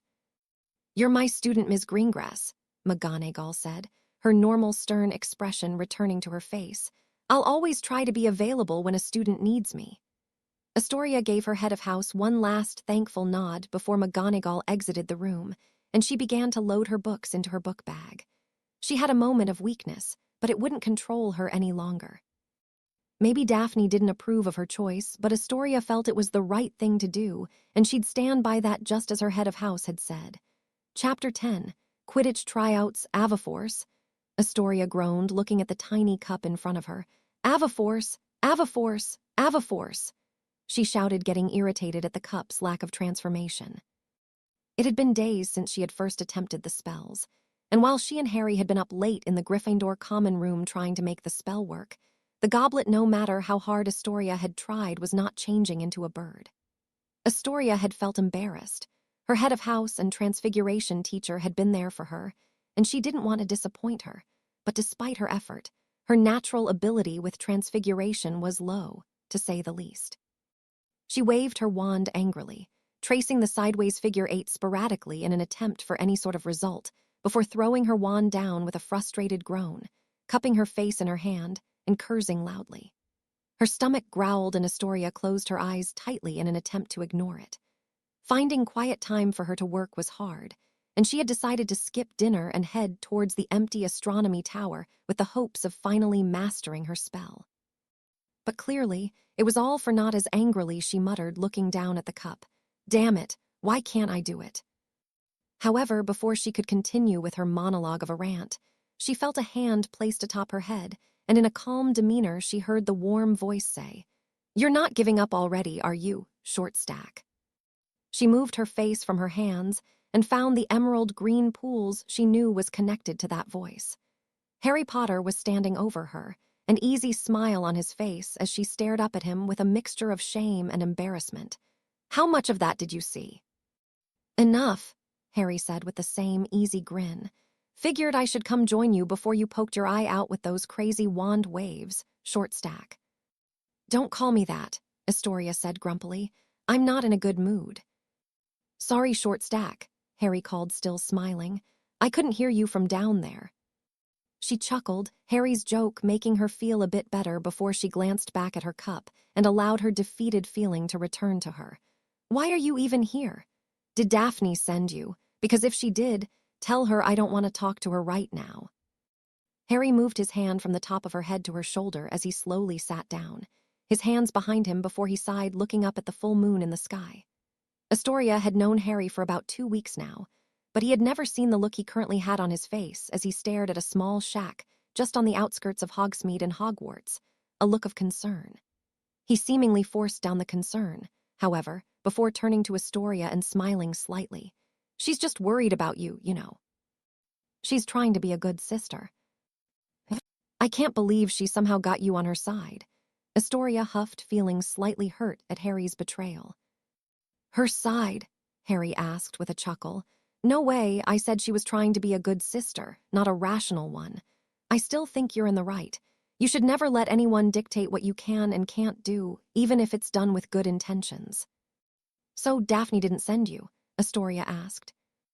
Is it so hard to believe I'd go looking for a friend out of the goodness of my heart? Harry asked with a cocked eyebrow. No, sorry, Astoria spoke nervously, but speaking of things I can't do. Her voice trailed off as she examined the cup. Hey, Harry said warmly, everyone has schools of magic they aren't great in. When I was being privately tutored, I was god-awful at potions and herbology. Honestly, I'm still pretty bad at both subjects.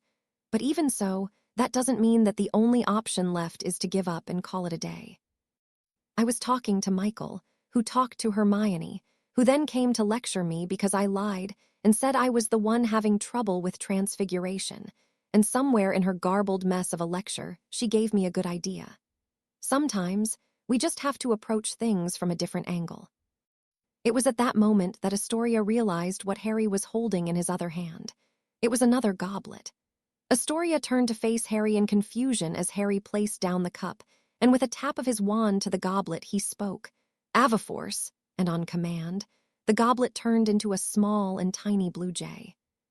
How was this supposed to help me? Astoria said, in a mixture of confusion and irritation. I'm getting to that short stack, Harry said with a grin. You're trying to turn a water goblet into a bird, right? Well, like all schools of magic, you can't really brute force your way into success. This is especially true in transfiguration. Before you try and make the transformation work, you have to visualize it. That's why I decided to create my own lovely assistant. The blue jay tweeted happily before it climbed on Harry's finger, and with a look of warm encouragement, Harry spoke. I want you to look at my bird here, memorize every detail. Memorize the black ring around the neck, the elongated blue and black tiled tail feather, the sharp black beak, the white underbelly. Visualize the bird until you could draw it with your eyes closed. Astoria felt somewhat dumb as she entered the starring contest with the bird, doing as Harry suggested and attempting to memorize every feature of the blue jay. Astoria had wanted to close her eyes and try after just 5 minutes, but Harry encouraged her to take as much time as she needed to visualize the bird. Astoria had expected Harry's arm to tire, or for him to lose his patience, but Harry sat there, a pleasant look on his face, simply sending a stream of confidence towards her with his eyes. Harry didn't complain. He didn't say a word about the fact he was missing dinner. He didn't say a word about how he could have been using this time to study. He didn't even do an impatient clearing of the throat. He just stood there, a positive look in his eyes with incredible discipline. Finally, Astoria closed her eyes, and to her great delight, it was as if she hadn't closed them at all. The image of Harry's transfigured blue jay had been etched into her memory to the point she could vividly picture every small detail from the sharpness of its toes to the exact shade of blue its feathers were. In an excited whisper, she spoke. I can see it. Like my eyes are open, I completely see it. Good, Harry said as he lifted her wand and placed it back in her hand. Now, without opening your eyes, complete the movement and say the spell. With the image of the blue jay in her mind, she allowed her arm to move in the sideways figure 8, and with a calm voice she spoke. Avaforce! Suddenly, to her complete and utter disbelief, she heard a loud squawking emerge from the direction of her cup as she opened her eyes and smiled at the miniature version of a blue jay stood in front of her where the cup used to be. It wasn't perfect as the color wasn't exactly right, and the beak was slightly crooked, but Astoria had done it. She had transfigured the cup into a bird. She leapt for Harry as she cried, I did it! I actually did it! I knew you had it in you, Harry said warmly before she released him from her hug. The smile on her face, however, turned into an uneasy grin as a loud grumble emerged from her stomach. Harry laughed as Astoria joined in, allowing the unease she was feeling melt into laughter. Don't suppose we would make it to the Great Hall in time for dinner. Don't worry about it, Harry said as he dug into his book bag, pulling out 2 ham sandwiches. I planned ahead. You're the best, Astoria said happily, taking the sandwich from Harry. Could you say that a little louder? Harry said teasingly. I didn't quite hear you from down there, short stack. Whatever, Astoria said with a joyful laugh, and as she bit into the sandwich, she wasn't quite sure, but she could swear she had heard a set of footsteps walking away from the astronomy tower. Daphne wasn't sure how to feel as she marched towards the Slytherin common room after witnessing what she had just seen. Her heart hurt, but her face would never show it. She was the Ice Queen, and the Ice Queen was not allowed to feel hurt. Still, her chest felt heavy as she returned to her dorm, 2 sandwiches in her own book bag. Tracy and Blaze had both spent the last week berating her for her stubborn decision to tell Astoria to stay away from Harry, and had really opened her eyes that bowing to Malfoy's whims would only be a temporary solution, until he had gotten bored of her just like what had happened to Sophie Roper and Alice Tolipan. She had finally relinquished the fact that she was in the wrong, and more importantly, Daphne couldn't handle fighting with the only real family she had left. Tonight was the night she had been planning to apologize and put everything behind them. However, when she had arrived at the astronomy tower, she had been surprised to hear not just Astoria's voice, but Potter's as well. Cautiously, Daphne had crept towards the wall just beside the room, and as silently as she could, she listened. She had been expecting to hear Astoria rant to Harry about how awful of a sister Daphne was being, but instead, to her great surprise, she heard Harry defend her, despite all the coldness she had shown him since the day they had first met. Yes, Harry had explicitly stated that Daphne was acting irrationally, but he still claimed that she was doing her best to handle the situation.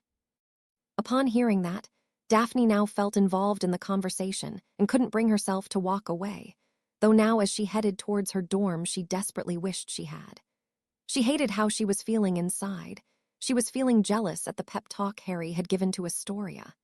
While Daphne was more cautious than Harry, she couldn't deny that the message of not giving up was something Astoria needed to hear, and it was also something Daphne could never truly mean. Daphne lived in a world of cruel reality. Her sister was dying, she had lost her parents, and despite every single attempt to find a cure for her sister's condition over the last 2 years, all of them had come up short. Giving up was what she wanted to do more than anything, but she couldn't allow herself to quit. Had it been Daphne giving Astoria the speech, she would have gone about it through a process of breaking down statistics, or how each grade was inputted into the scorebook, and how even if Astoria couldn't master on spell, she could still get an O in the class, and how an exceeds expectation wasn't a bad grade either. But the speech Harry had given her didn't console Astoria like hers would have. His speech had reinvigorated her, and with that renewed energy, she had tried the spell again. Daphne watched and marveled at Harry's patience as Astoria stood there for 20-plus minutes memorizing every nook and cranny of his transfigured blue jay without saying a word. A show of patience and discipline that Daphne herself couldn't help but envy. She smiled as she saw Astoria complete the spell and wanted to go out there and hug her sister to show her how proud she was. But Astoria didn't jump into her arms. She instead had jumped into Harry's.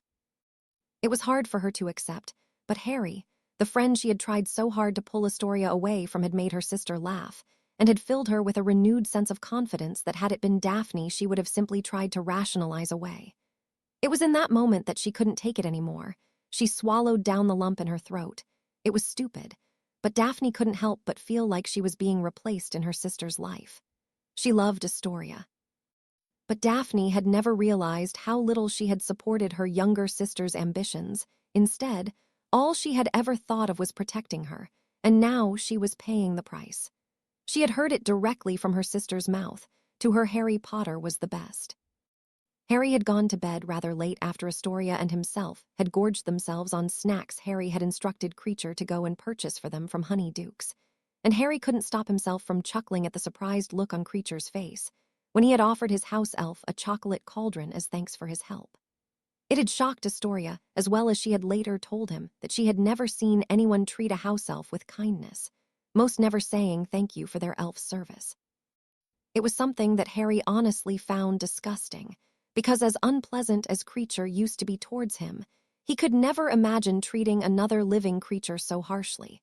Unless, of course, said creature had the dark mark on their arm, then they'd get no mercy from Harry.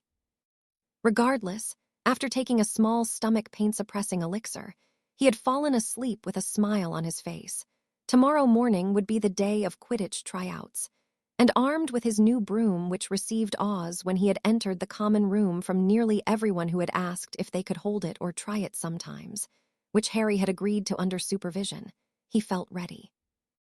The only thing that rubbed him the wrong way was the jealous glare of Ronald Weasley, and in an attempt to make up for Loki nearly eating his rat, Harry had approached the redhead and spoke.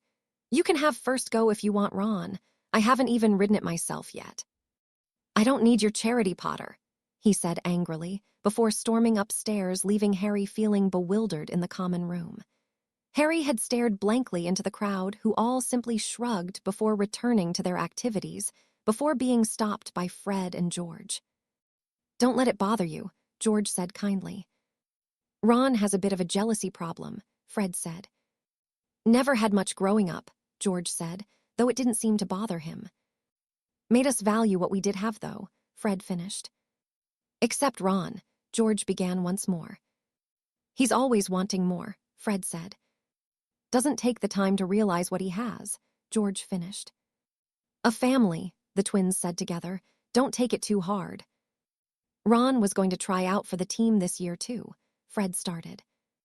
"He's already nervous, and now you got a new broom, so he's even more worried," George said.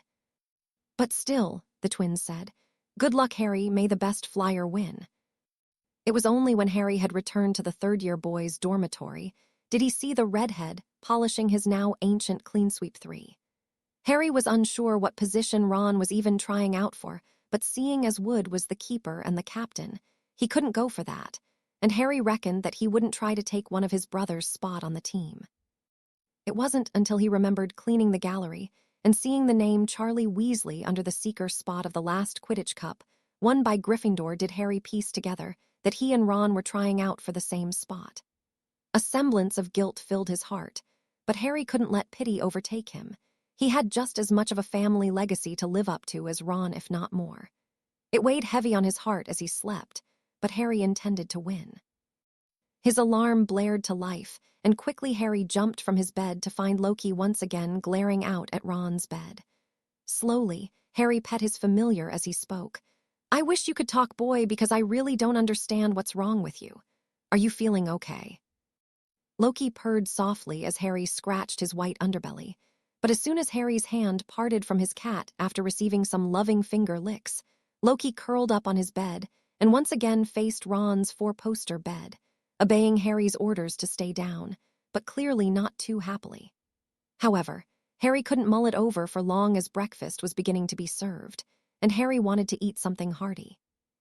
He quickly showered before changing into a Gryffindor red compression shirt with black gym shorts before meeting Astoria in the common room, who was currently reading up on her transfiguration homework for next week before the two of them departed for the Great Hall together. Harry's firebolt slung carefully over his shoulder. When Harry had arrived for breakfast early Saturday morning, the Great Hall was relatively empty except for the Gryffindor table that was beaming with excitement for the tryouts. While Angelina and Wood looked terrifyingly focused, Alicia and Katie seemed rather carefree and confident that they would be keeping their position on the team. Before Harry could even sit, though, Fred and George walked up to him.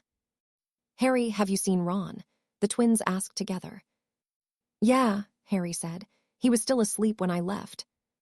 The twins looked at each other for a moment before they groaned. Idiot. Before what Harry could only guess was their march towards the tower to wake their brother up before tryouts so he wouldn't be late or starving without breakfast. Together, Astoria and Harry took their seats at the table before Astoria spoke. "How are you feeling?" "Nervous." "Should be fine," Harry said with a shrug. "I mean, it's not like I'm flying against Victor Crumb or something. I just have to be better than everyone else who tries out." "That's one way to look at it," Astoria grumbled, clearly a bit perturbed over Harry's seemingly non-existent nerves. However, Astoria wasn't the only one who seemed to start a conversation with him, as from the entrance of the Great Hall he heard a familiar voice. "Potter," Michael said, cheerfully dressed in Gryffindor colors, holding a banner with the name Potter charmed on the red banner in gold. "Really?" Harry said with a chuckle at his friend's attempt to embarrass him. "Got to support my brother after all," Michael said, taking a seat at the Gryffindor table. Astoria's face was clearly shocked that nobody seemed to mind a non-lion sitting at the table. But after Michael's stunt on Snape, most Gryffindors had silently agreed to make Corner an honorary member. "So," Michael started, "how you feeling, Luce?" "Good. I got to know because as nice of a bloke as Cedric is, if I have to hear Chang fawn over how awesome he is, I might just lose my mind." Angelina choked on the milk she was drinking from laughing before Katie began to pat her on the back, helping her swallow before she spoke. "That explains why Ravenclaw can never beat Hufflepuff. Their seeker is sending Diggory googly eyes." "Tell me about it," Michael said with a groan. "Although I can't talk too much trash about the Claws team, as I've decided that if you're trying out Potter, I might as well give it a try too." "What position are you going for?" Katie asked kindly. "I'm thinking Chaser," Michael said calmly. "Well, Davies and Burrow are going to be tough," Alicia said in a focused tone, joining the conversation. "But honestly, Stretton isn't that good. Depending on your skill, you should be able to dethrone him." "That gives me some hope," Michael said with a chuckle. "But honestly, I don't care who wins as long as it's not Slytherin. The way they walked around after winning the House Cup 2 years ago was unbearable." "I'll drink to that," Lee Jordan spoke, lifting his pumpkin juice. "You'll drink to anything," Katie said with a side-eye and smirk. "Harsh," Jordan said, "but true." Katie laughed as Jordan put his arm around her comfortingly, kissing her temple, causing Angelina and Alicia to fake gag, and Katie just shook her head. "Whatever. You two are just jealous that Fred and Davies haven't asked you out yet." "Careful, Belle," Alicia said harshly, but Harry just laughed at the banter of the teammates he had hoped to join. Before anyone else could respond, the doors of the Great Hall sprung open, and out rushed Ron in mismatched clothes, a look of panic in his eyes as he raced towards the table and quickly began shoving his face full of food. Harry felt a smirk tug at this lip as he saw Fred give Angelina an embarrassed look, which just caused the normally very serious girl to smile as the twins took a seat on either side of her. For Harry, Astoria, and Michael, the mood was much less pleasant as they were within the splash zone of Ron's feral eating habits, and Katie, Lee, and Alicia each looked at Ron with a genuine look of concern that he could choke at the speed he was eating. However, Wood seemingly tuned everything out. As the second the clock struck 8, he stood up and spoke. "Everyone trying out follow me to the Quidditch pitch." It was pretty chilly out on the pitch, as September was beginning to fade into October, and it was this early morning hour and chill that had caused Harry to be surprised with how packed the bleachers of the pitch were. While Gryffindor's was clearly the most packed, Hufflepuff and Ravenclaw each had a sizable amount of spectators, and as Harry assumed was customary, Slytherin had sent their team to watch as well for what could only be described as scouting. Harry's eyes scanned the bleachers, and of course, he soon found his fan club of Lavender Brown, Parvati Patil, and Faye Dunbar cheering loudly for him or sending air-blown kisses. Something Harry desperately wished wasn't currently happening right now, as while he wasn't unfamiliar with flirting, it wasn't much fun if it was all based on status rather than actual attraction. However, his mood was lifted when he saw that Astoria and Corner had found a spot right in the front of the Gryffindor box, holding the Potter banner highly and cheering for him loudly.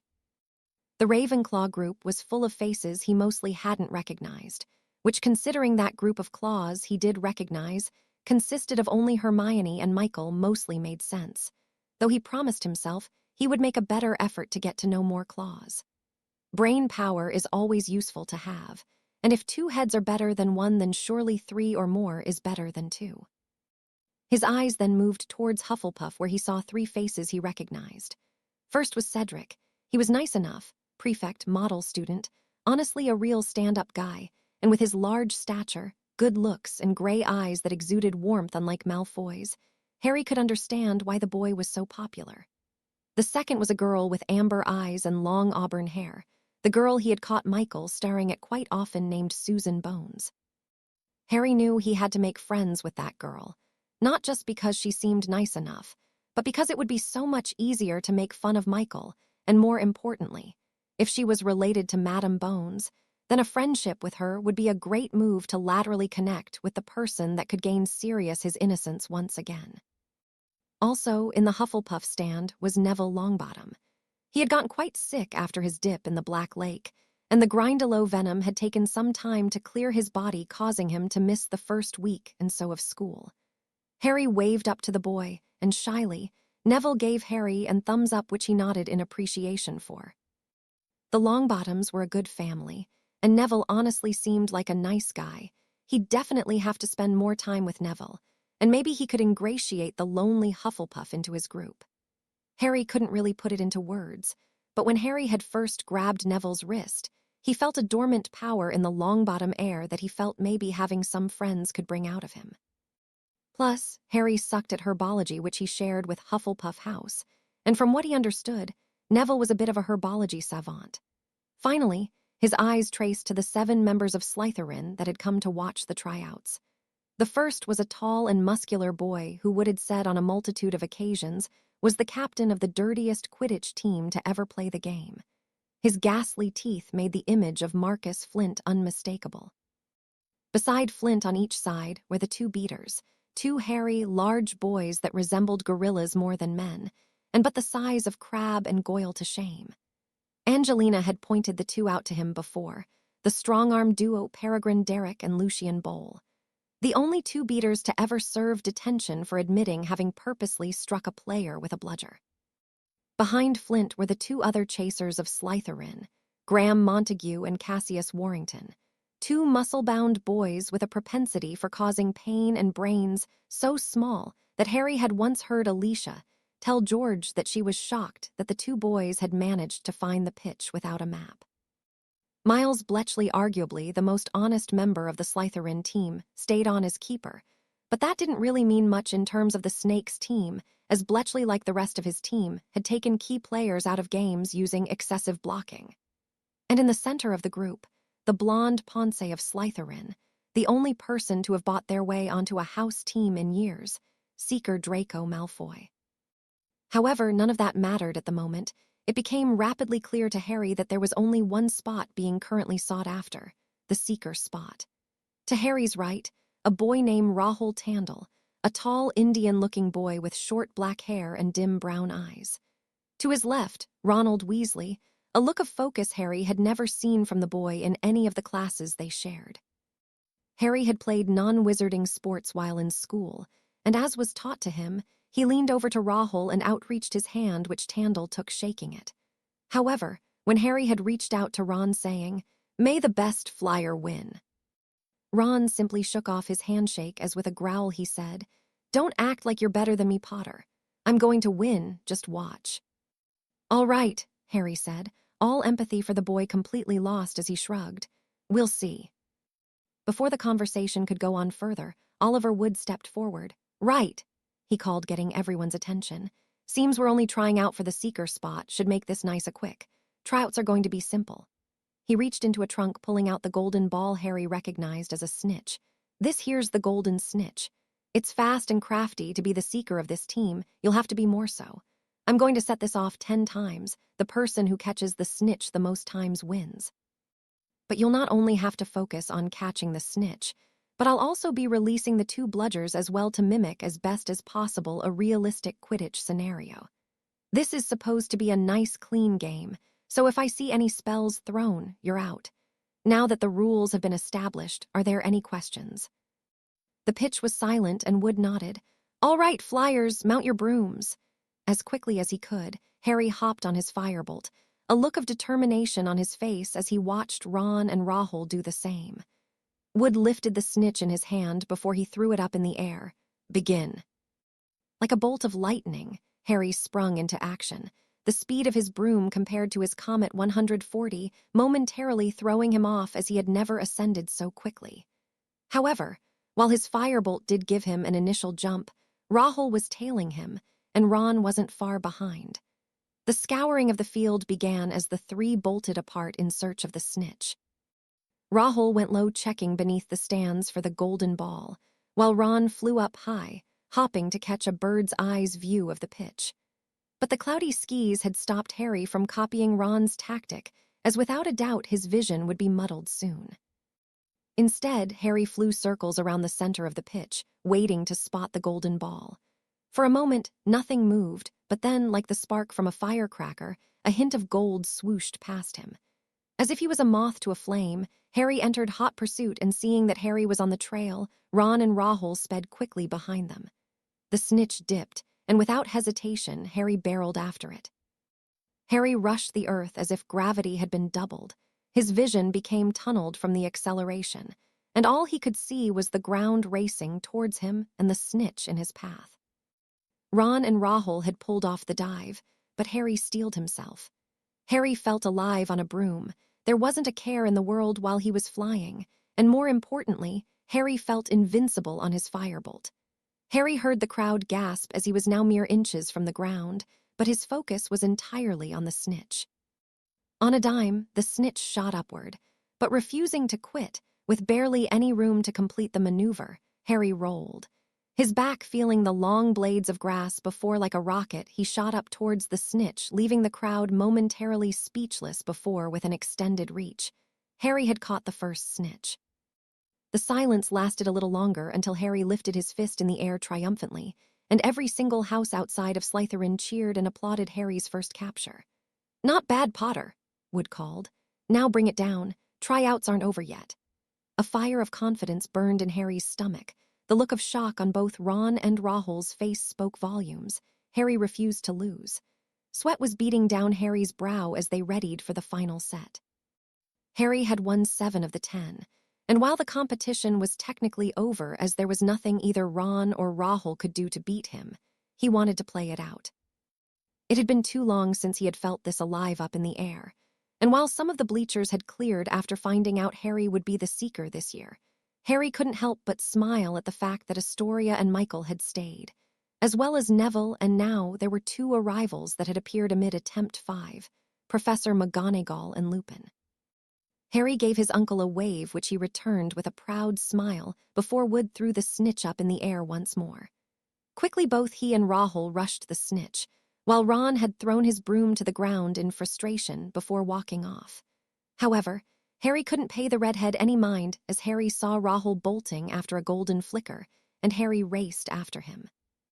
Once Harry had caught up to him, though, Rahul had seemingly lost the snitch in the growing fog, but to Harry's delight, he saw a small flicker of gold at the right side of the keeper's post. Harry rushed the rings, and with grace and agility, Harry flew effortlessly through the rings chasing the snitch. But the snitch clearly wasn't done yet as it rocketed into the foggy sky. Harry quickly ascended after it, but had to pull back hard as a rouge bludger had just passed his face, barely missing his nose, causing the remaining audience to gasp. The only smile was from Malfoy, who had stuck around no doubt in the hopes a bludger would have landed its mark. Harry quickly flipped his broom backward, recovering as he entered the fog-clad atmosphere in search of the golden ball. As Harry rose, the fog became darker and darker until it was no longer fog, but a terrifying black mist, and though Harry tried to fight it, his body began to tremble and shake as his breath became visible amongst the clouds. Then he felt it. It hit him like a freight train. His head started to hurt, and all the feelings of his happiness had vanished in an instant, as in the distance, a gliding, wraith-like creature covered in black veils emerged from the mist. Like torture, visions from Harry's nightmares had appeared to him. He saw what he imagined was the face of Voldemort walking over the bodies of Sirius, Andromeda, Remus, and Tonks laughing. He saw visions of his father being slaughtered. And then, finally, he heard the most god-awful noise he'd ever experienced. Screaming, shouting, and begging, all emerging from a woman's voice. "Please," the panic woman begged. "Please not Harry, kill me instead." "Move," a voice hissed in his head. "I won't," the lady responded. It was quiet for a moment before he heard the woman shout in agony before she whispered, "It's going to be okay, Harry. Mama loves you. She won't let anything happen to you. Mama will always love." "Avada Kedavra," the hissing voice shouted, and a flare of green light encapsulated Harry's vision. Then, Harry's vision went black as he let go of his broom, not having the strength to hold on. As his body plummeted through the clouds, the foul creatures did not relent in their pursuit. The screaming didn't stop. It was all he could hear. His mother begging for his life, screaming in agony, and Harry could do nothing. His body felt limp and cold, And at that moment, as a shroud of depression surrounded him, all Harry could think about was how badly he wanted to die. The screams of his mother soon faded under the sounds of the crowd screaming in panic, and Harry had closed his eyes, praying for the torture to stop before with the last of his fleeting consciousness. He heard two voices belonging to Remus and Professor McGonagall cry out, "Expecto Patronum" and "Immobulus." Then, everything stopped and Harry faded away. Chapter 11. Memories of Tom a yawn escaped Michael's mouth as he tried to rub the sleep out of his eyes. It had been 2 days since Harry had fallen off his broom, and to the surprise and confusion of nearly everyone, he still hadn't woken up. Both Madame Pomfrey and Dumbledore claimed that it was nothing to worry about as Harry's vitals were all stable, and the Dementors hadn't managed to kiss him. But Michael couldn't help but feel concerned as nobody, at least to his knowledge, had ever faded into a coma from a Dementor's presence. Hospitals and treatment centers. It was strange for Michael. When he was younger, he used to alienate people from his life. They were boring and simple, and he really didn't like that. However, he didn't like being lonely any better, so instead, he had turned to mischief to avoid the conflicted feelings of loneliness and disinterest that resided inside him. He had never truly made a friend until Harry, and they had been getting along swimmingly. But now, Harry was comatose and nobody seemed to understand why. Michael was smart. He would dare say he was the brightest wizard of his age, and he felt that for his best and only real friend, he would shed his laziness and try to figure out the reason behind Harry's newfound condition. He had snuck into the forbidden section of the library with the help of Fred and George, and had started reading as many books on Dementors as he could. He found out a lot about them, how they were unkillable, how Azkaban had actually been created from the island in which Dementors first spawned, how only the Patronus charm was capable of safeguarding one against their attacks, but he had found nothing that explained Harry's slow recovery. Fred and George had helped him read some books. Astoria had fallen asleep in the library twice from being up, until the wee hours reading the awful details of Dementors, and even Neville had come to lend a hand. Yet there was still no explanation. The library was empty and closing hours would be happening soon. In his mind, he calculated who was on Harry's watch. He normally took the morning shift, Fred and George visiting around lunch with Angelina, and followed normally by Astoria or Professor Lupin, who would check in between classes. Michael was surprised that one time Lupin had come in with a rather large black dog, and when he had asked, Lupin had explained that while in the Muggle world Harry had adopted a dog, and he had read that sometimes animals could help in a person's recovery. Michael was not really handling it all that well, but Astoria was even worse. It wasn't a mystery to anyone that knew the two of them that Astoria had started looking up to Harry as an older brother, and honestly Harry had been rather protective of the first-year lioness as well. Michael took a deep breath before letting out an aggravated sigh. He was a genius. Harry was his friend. He should have been able to come up with something, anything to help Harry out, but all he was drawing was a big blank. Michael's stomach growled loudly. He had been skipping meals to do research, and to be honest, he was sure he hadn't had an actual meal since the breakfast before Gryffindor tryouts. Just before Michael was about to open up another book, he heard a voice call out, "Michael." Quickly he turned around. Facing her was the girl he spent so much time thinking about. Susan Bones was standing in the hallway of the library, a concerned look on her face. Michael turned to her, but given the lack of sleep he doubted that he looked very reassuring as he gave a small grin. "Hey, Red, what's up?" "I just came to check on you," Susan said kindly. "I heard from Neville you've been spending most of your time here. I haven't seen you in the Great Hall for meals, so I just got a little worried." "I'm okay," Michael lied. "I just need to figure this out. I have to be missing something, it just doesn't make sense." "Harry's going to be okay," Susan said in a very assured tone. "I wish I felt as confident about it as you do," Michael sighed. "He's my best friend, you know, and I just feel like such a failure." Susan walked over towards him. Michael watched as she pulled up a chair next to him before turning to face him, forcing eye contact. Michael felt his anxiety relax as he stared into her amber pools, and with a calm voice, she spoke. "You're not a failure. In fact, I'm sort of impressed. I always knew you were smart. I saw it during our first year of defense against the dark arts when you instantly deduced that something was fishy about Professor Quirrell. But seeing all this, seeing how hard you're working, it's admirable. It's certainly not something to be ashamed of. I still haven't figured out a way to help him, though, Michael said tiredly. God, I hate feeling so helpless. All of this brain power for nothing, it's just so. Stop, Susan said, and Michael felt his body calm as he felt Susan take his hand in hers. Just take a deep breath, okay? When was the last time you had something to eat that wasn't a to-go snack? Michael said, couple days. All right, first we get you something to eat, Susan said calmly. Then you get some sleep and we'll get started on research again tomorrow. We'll, Michael asked in confusion. You're my friend Corner, Susan said with a smile. Of course I'll help, but let's get some food first. You know that dinner's over, right, Red? Michael said, a small smile on his face. Did you know that the Hufflepuff common room is right next to the Hogwarts kitchens? Susan said with a grin. Come on, I know a way. Daphne lay down in her bed, stress filling her mind. She had convinced herself that she couldn't care less about Potter's condition, a thing that was cause for much celebration in the Slytherin common room, much to her disgust, yet something about it all was bothering her. She too had studied Dementors, not in the way she had witnessed her sister, the Weasley twins, Longbottom and Corner, studying them, but she had studied the effects a Dementor has on one's psychology. Yet never in her research did she hear of a Dementor causing a coma without first removing a person's soul.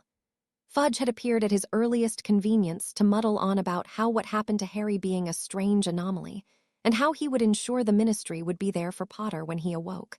But it was bothering her that it didn't make sense. The other thing that had bothered her was the stress she saw on her sister's face. There was a reason Daphne wasn't sorted into the House of the Brave. She had wanted to apologize to her sister many times, but each time she pushed it back, not wanting to have the fight or, to worse, have to admit she was wrong aloud, though she had accepted the fact in her heart. Her younger sister wasn't eating. The bags under her eyes showed her lack of sleep, and for as long as Daphne could remember, Astoria had always been a smiley child. Now, however, Daphne couldn't think of the last time she had seen her sister smile. It made her nauseous. Seeing such evident unhappiness in her sister, she needed to do something. Harry had enough people there for him. Daphne worried about nobody being there for her sister.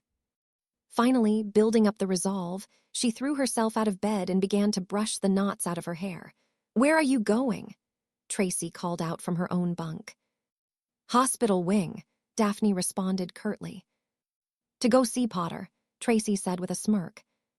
No, she said firmly, though it was hard for her to deny that Potter had been on her mind since she had witnessed him teaching Astoria in the astronomy tower. The level of ease and calm Harry had as he taught, it pained her to say it, but she felt that Harry had it in him to be a great professor one day if he wanted to be. Tracy just chuckled. You are so into him. Why don't you just admit it? You talk about him all the time. You're constantly sneaking glances at him from our table, hell. You even criticize the girls that come up and flirt with him. What did you call Brown again? Shut up, Trace, Daphne started. A talentless, scantily clad bimbo, right? Tracy finished, causing Daphne to hiss angrily. It was one time. I was having a bad day. It had nothing to do with Potter, Daphne said with irritation. Sure, you just happened to lash out at a girl that's always chasing after the guy you're always starring at pretending to hate, Tracy said with a smirk. Admit it, you call him arrogant, but part of you likes it. Guys who are weak and stutter when they try to flirt with you or have no confidence in themselves drive you up the wall. You don't like Malfoy because he's boastful along with a flurry of other issues, but Potter isn't boastful, he's just confident, and I find it quite funny. Well, I'm glad you find his arrogance humorous, Daphne said heatedly. But like I said, me going to the hospital wing has nothing to do with him. Sure it doesn't, Tracy said with a playful wink. Don't stay out too late or people might start getting the wrong idea.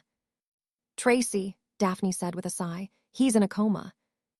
You've never read Sleeping Beauty, Tracy said with a chuckle, forcing Daphne to roll her eyes. Whatever, she mumbled, and with the echoing of Tracy's snickering, Daphne departed to find her sister, and though she'd never admit to it, She planned to check in on Potter as well, but only for research purposes. The walk to the infirmary was far, and it wasn't helped that she had stopped by the kitchens to ask for a late-night snack in case her sister was hungry. Daphne was slightly worried about how she'd return to her common room without losing points for being out after hours. But at this point, it didn't matter. She needed to make sure Astoria was okay, and if she lost a few house points for it, so be it. Honestly, her little sister's protectiveness over Harry and vice versa was both inspiring and confusing. The two had known each other for less than 4 weeks, and yet they had such a close-knit friendship, the kind that Daphne and Tracy had taken years to develop. She wasn't sure how he did it, but Daphne was really beginning to consider Harry's ability to make deep friendships in such a short time a near superpower. Pushing that mystery out of her head, for now, Daphne had opened the infirmary, and in the distance was a bed surrounded in sweets, flowers, and a bunch of other junk. However, it wasn't the contents that surrounded the bed, but the person laying there that drew most of Daphne's attention. Harry Potter was a hero to a lot of girls growing up, and Astoria was no different. Daphne used to laugh when she'd bring back books about the adventures of Harry Potter to read. But that boy laying on the bed, pale as a ghost, looked nothing like the superhero the stories had portrayed him as. Harry looked weak and broken, and for some reason, it infuriated Daphne. How could the boy that constantly flirted with her and drove her insane ever look that weak? She wanted to go over there and shake Potter back to reality and yell at him for playing around, but the fact of the matter was that he wasn't. It wasn't some elaborate prank. Harry was suffering from some sort of ailment, and not even Madame Pomfrey knew what it was. For a fleeting moment, Daphne had felt a flicker of concern for the boy who lived. However, the flicker of concern was erased upon seeing the person she had truly come to see. Her kaleidoscopic eyes were puffy, and her jet-black hair was braided poorly, worse than Daphne believed Astoria would ever allow them to be. Her younger sister was sitting there, at the visitor's chair right beside Harry's bed, checking on the moist towel laid across his forehead, a stack of cards in her hand. As Daphne drew closer, she began hearing her sister mutter to herself a string of comments that would have been funny had she not been so depressed. "This one is from Neville's Gran. You'll probably want to read that one later." She then began to once again toss a myriad of different letters in the trash as she sighed. Fan mail, fan mail, fan mail, marriage contract, fan mail, broom closet inquire. Then she stopped. A letter from the minister himself, probably important. "Organizing his mail now, are we?" Daphne chimed in. Astoria quickly turned around, and Daphne had a chance to really see up close the amount of exhaustion etched onto her younger sister's face. "Don't sneak up on me like that, geez." "Sorry," Daphne said, pulling up a chair and sitting next to her sister. "I saw you didn't make it to dinner. You must be hungry." "Why do you care?" Astoria grumbled. "Afraid I'm going to die of hunger before my blood curse kills me." "Astoria, don't say that," Daphne said firmly. She had always been overprotective of her younger sister because of her disease, but in Astoria's exhausted state, she seemingly let slip just how irritated Daphne's constant vigilance of her made her. "We may have had a fight, but you know I still love you. And that blood curse is not going to kill you because I am going to find a cure for you. I promise." Astoria looked down at the ground. "What kind of food did you bring?" "Some kind of steak and arugula sandwich the elves in the kitchen made," Daphne said, handing the sandwich from her bag to Astoria. "They look a little lumpy, but they are really good." "Thanks," Astoria said meekly as she bit into the sandwich, a sad smile on her face. "I wish Harry was better already. I miss talking to him. The Gryffindor common room hasn't been much fun without him." "He's going to be all right, Astoria," Daphne said, gripping her sister's shoulder. "The Dark Lord couldn't kill Potter. I doubt a Dementor ever stood a chance." A slight smile appeared on Astoria's lips as she nodded before her face turned serious. "Hey, Daph." "Yes." "I'm sorry," Astoria said. "I've had a lot of time to think while watching over Harry, and I've come to the conclusion that he was right. You were just trying to be a good sister, and I shouldn't have gotten so mad at you for trying to protect me.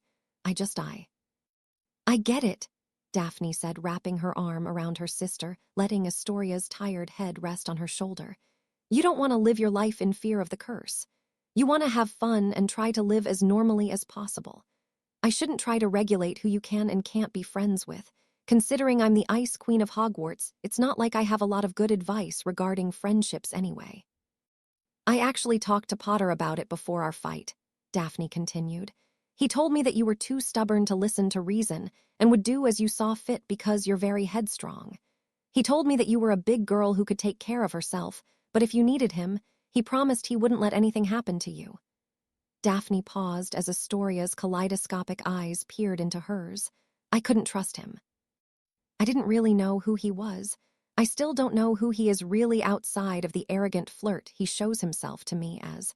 But after what I saw in the astronomy tower last week, I think I believe him despite everything logically pointing in another direction. That was you, Astoria asked. Why did you leave?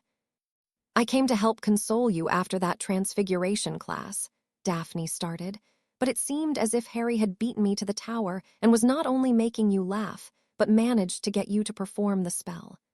I figured you didn't need me around. I'll always need you, Astoria whispered. You're my big sister. You can be a real stuck-up bitch sometimes, but I couldn't imagine my life without you. Astoria then stopped a moment looking down at Harry before she started.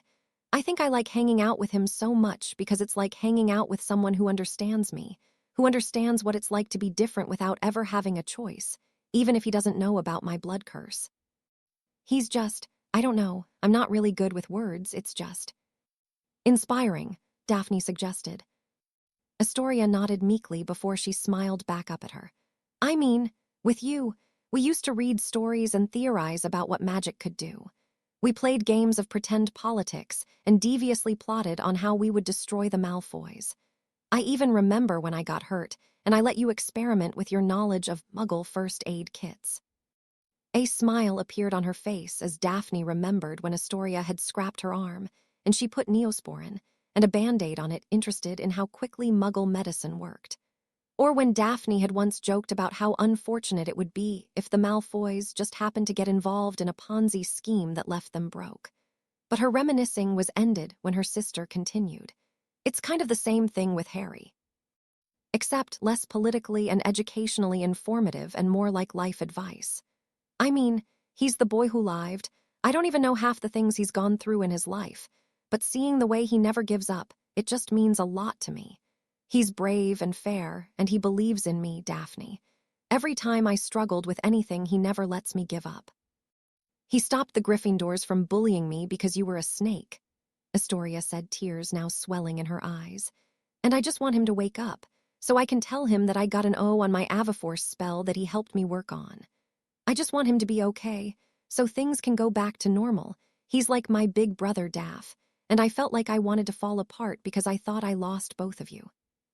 Daphne tightened her hug around her sister, allowing the understanding of Astoria's surprisingly close relationship with Harry to flood her mind. Somehow, Potter understood Astoria even better than Daphne herself did at times. And she felt bad that her sister had somehow believed she had lost the two people she had looked up to the most. I'm not going anywhere, Tori, Daphne whispered.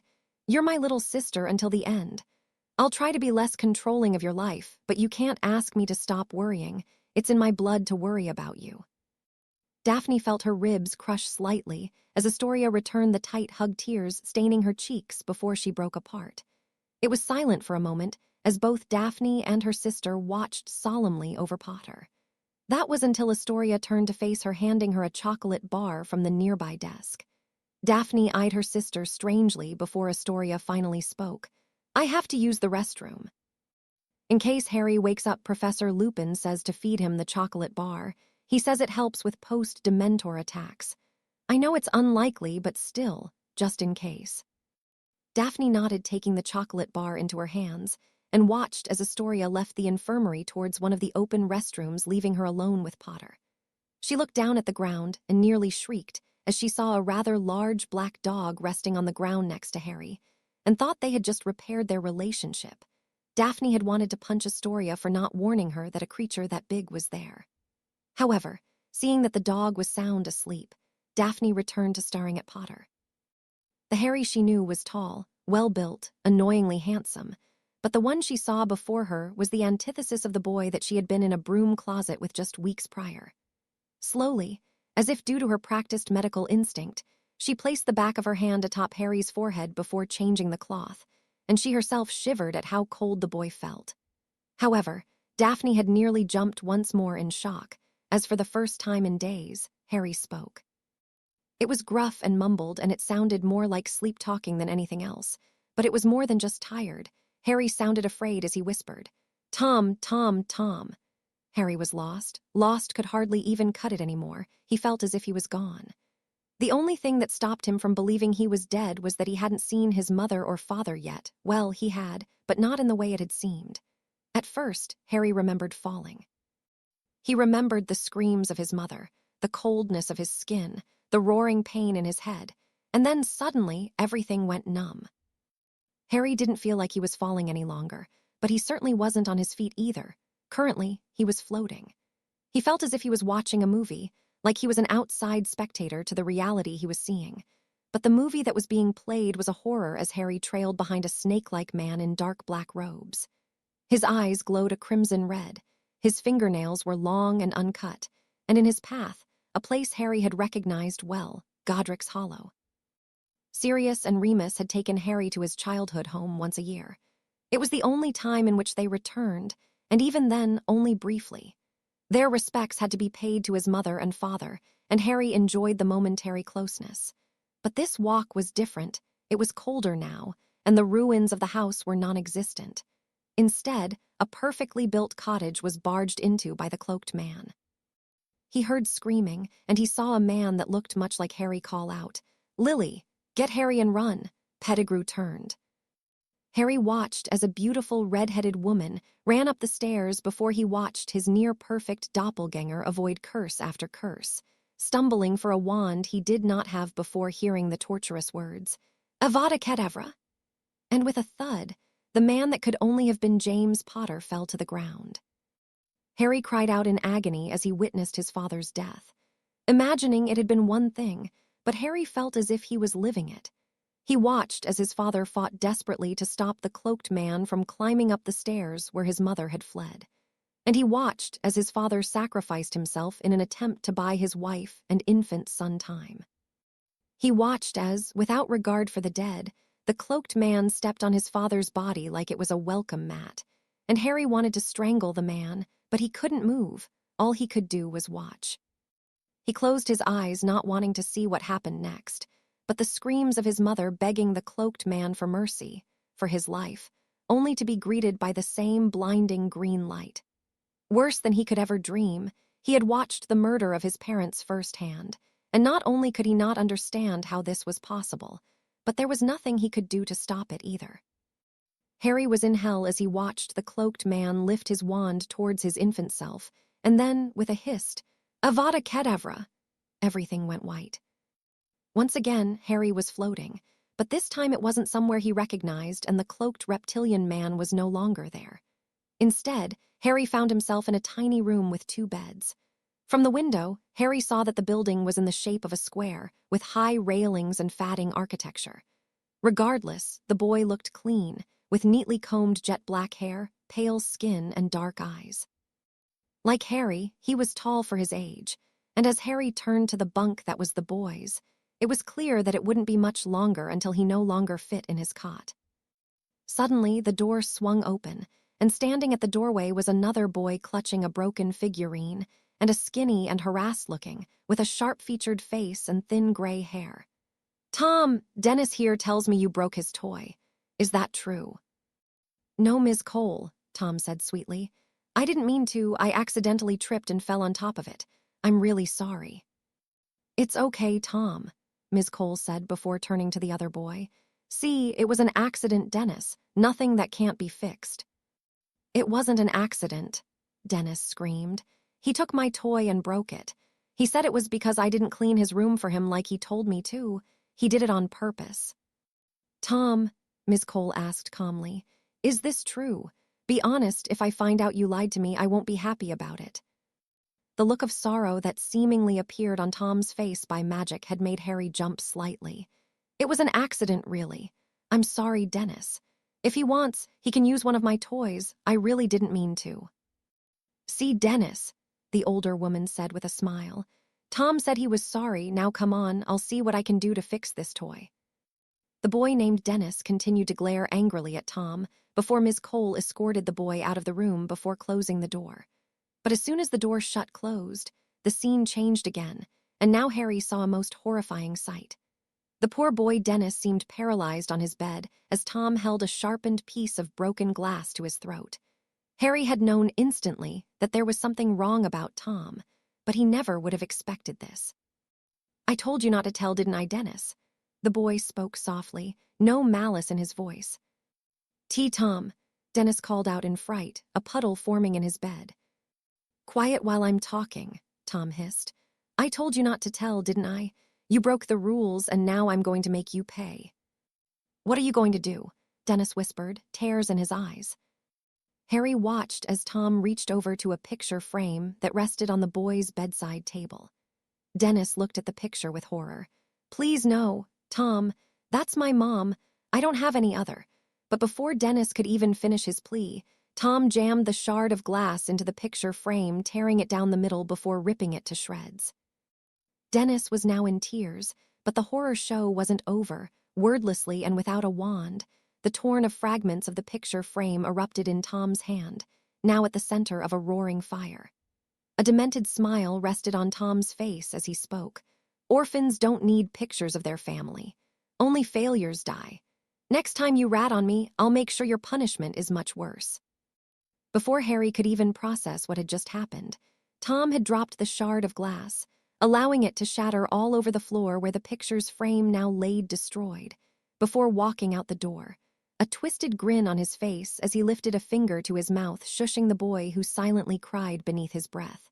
"Tom, Tom, Tom." And then, with a gasp, Harry sat straight up, tears in his eyes as he shouted, "Tom!"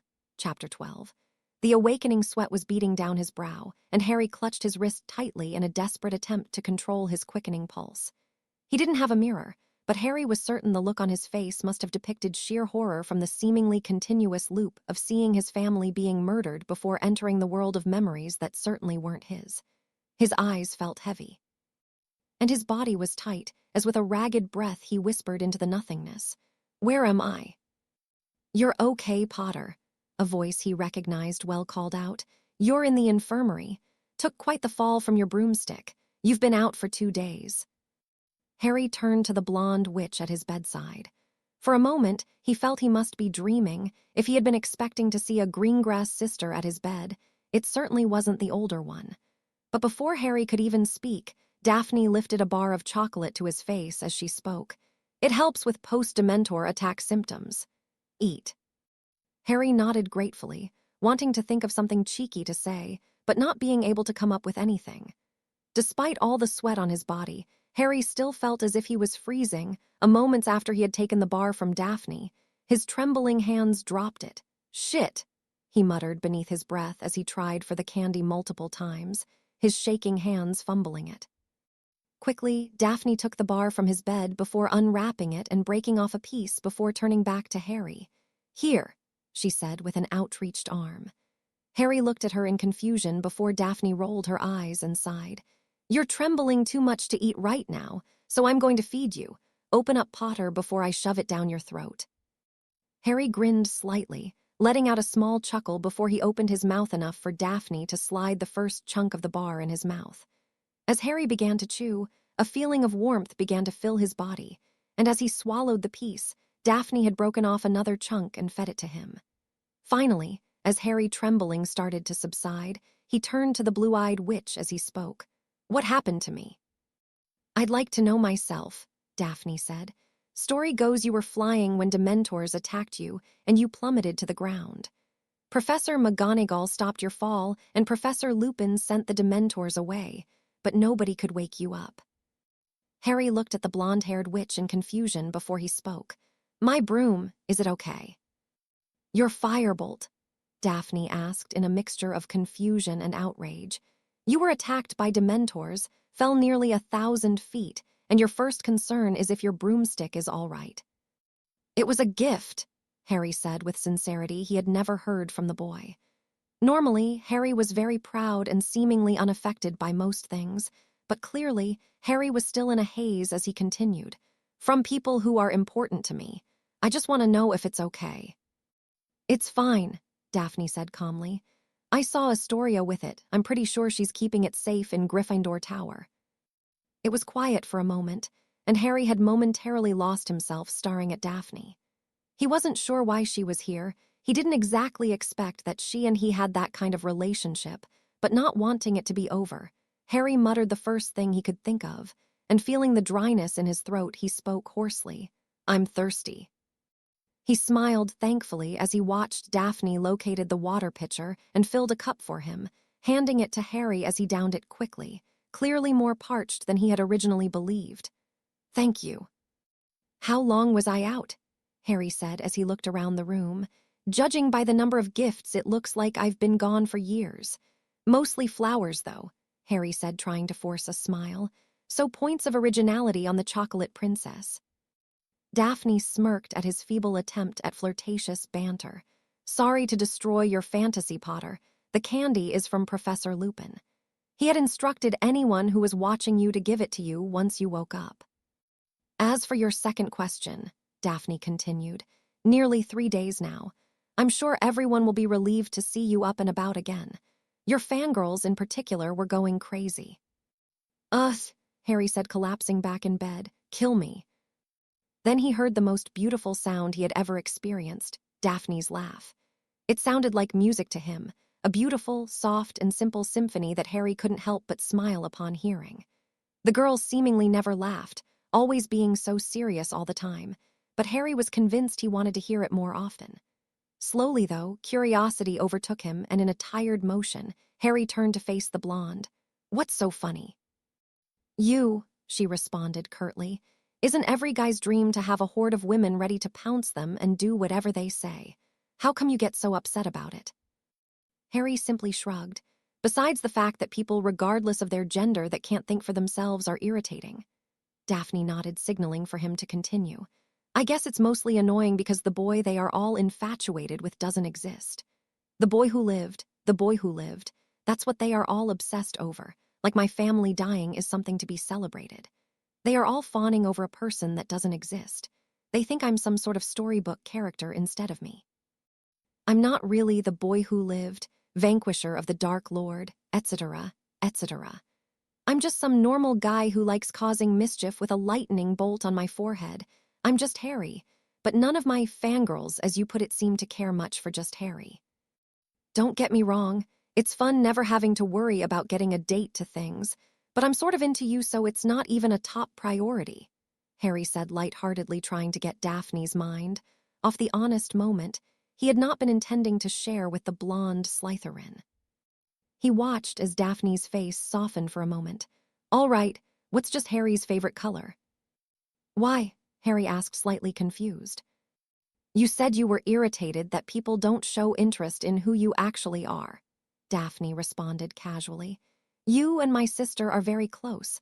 I figure I should at least make an attempt to learn a bit about the person she's insistent on hanging around. Then why ask for my favorite color? Harry asked, still a bit lost. Because it's something that there is no reason to lie about, Daphne spoke honestly. Harry thought for a moment before agreeing with Daphne. There was no secret agenda that could be made regarding that type of information, except maybe a flurry of girls wearing purple accessories, but who cared? Harry cleared his throat as he spoke. It's purple, like a dark purple, not lilac. Fascinating, Daphne said with a coy smile. And why is that, princess? Harry asked, equally as coy. Because according to which weekly magazine, the boy who live's favorite color is blue, Daphne said with a smirk. There go all the Ravenclaws who thought they had a better chance at getting with you. Harry actually chuckled at Daphne's hidden but surprisingly funny sarcasm and attitude before he asked, What about you? What's your favorite color? Why do you ask? Daphne said, the same passive expression on your face. Don't tell me you're interested in getting to know the real me, she said, throwing up quotations around the word. And if I said I was? Harry asked calmly. I'd tell you to quit while you're ahead, Daphne said with a chuckle. My life's not all that charming, and just because there may be more to you than I originally thought doesn't change my opinion that you're a major headache." Harry smirked as with a light chuckle he spoke.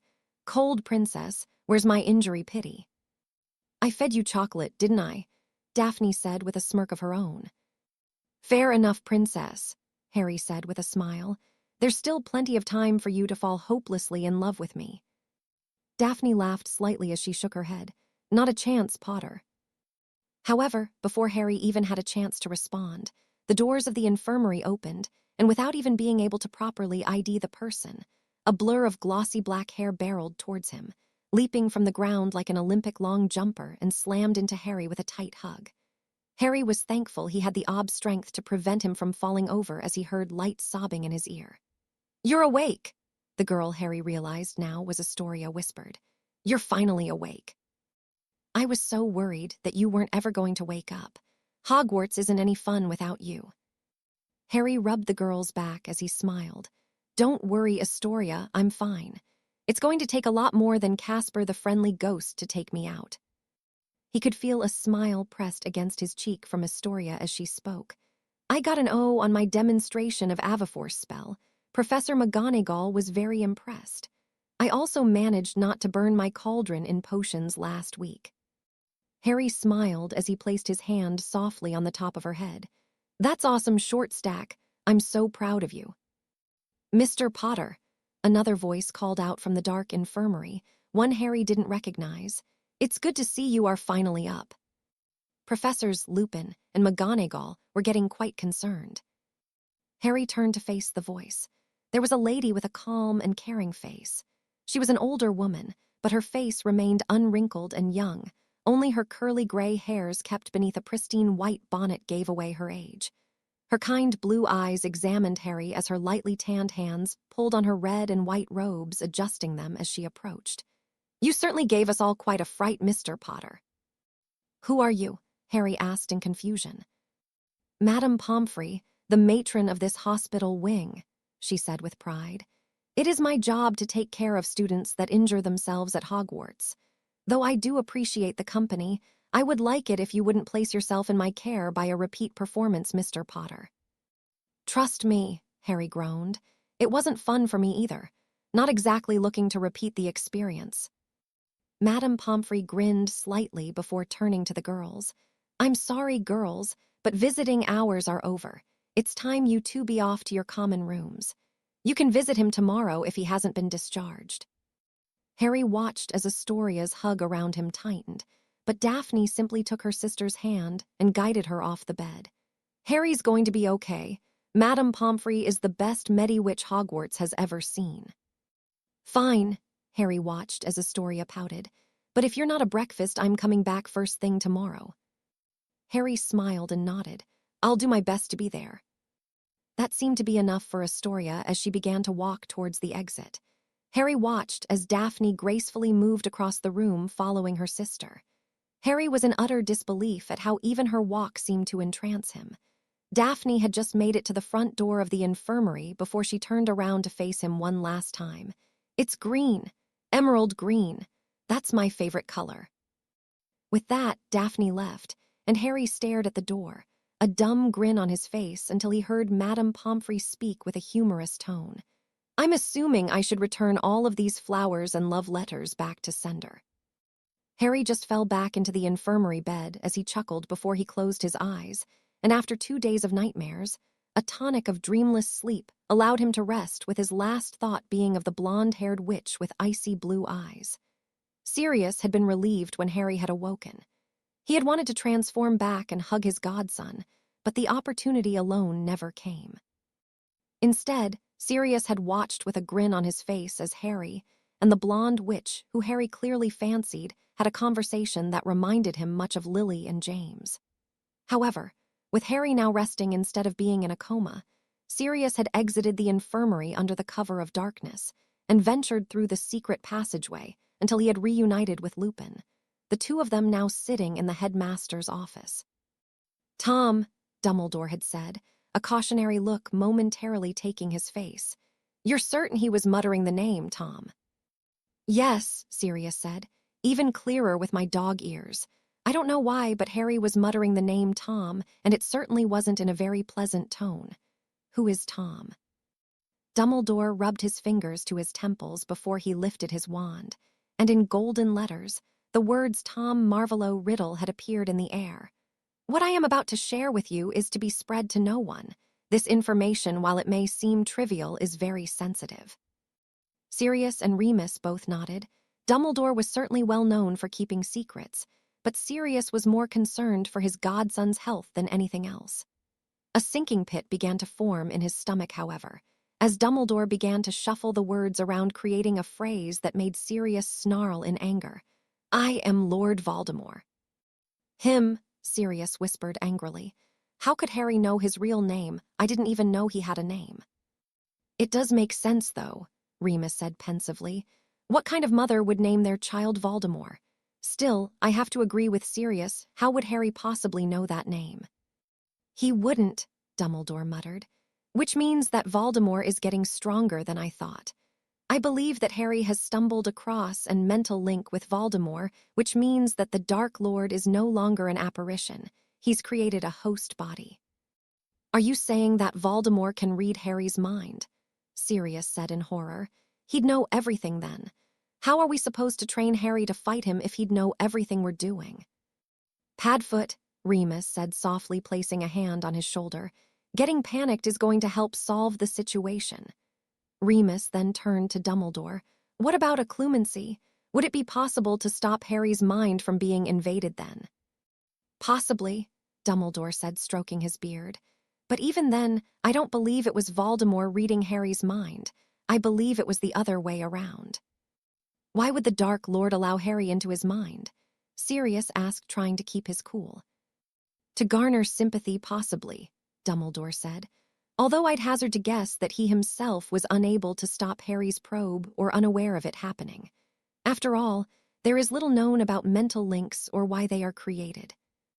You see, Tom Riddle is not a part of Voldemort's life he would want to remember, Dumbledore said. He became Voldemort after casting aside what he believed was his weakness, and his history would never be something he would willingly share. Harry has provided us a great chance into looking through the Dark Lord's mind without him even being aware of it happening. So, you want Harry, Sirius said. A boy of 13 to master the arts of legilimency and occlumency so he can go on a wild goose chase through the mind of a psychopath like Voldemort. That's your plan. Sirius, Dumbledore said, you must understand the opportunity it gives us. Voldemort is returning to power, which means, as I suspected, the diary was not the only Horcrux. However, neither I nor anyone else knows exactly how many Horcruxes there are, or where they are hidden. Nobody but Voldemort and Harry has direct entry into his mind. During his prime, Dumbledore continued, I would dare say that the Dark Lord's ability in occlumency and legilimency were near impossible for even a wizard like myself to crack. But now he's weakened, and a boy with no practice in the discipline has been able to penetrate his mind. It is an opportunity like no other. Sirius grit his teeth. The worst part of working alongside Dumbledore was that, for as selfish and secretive as he was, the man made some compelling points. In fact, had it been anyone but Harry with the ability to do this, he would have been encouraging the plan, but now he was feeling cold. Harry was his godson, he was as good as blood to him, and the idea of Dumbledore wanting to use him as a Horcrux magnet made him feel angry. There were risks in association with legilimency and occlumency, the most dangerous of them being irreparable madness, and yet Sirius was lacking other options. I want him learning occlumency first, Sirius said. Sirius, please see reason. We must cap, Dumbledore started. He learns occlumency first, Sirius growled. I know the opportunity this gives us. I know it may be a way of stopping the Dark Lord for good. But Harry is my son, and if you think that I'm going to allow him to walk into the hellish void that must be Voldemort's mind, without the proper training, then you've got another thing coming. Dumbledore turned to Remus, hopping for the werewolf's support, but Remus stood by Sirius, agreeing with the decision before Dumbledore sighed. It could take years for Harry to master both arts. Perhaps I could focus on teaching him legilimency while Severus. Absolutely not. Remus and Sirius spoke together. Please, Dumbledore said. Severus isn't the man he used to. I don't give a damn what kind of man he is, Sirius said forcefully. I don't care if you trust him. I don't care if he was pardoned by the minister of his crimes. I don't care about any of that. No man who carries the dark mark on his arm is ever going to be allowed anywhere alone with Harry. Am I clear, Headmaster? Please, Sirius, you must see the big picture. Harry must learn what Voldemort knows for the greater. Fuck the greater good, Sirius said angrily. Harry is my greater good. He's all I have left of my brother, my best friend. I allowed him to come here because you are the greatest wizard who ever lived, and if the prophecy is true, Voldemort is going to come for him, and I want him to be fully prepared. But if you are just going to use him and throw him aside like a tool, then I'll pull him out of here, and if the Dark Lord comes, I don't care what it costs. I swear to you I'll take him to hell with me before I let him lay a finger on Harry. Sirius Grey eyes glared into Dumbledore's before with a sigh. The elderly wizard spoke. You are dooming the wizarding world by not being able to see the forest for the trees. I won't sacrifice Harry, Sirius said firmly, no matter what you say. Very well, Sirius, Dumbledore sighed. Though there is very little you could do to stop me, I will honor your wishes as a show of good faith. Though perhaps you or Remus could begin inducting Harry in the practices of legilimency yourselves to help accelerate the process. I'm sorry, Headmaster, Remus said softly, but with all due respect, I have another task I would like to teach to Harry first, the Patronus charm. Remus, Dumbledore spoke, I understand the emotional turmoil that you've gone through from Harry's encounter with the Dementor, but Cornelius gave his word that it wouldn't happen again, and surely learning to defend oneself from Dementors cannot be as important as uncovering the secrets of Voldemort.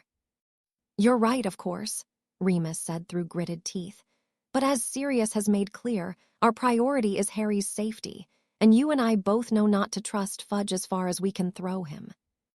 Do as you please, Dumbledore said, a hint of frustration in his voice, but understand the risks you are putting the wizarding world in for your own desires. The fate of the greater good should outweigh any personal sacrifice. We've sacrificed enough, Sirius said solemnly. Harry won't be one. Astoria hadn't been lying about where she'd be had Harry not been discharged before breakfast. He had just finished the process of packing up everything he needed before whispering for Creature, who, while refused to show it, did have a look of relief on his face, moved most of the junk to the garbage and the other important letters to the Hogsmeade house. Madame Pomfrey had made him down a few more awful-tasting vials before assisting him to the door. Despite his persistence that Madame Pomfrey didn't need to help him walk, he certainly appreciated the help when Astoria, who still looked a little disheveled, tackled him right at the entrance of the infirmary. Harry had managed to stay on his feet, but it certainly felt odd to feel ground below him, as he had spent the last 2 days feeling completely weightless. Astoria clutched him tightly in her hug as Harry smiled down at the girl who whispered, "Never again." "I'm sorry," Harry said honestly. "I'll try to be more careful, okay?" Astoria nodded, and when she pulled away, he noticed that Astoria wasn't the only visitor he had. Leaning up against the corridor wall was Michael, a look of forced apathy on his face that was betrayed by the tired bags under his eyes. Harry gave him a head nod before he spoke. "Corner, you all right? You look like you're about to cry." "Shut up, Potter," Michael said, a smirk on his face as the two embraced into a brotherly hug. "I'm just glad you're all right. Would have been a real pain trying to replace you with a new partner in crime." Astoria groaned beneath her breath. "Boys, can't you just tell him you missed him?" "Nope," Corner said before both he and Harry chuckled as together. The three of them walked towards the Great Hall, a burning desire to eat some solid food filling Harry inside. The smells of the Great Hall had filled him with joy. Both he and Astoria were basically eating champions, though they held themselves with higher manners than Ron, who wasn't a slouch in feasting himself. But the scent of fresh breakfast wasn't the only thing that welcomed him back to the land of the living. Before Harry could even get his bearings, 2 arms slung around his neck, and Harry had to fight off a laugh as the twins ruffled his hair. "Welcome back, Harry," George said. Been far too quiet without you around, Fred spoke warmly. Missed you guys too, Harry said with a smirk, or I would have if I was conscious. Both Fred and George smiled before the rest of the Quidditch team appeared. The first was Wood. Potter, hope you haven't gotten cold feet about joining the team. Katie, Angelina, and Alicia all glared at the Quidditch captain, but Harry simply laughed. No way. I earned my spot on the team, I intend to keep it. Harry normally wasn't the biggest hug guys, but as the newly formed Gryffindor house team formed around him, Harry didn't really seem to mind. However, his joy, unfortunately, couldn't go uninterrupted as his joyous reunion with Gryffindor house was ruined by an irritating voice behind him. Hello, Potter. Malfoy, Harry spoke, not even bothering to turn around. I just wanted to congratulate you on your tremendous Quidditch performance, Malfoy spoke. It really had everyone's jaws falling to the ground. Ah, a pun, Harry said with boredom. Didn't think you were smart enough for those. Don't be such a downer, Potter, Draco said. It's only appropriate that we Seekers be civil with each other. How else will we keep sportsmanlike conduct? It was only through the surrounding laughter did Harry realize that Malfoy hadn't approached the team alone, but surrounded by the Slytherin Quidditch team and his cronies Crabbe and Goyle. Finally, Harry turned, sending Malfoy a look that spoke, piss off or you'll regret it. But Malfoy clearly didn't get the message as the blonde git, feeling emboldened by his team, grinned. Oh, don't look at me that way, Potter, Draco said with a grin. It's so scary I might just faint. Harry rolled his eyes as the Slytherin team busted out into laughter, as Draco gave what Harry could only assume was his best impression of him as he fell towards the ground. His goons Crabbe and Goyle stopping him from hitting the floor before helping him to his feet, where Draco gave a sarcastic bow. However, Harry certainly knew how to give it, and after being knocked out for a few days, his sarcastic muscle was more than ready to put on a show. Slowly, he began to clap for Malfoy as the boy looked at him with irritation. Wow, Draco, bravo, Harry said with a shit-eating grin. Who would have known you were such a thespian? Perhaps you should drop out of Hogwarts and join the Muggle Theatre. You're certainly a much better actor than wizard. How dare you, Draco said, pulling out his wand. Don't you ever insinuate that I belong in the Muggle world, Potter. I'm 10 times the wizard you'll ever be. Insinuate, Harry said in shock. Very big word. I'm impressed, Malfoy. Even more impressive considering you're an idiot who hasn't seemed to learn anything from the last time you pulled your wand on me. Before Harry had time to fully notice, each member of both teams with Astoria and Michael included had their hands hovering over their wand, waiting for a fight to break out before McGonagall spoke. Put those wands away now, or it will be detention for everyone. Harry looked down at Malfoy. Your move, Malfoy, what's the play? The standoff lasted a few more seconds, but eventually, Malfoy blinked, and a faint smile appeared on Harry's face as Malfoy spoke. Let's go, Potter's not worth it. Smart choice, Harry said smugly. This isn't over, Potter, Malfoy hissed. I promise you that. Bring it, Malfoy, Harry said as with an easy grin, he watched as Malfoy and his crew slithered away Chapter 13. The Patronus charm, so let me get this straight, Tracy said as Daphne and Blaise walked beside her. The night you decide to visit Harry, he magically wakes up. You kissed him, didn't you? For the love of God, Tracy, Daphne said, rolling her eyes. Sleeping Beauty isn't a scientific study, it's a Muggle story, and I can assure you that I most certainly didn't kiss Potter last night. Well, something changed, that's for sure, Blaise said as he walked casually by his girlfriend's side, hands resting behind his head. Because I didn't see you sending him your patented, I'm going to kill you glare. Look, Daphne said with a sigh, I just found out that Harry might not be as one-dimensional as I first thought. He's still an arrogant pain in the ass, and for your information, I do not have an I'm going to kill you glare. So, he's Harry now, Tracy said with a snicker, causing Daphne to shoot daggers into her best friend with her eyes before Tracy smiled. And there's the glare. Checkmate, Greengrass. I hate you, Daphne snarled. So much. Yeah, Tracy said, waving her off. This is your stop, she said as they arrived at the Ancient Runes room. Have fun, Blaze and I are off to divination. I still don't understand why you would ever take that hacks class, Daphne said, shaking her head.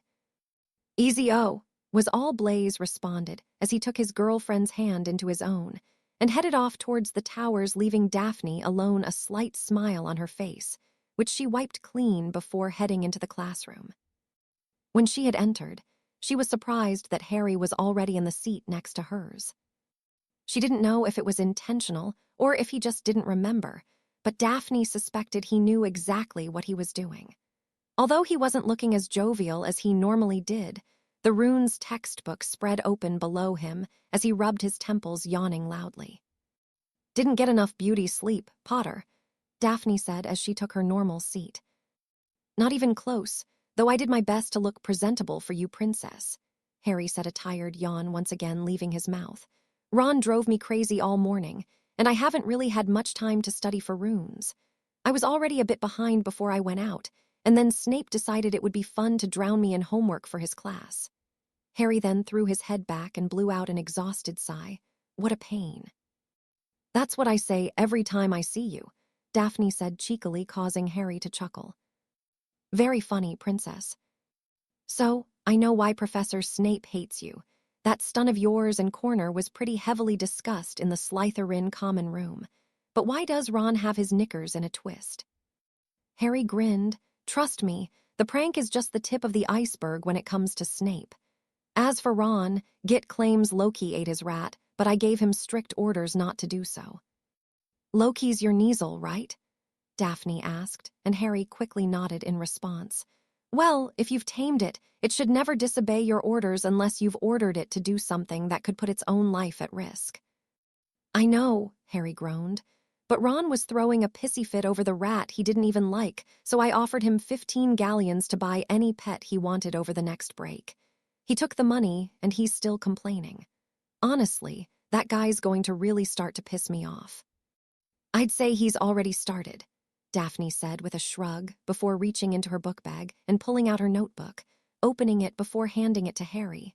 Look, I'll let you copy my notes since Astoria told me you've helped her out a lot in the Gryffindor common room.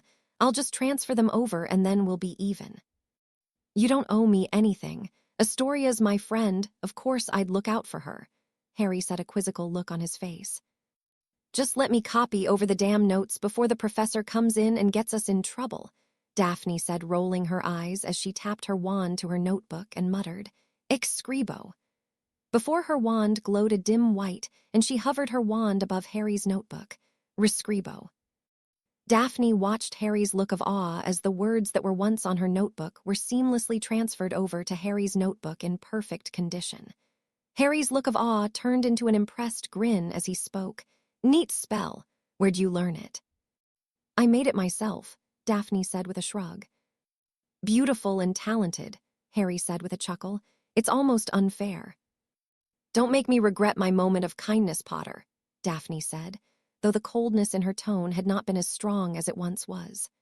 Honestly, Daphne was just relieved Harry hadn't asked why she had created the spell, as in truth, it was a way of copying down important information from medical textbooks and keeping them locked away in her notebook without having to buy them and bring them home.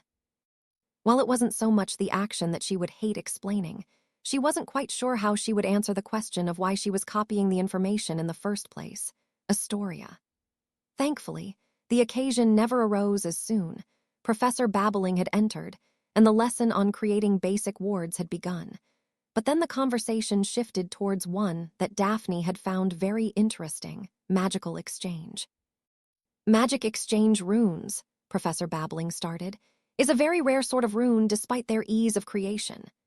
Daphne watched in wonder as Professor Babbling wrote 2 sets of 5 runes, the first being the runes for bond, magic, trust, strength, power, and the second set consisted of unity, care, understanding, magic, and love. The reason this magic is rare is due to factors of compatibility, Babbling continued. This bond between 2 witches or wizards in which the rune wearers can pull from each other's magical cores, when in physical contact, is a strange and certainly unexplained phenomenon. The top researchers in the field believe that in order for this magic to work, The two individuals must have what is known as true compatibility, Babbling said. That being said, this does not necessarily mean that love is all that is required. Married couples have attempted this bond with no success. Most researchers believe it requires a harmonization of both individuals' souls, minds, hearts, and magic. Lacking any of these categories seemingly eliminates one from the possibility of sharing a core when necessary. However, there are examples in your textbook. If you turn to page 255, Babbling lectured, you'll see the case of Anderson and Augustus Brand, twin brothers who were able to perform the link. Unfortunately for everyone, the two boys had decided on a life of crime, and in the late 1970s, the twin brothers had together taken down a group of 10 Aurors. It was only due to a lucky shot by Alastair Moody that one of the boys had lost their hand on which the runes were drawn, and with the connection severed, the twins were easily overtaken. While most would initially believe that the combination of two cores would simply double one's power, Babbling said, winding down her lecture, the less than practical study of the brothers show that if the bond is successful, the power of each individual increases massively. Some have even dared to say tenfold. It would certainly be something I hope to study myself someday. While Babbling had eventually moved on, Daphne had been so encapsulated by the bonding runes. She had intended to ask a question on if there were any healing factors associated with the runes, hopefully believing that if Daphne could somehow transfer her sister's blood curse over to herself, then it would certainly be something worth trying just as the last resort. However, in standard Babbling fashion, the professor jumped from one topic to another, leaving Daphne scrambling for notes as Potter grinned at her. Maybe we should try the runes. If it worked, then it would mean we're compatible, right? No need for runes, Daphne said offhandedly. I already know it would be pointless. Ouch, princess, Harry said, returning to his notes. Cold. Ice Queen, remember, Daphne said, keeping up with Babbling's lecture. All part of the appeal, Harry said before he too rushed to keep up with Babbling's instruction. Harry had a very strange morning, to say the least. Not only had Dumbledore come up to him to tell him his private lessons, that for the past month were slated on his timetable, but never used, were finally going to start. And he also told him that Snape would be covering for Remus' defense against the dark arts class today, and that Harry was to meet Remus at the astronomy tower, where classes wouldn't be beginning for another couple of hours. Afterward, he had discussed his fight with Ron about Scabbers, who low-key, to Harry's disbelief, had eaten. He didn't believe it so, but Harry had gifted Ron the galleons to buy himself an actual pet, and Fred, George, and even Percy had privately whisked away their brother from causing a stink about a rat, who Ron himself had repeatedly criticized for being boring with Daphne. He hadn't expected the kindness he had received from the princess, but was pleasantly surprised that she was willing to help him out with his runes work he had missed, though she had insisted it was simply paying him back for helping Astoria. Honestly, the girls simply drove him wild. The bonding rune had seemingly captivated Harry immensely, and Daphne too seemed to be intrigued, though he doubted it was for the same reason. What Harry saw from the bond was a level of strength that he could barely fathom. A possibility for one to increase their power so dramatically sounded like just the thing he needed to overpower Voldemort if the time came. He was wondering that once he and Remus had put together a way to gather enough evidence to clear Sirius' name, without the bureaucracy of people like Lucius Malfoy and Umbridge getting in the way of his godfather, and he would be a compatible match for the runes. Though Harry knew better than to trust his luck, the idea of a bond was a long shot, and Harry needed to continue practicing his mastery of magic in case his idea was crushed. If Harry were to be honest with himself, he'd say he was a decent student. He had firm grasps in the studies of charms and transfiguration, though he did have a less than favorable understanding of potions and herbology. Granted, the latter was much easier for him to understand than the Blackbats class. In fact, Harry was far from the prodigy that many believed him to be. His only gift lay in one field, combat magic, both the uses and defense against the dark arts. To Harry, combat was like a dance. He had been going toe-to-toe with people stronger than him all his life, but his gift for battle strategy and tactics had allowed him to barely keep up. Yes, he had lost to Sirius and Tonks, and to his recollection, he had only ever beaten Sirius once when he was ill and Tonks when she had clumsily tripped. Still, he put up a hell of a fight for an 11-year-old kid at the time, and his power had only grown. Harry only hoped that Voldemort's return would take a couple more years, as currently, Harry wasn't feeling ready to face the man that had killed his parents. Then again, would he ever be? However, Harry pushed these thoughts to the side as he ascended the steps of the astronomy tower, where he found his uncle fidgeting with a locked trunk about the size of the one he had at the end of his bed in the Gryffindor dormitory. Remus, due to his increased hearing and sense of smell, instantly turned as Harry entered the tower and turned to face him. A look of joyous relief on his face upon seeing Harry was better. He had heard that Sirius had stayed by his bedside in his animagus form for 2 days straight, and honestly, Harry felt terribly guilty at the strain he must have put his family through. Still, Remus never coddled Harry, and while it was clear that he was overjoyed Harry had awoken, he spoke softly and in a professional manner. "It's good to see you're doing well, Harry." "I'm still sort of sore," Harry said with a chuckle, trying to lighten the mood before he asked, "You wanted to see me?" "Yes," Remus said. "Honestly, both Padfoot and I felt awful over what happened to you, and as it was I who came up with your lesson plans, I felt even worse that I overlooked the possibility of facing Dementors. They weren't around in America, but it was a gross miscalculation on my part, and I intend to remedy the situation today." "It wasn't your fault, Moony," Harry said comfortingly. "You couldn't have known it would happen. But if I can be honest with you, when I was out, I started having dreams, really bad dreams.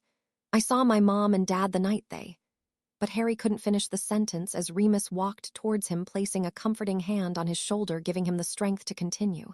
"But that wasn't it. Then I started to see memories that weren't mine. It was about this boy named Tom," Remus finished for him. "You know," Harry said in confusion. "You muttered that name while you were asleep," Remus said. "Padfoot and I reported it to Dumbledore. He believes you somehow linked your mind to the Dark Lord, as his name was at one point Tom Marvolo Riddle." "Voldemort's real name is Tom?" Harry asked. If it wasn't happening in his mind, he might have even laughed at the notion. "Yes, but that isn't the point," Remus said. "The fact that you somehow managed to enter the Dark Lord's mind means that he could have the chance to enter yours, which is why Padfoot and I agreed with Dumbledore to begin teaching you occlumency to shield your mind from any possible mental attacks.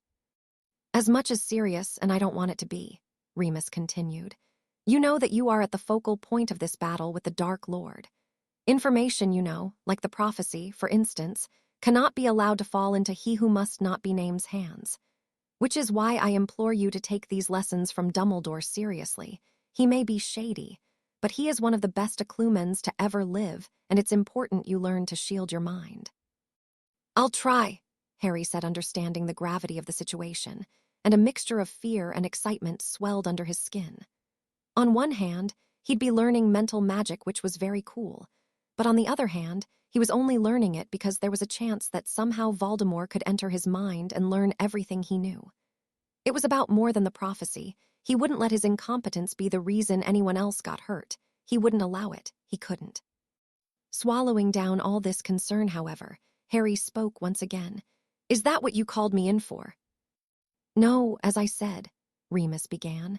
"After the events of the last few days, it is my job not only as your family, but as your professor to teach you how to defend yourself against the vile creatures circling around the castle grounds. As for some reason, they seem to be very attracted to you, most likely due to your early childhood trauma, if I were to hazard a guess." Honestly, Harry didn't need Remus to go into more details. His parents' death had been a recurring nightmare for him, but at first, all he had heard was the faint voice and a flash of green light. Now he had seen it firsthand, and the thought of studying mental shields and defending against the visions the hooded creatures had forced him to see motivated Harry like no other. "The Dementors," he growled. "There's a way to stop them." "Stop them? Unfortunately not," Remus said. "Dementors are seemingly immortal creatures with no way of permanently ridding them from the world. However, there is a charm that causes them to flee. Normally, it isn't taught until your 7th year or in the Auror department separately depending on the professor, But as Padfoot and I trained you ourselves, I have faith that you will be able to learn this spell at your current level." "What is the spell called?" Harry asked, intrigue lacing his voice. "The Patronus Charm," Remus said softly. "Repeat after me. The incantation is Expecto Patronum." "Expecto Patronum," Harry repeated, showing Remus his correct pronunciation of the spell before turning back to the trunk. "So, do you have a Dementor stored away in that thing or what?" "No," Remus said. "In this trunk is actually going to be the subject of next week's lesson. It's a boggart." "A boggart?"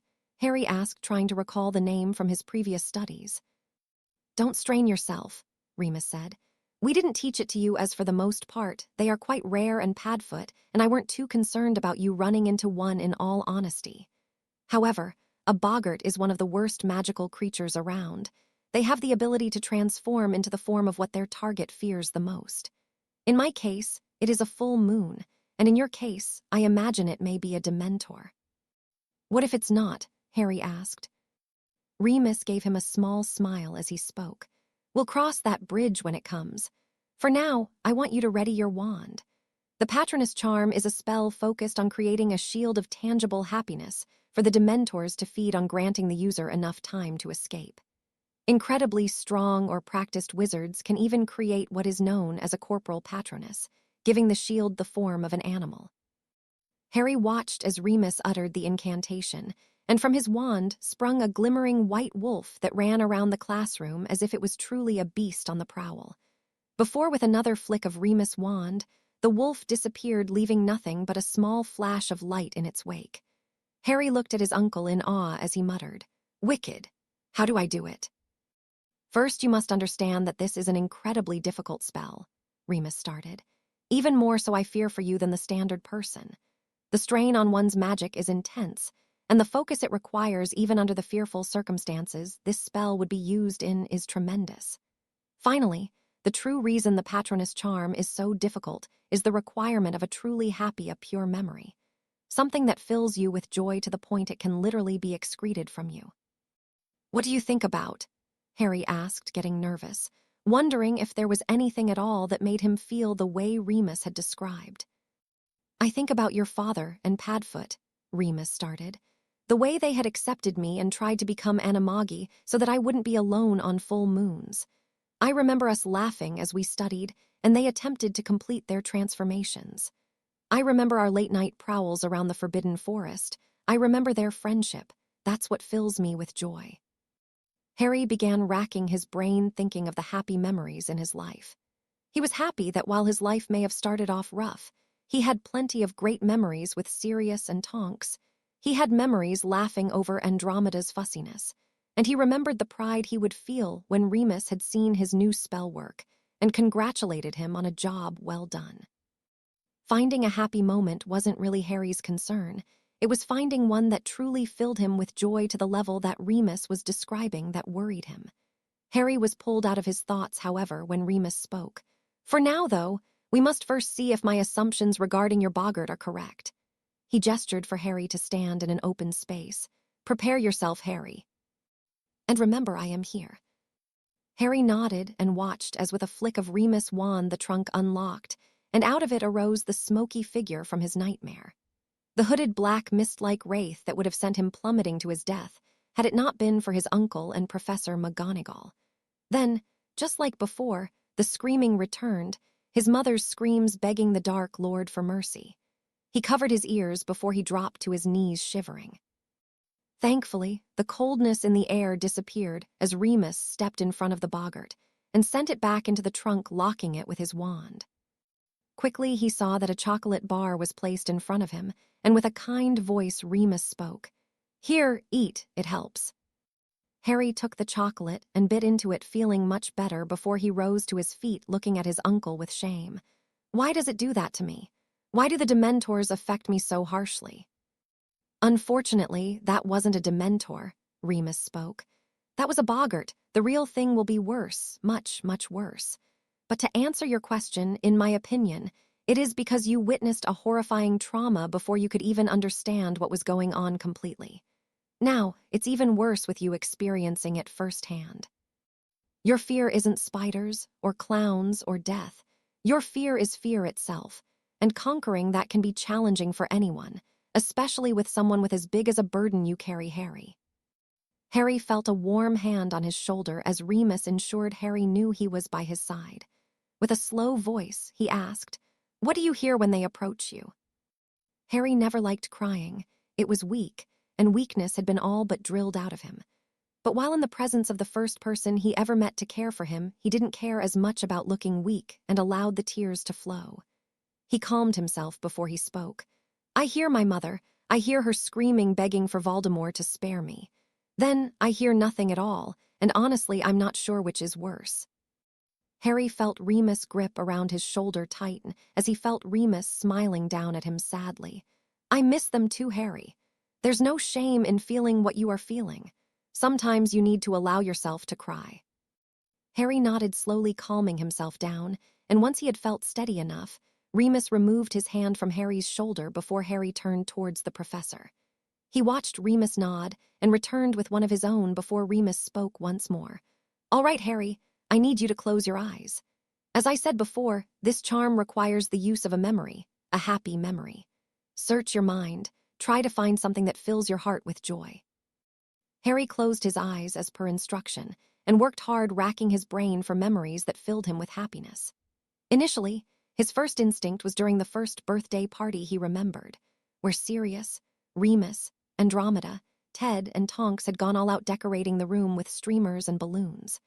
Harry had remembered Andromeda sighing in annoyance as she had instructed Tonks to buy blue streamers, but she had gotten purple instead, which played a role in why it was Harry's favorite color. He remembered the singing of the happy birthday song. He remembered the amazing cookies and cream cake.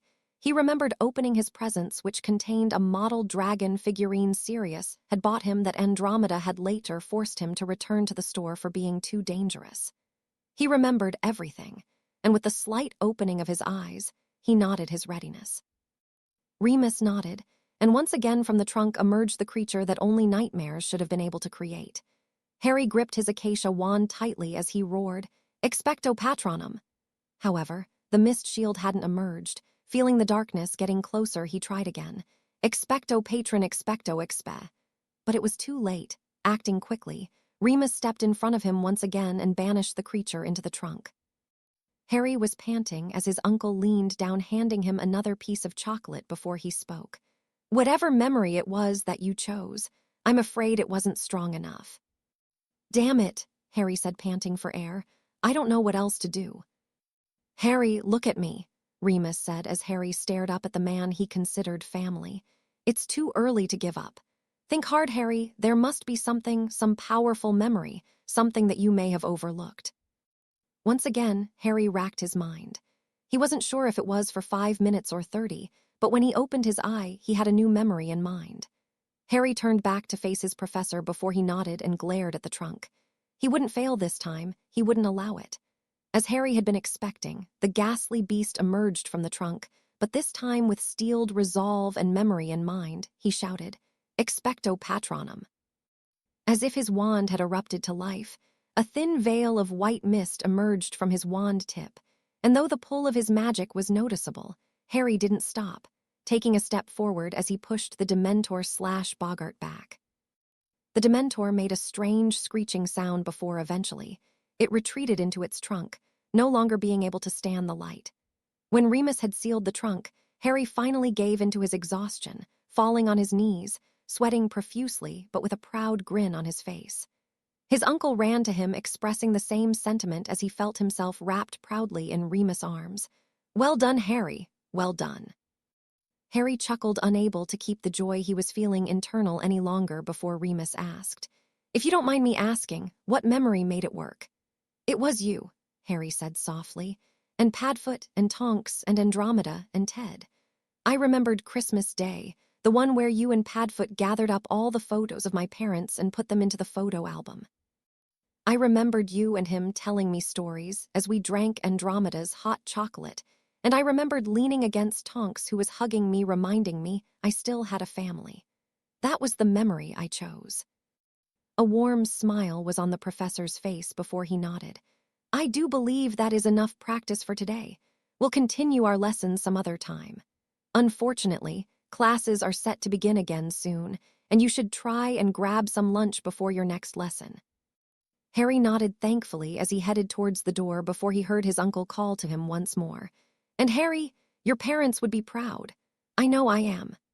Chapter 14. Flyboy Dumbledore watched with a less than enthused face as Harry fell from the chair onto the floor panting and covered in sweat, holding his head in an attempt to stop the pain. Dumbledore quickly opened the vial for the pain he had prepared prior to their lessons for this very occasion, and offered it to Harry, who swallowed the contents of the vial rapidly, before brushing his hair from his face and taking the chair once more. "Again," Harry panted. "Let's try again." "Harry," Dumbledore spoke softly, "while your enthusiasm is commendable, I believe that we must stop. For now, continuing our training would only lead to a risk of permanent damage to your psyche." "I don't care," Harry said tiredly. "There's a chance that Voldemort could get into my head and learn about Remus and Tonks and Sirius. I can't let that happen. I have to be better than this." "Breath, my boy," Dumbledore said, filling a glass with water. "Occlumency may not be a discipline that comes naturally to you, but we will get there in time. Have you had any other visions since the Dementor attack?" It had been a bit nearing a month since Dumbledore had begun his lessons with Harry, and while the boy certainly showed to every lesson with enthusiasm to learn, the process of clearing the boy's mind was difficult, to say the least. Still, as Harry's ragged breathing began to stabilize, he spoke once more. "No, nothing." "Then there is currently nothing to fear," Dumbledore said. "We should take our time and not rush into a dangerous situation. After all, How do you do it?" Harry said, cutting off the elderly man. "You tell me to clear my mind and then organize my brain into an unenterable fortress, but I have no idea what that looks like. If I could just see an example, maybe I could do it." This had been the moment Dumbledore had been waiting for. He had promised Sirius and Remus that he would not force legilimency training onto Harry, but if Harry had asked to learn it, who was he to say no? Still, playing his cards close to the chest, Dumbledore spoke. "There is a practice in which you could enter my mind. It is the magic I've been using for my training of you. The discipline is called legilimency, and it's similar to what Muggles call mind reading." "That's incredible," Harry said. "Yes," Dumbledore said. "It is a challenging discipline, but very useful if it can be mastered. People such as myself even have the gift of passive legilimency, and while it wouldn't be able to peek into an organized mind, it could easily read the mind of one less aware of my probe." "So," Harry started, "if I used legilimency, I could enter your mind and see what it looks like for an example to better my occlumency." "Think bigger, Harry," Dumbledore said patiently. "You've already dove into Voldemort's mind before. Think of what secrets you could discover if you were trained in the art." "Why are we wasting our time with occlumency then?" Harry said. "Who cares if Voldemort can read my mind if I can read his first, find out where he is, and eliminate him? You have to teach me, sir." "I'm afraid I cannot," Dumbledore said softly, setting Harry up right where he wanted. "Why not?" Harry demanded, clearly frustrated from his constant roadblocks in learning occlumency, roadblocks Dumbledore may, or may not have purposely constructed. "Your godfather and Remus have strictly forbidden me teaching you legilimency before occlumency for fear that the mastery of legilimency could drive you to madness." Dumbledore began forcing back a smile. "You must understand that Sirius and Remus are only looking out for you, "I don't care," Harry said. "They're everything I have. If you're telling me learning legilimency will help me stop Voldemort before he rises for good, and I'd be able to protect Remus and Sirius in the process, then I don't care if I go mad. It's worth it. If I just sit here and do nothing, then when Voldemort rises and starts to kill again, it'll be my fault. I won't let myself be the reason why any other kid has to grow up without their parents." Dumbledore was simply beaming on the inside as he spoke. "Harry, understand that occlumency is a very important magic art, and learning it will only help in the process of learning legilimency, and I recommend you take the time to meditate and focus your mind. But if you insist, I will teach you legilimency. Just understand you are going against your godfather's wishes." Harry bit his lip, and Dumbledore could see the inner conflict on Harry's face as he struggled with the idea of keeping this secret from the man that mattered the most in the world to him. But eventually, Harry nodded. "Teach me the spell. I won't say a word." "Very well," Dumbledore said in his kind, grandfatherly tone. "Let's begin. Point your wand towards me and speak the following incantation, Legilimens." Dumbledore watched with a smile as Harry lifted his wand and spoke. "Legilimens." A feeling of weightlessness had returned to Harry that he hadn't felt since his comatose days, except this time, he felt more in control. While he was amazed he had successfully performed the spell with ease, he had a sinking feeling of guilt in his gut. However, this feeling was eliminated as Harry quickly jumped upon hearing Dumbledore's voice speak out. "Welcome to my mind, Harry. Tread carefully. It can be an awfully cluttered place." Soon the darkness had lifted, and what Harry saw had nearly made his jaw drop in wonder. It was a library, the size of all of Hogwarts, with books piled up to the ceiling. As Harry wandered the halls of Dumbledore's mind, he saw books labeled First Birthday Party, Birth of Ariana, and a single book named Gellert. Recognizing the given name of Grindelwald, Harry slowly reached for the book, but when he touched it, not only could he not pull it from the shelf, it burned his hand, causing Harry to jump back and hiss. "What the hell?" "Occlumency is an astonishingly creative art," the voice of Dumbledore called to him. "In the world you create to defend your mind, not even the laws of magic must be applied. Every book in my mental library rests at 4,000 degrees Celsius and yet remains unburned. If somehow my temperature protection was broken, each book is also attached to the shelf by a permanent sticking charm. The point I am trying to make here is that the sky is the limit when it comes to a talent occlumens, and the cunning needed for a legilimens is quite high as well." Harry nodded in wonder as he spoke. "This is amazing." "Thank you," Dumbledore said, now appearing behind Harry as an apparition. "I am going to force you out of my mind now. Try to resist." And try Harry did, as he planted his feet, willing himself deeper into Dumbledore's mind. But the elderly man's mind was nearly impenetrable, and Harry felt himself being forced into a black void. He forced every bit of his magic in an attempt to stay, but soon, everything went black, and as soon as Harry opened his eyes once more, he was back in reality, staring at Dumbledore, who once again offered him a glass of water which Harry eagerly drank before turning to face him. "That was incredible." "It was indeed," Dumbledore said, smiling. "Most are unable to even enter my library." While I did say that cunning played a large role in working through legilimency, emotional intelligence, and the ability to understand the way another mind thinks is the key to succeeding in the discipline. And in that regard, I feel your free-spirited mentality will serve you well in this practice. Harry nodded, thankful for the headmaster's praise, who stood and yawned calmly. "Now then, you have an example to work with. Ponder a way of forming your mental defenses. I will see you next time for lessons. For now, it's time we head to the Great Hall for dinner, and then you should go off to your dormitory for some much-needed rest." Harry nodded, taking down another glass of water before he stood and followed the professor out of the office and down towards the Great Hall. Halloween was now just around the corner, and while for most people that meant excitement for the first Quidditch game of the season, and trips to Hogsmeade which lead to the blossoming of romance, all Daphne could think of was the exams that were about to begin in earnest. While Daphne felt rather confident about her potions, runes, charms, and transfiguration, her exams for Dada, herbology, and arithmancy didn't fill her with confidence. She had been intending to go to the library and study, but Tracy and Blaise had other plans as they quickly shoveled down their breakfast before taking her hostage and dragging her to the Quidditch pitch, which explained why she was currently sitting out in the heavy wind that made her so cold her nose felt about ready to fall off, glaring at the for now empty pitch, as her housemates made bets on who would win the match. Coincidentally, this had been how she learned the matchup for today, as she couldn't have cared less about games. But now, a little more interest took her as she found out that Slytherin would be playing Gryffindor in the first match of the year, which meant that she would be seeing if all those rumors about Potter being a great flyer was over-exaggerated or not. "What are you thinking about?" Blaise asked, turning to her. You look super focused on something." "Nothing," Daphne said, "school mostly." "Bull," Tracy said with a laugh. "You're excited to see Potter play. Come on, admit it." "I'm not excited to see him play," Daphne said. "I've just heard he's a prodigy when it comes to flying. I'm simply interested in seeing if that's true or not."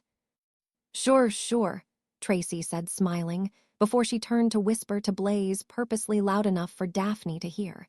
"She wants to snog him so bad." Without even turning, Daphne jammed her elbow into her friend's rib, causing her to moan in pain. "Ouch, that was unnecessary." "I felt it was needed," Daphne said with a shrug. "Why am I even friends with you?" Tracy said, rubbing her side. Daphne smiled as she remembered the similar conversation at Diagon Alley. "Because you love me, remember." "You're lucky you're cute greengrass," Tracy said with a chuckle, and Daphne smiled, leaving Blaze shaking his head at her and Tracy's strange relationship. "Hey, look," Blaze said as they saw the string of players marching in.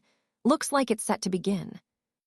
Daphne looked down at the pitch, and from her seat, she saw the familiar flaming red hair of Fred and George, and right in between them, wearing a golden 7 on his back, was one, Harry Potter. Compared to the rest of his team, Potter stood somewhere in the middle in height. Both twins were taller than him, as was Wood, but Daphne would guess that Johnson and Harry were around the same height, with Belle and Spinnet being slightly shorter than him. The form-fitting uniform did wonders for Harry, as Daphne noticed how much it accentuated his broad shoulders and firm chest. Once again, as the wind brushed through Harry's messy hair, Daphne had to fight back the side of herself that really wanted to concede the point aloud that Harry did, at least, look good. But she knew if she had said it, it would be the end of everything, so instead, she kept her mouth shut. As Daphne scanned the bleachers, she found her sister standing near corner waving a big Potter banner, as the same black dog from infirmary stood on its hind legs between them, barking happily. Behind the three of them, Daphne found Professor Lupin, who looked down at the Gryffindor team proudly, and Professor McGonagall, who was simply festering with a mixture of excitement, as she stood up and began walking to the announcer's booth, where Belle's boyfriend and third member of the Fred and George mischief, Gang Lee Jordan, sat ready at the mic. Soon, thunderous applause erupted from the Slytherins as their Quidditch team took the pitch, all with their Nimbus 2001s slung over their shoulders, a gift from Malfoy's daddy because his son couldn't get on the team without a little nepotism. Despite her equal hatred for Malfoy, Tracy still cheered as the Slytherin team entered the arena. Daphne had asked her about why she did this, and she had claimed something along the lines of rooting for the house, not the team. It didn't make much sense to her, but then again, Tracy rarely ever did. It was part of what made their relationship so fun.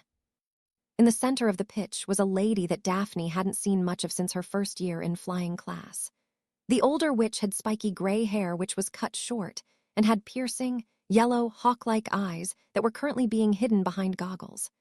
Rolanda Hooch lifted her wand to her throat, creating a large boom from her vocal cords as she spoke. "I want a nice clean game to start of the season. Flyers, mount your brooms." The members of the team did as they were told, and then, with a flick of Hooch's wand, the balls all sprung to life except the quaffle, which she threw up into the air and shouted, "Begin."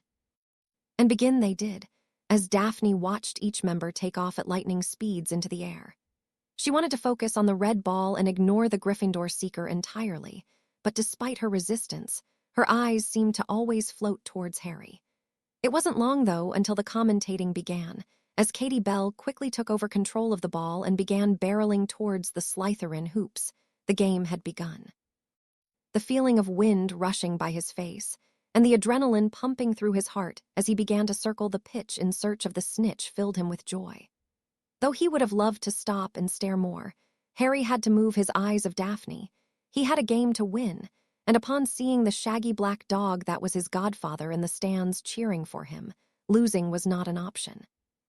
Yes, he felt guilty learning legilimency behind his godfather's back, but at that moment, all Harry cared about was making Sirius proud. Harry's eyes momentarily caught a glimpse of Katie catching the quaffle, and his sighting was concerned, as while Harry continued his search he heard Jordan call out, And the beautiful Katie Bell has the quaffle. Look at her fly, she looks like an angel. Jordan, McGonagall cried out, causing the stadium to bust out into laughter as a grin appeared on Harry's face.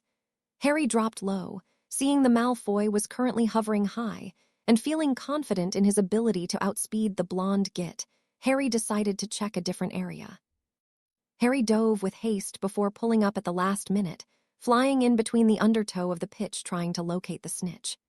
He heard the oohs and ahs as he effortlessly slithered between each wooden post before shooting up, now certain that the snitch was not there, however, just before he was about to restructure his plans. A hint of gold jet past his eyes, and wasting no time, Harry began to tail it. He was hot on the snitch's trail, but not wanting to give up easily, Harry had to pull back as he saw George just barely misdirect a bludger out of Harry's path. "Close one," George said cheekily, causing Harry to nod thankfully as he quickly tried to reclaim what he had lost. However, his chase wasn't uninterrupted for long as Malfoy, realizing he wouldn't be able to outrace him, decided to play interference instead. "Not so fast, Potter," Malfoy said, waving his finger. "Out of my way," Harry growled as he bolted past the blonde. But while the firebolt was the best broom currently out, the Nimbus 2001 wasn't exactly slow. Malfoy slammed relentlessly into Harry's side, and Harry was certain that he would be pretty banged up thanks to the snake. However, with Malfoy focused on him and not the snitch, it meant that he had the opportunity to try and lose him without fear of losing the game. And with that, though, Harry once again dove, Malfoy hot on his trail, believing he saw the snitch.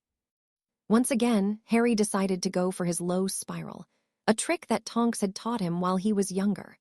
However, to Harry's surprise and Malfoy's credit, the snake wasn't stupid enough to take the initial bait, pulling himself off before Harry skimmed the ground, forcing Harry back into the underpitch.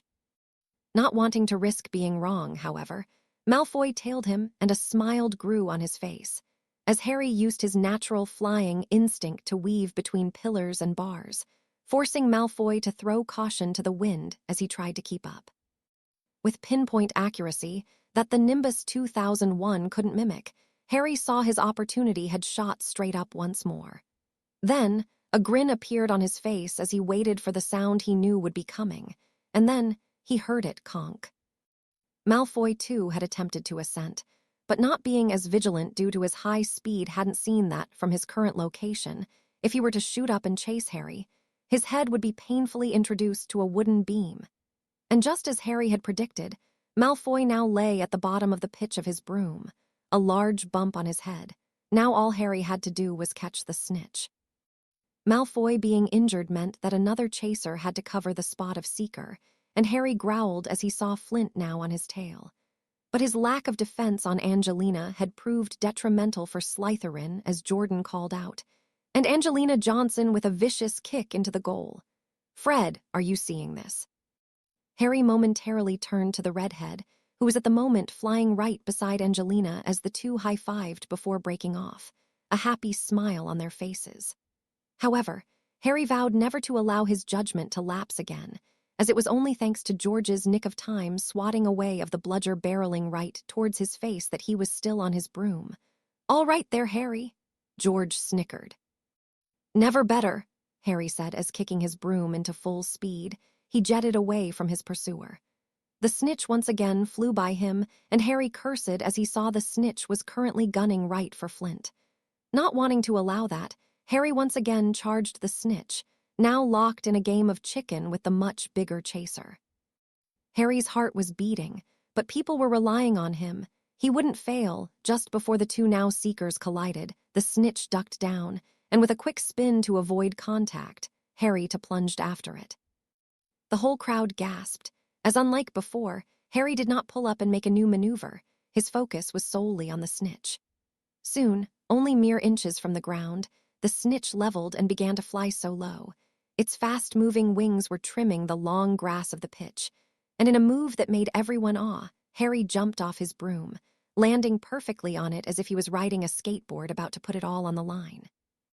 As his broom followed the snitch cutting through the grass, Harry leapt from his broom, and with a satisfied grin, He felt the snitch buzzing heavily in his hand before he hit the ground and tumbled 20 feet. The whistle was blown, but before Hooch had even come to check on him, Harry lifted his hand in the air, revealing the golden snitch, causing 3 of the 4 bleachers to go wild with cheers as Harry shouted his success. His first real game had been a victory, and instantly, he turned his attention to the Slytherin stands, where the princess herself was staring at him, a look of shock momentarily appearing on her face, before it turned back to its normal facade of disinterest. As the rest of his team began to land, Harry mounted his broom and began to fly over towards Daphne, a large smile on his face as he spoke down from his broom. "Come to Hogsmeade with me." Daphne simply shook her head as she looked up at him.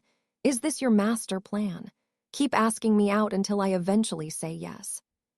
"It's worked before," Harry said with a grin. "On who?" Daphne asked, a sarcastic tone in her voice. "My parents," Harry said with a smile. "So what do you say, princess, you me Hogsmeade?" "Not a chance, flyba," Daphne said with a grin of her own before heading down the bleachers with Tracy and Blaze, who looked at her in shock. Despite being rejected, Harry couldn't help but smile at Daphne's nickname for him. Harry didn't much care for divination, but he was convinced that somehow that meant something. It was fate. Harry didn't have much time to marinate in his thoughts, however, as Wood called out, "You going to stay up there all day, or are you going to come down here? Party's going to be starting at the tower soon." Harry smiled as from his bird's-eye view, he saw Daphne walking back towards the castle, Blaze and Tracy by her side as he called back, "Sure thing, Captain. I'll be right down." Chapter 15. In your debt to say that the Slytherin common room was downbeat after the game would have been majorly underselling it. The snakes were quiet, unable to even lift their heads from the defeat. Those that did either looked at Daphne with confusion or Draco in disgust. All the same, the night wasn't the proudest moment for the snakes, as Harry Potter had proved to be the prodigy he was rumored to be, demolishing not just 1, but 2 seekers, one of whom was the captain. However, some were taking it better than others, as while Millicent, for instance, simply looked defeated, Malfoy looked outraged, and while he may have meant to whisper it more softly, he paced around the common room mumbling, "Potter thinks he can make a fool of me and get away with it. I'll make him pay. I'll make them all pay.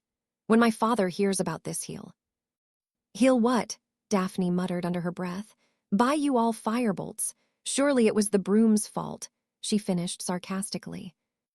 However, Daphne wasn't aware that Draco seemed to have cat-like hearing, and before she could even ready herself, Draco was in her face, an angry glare in his eyes.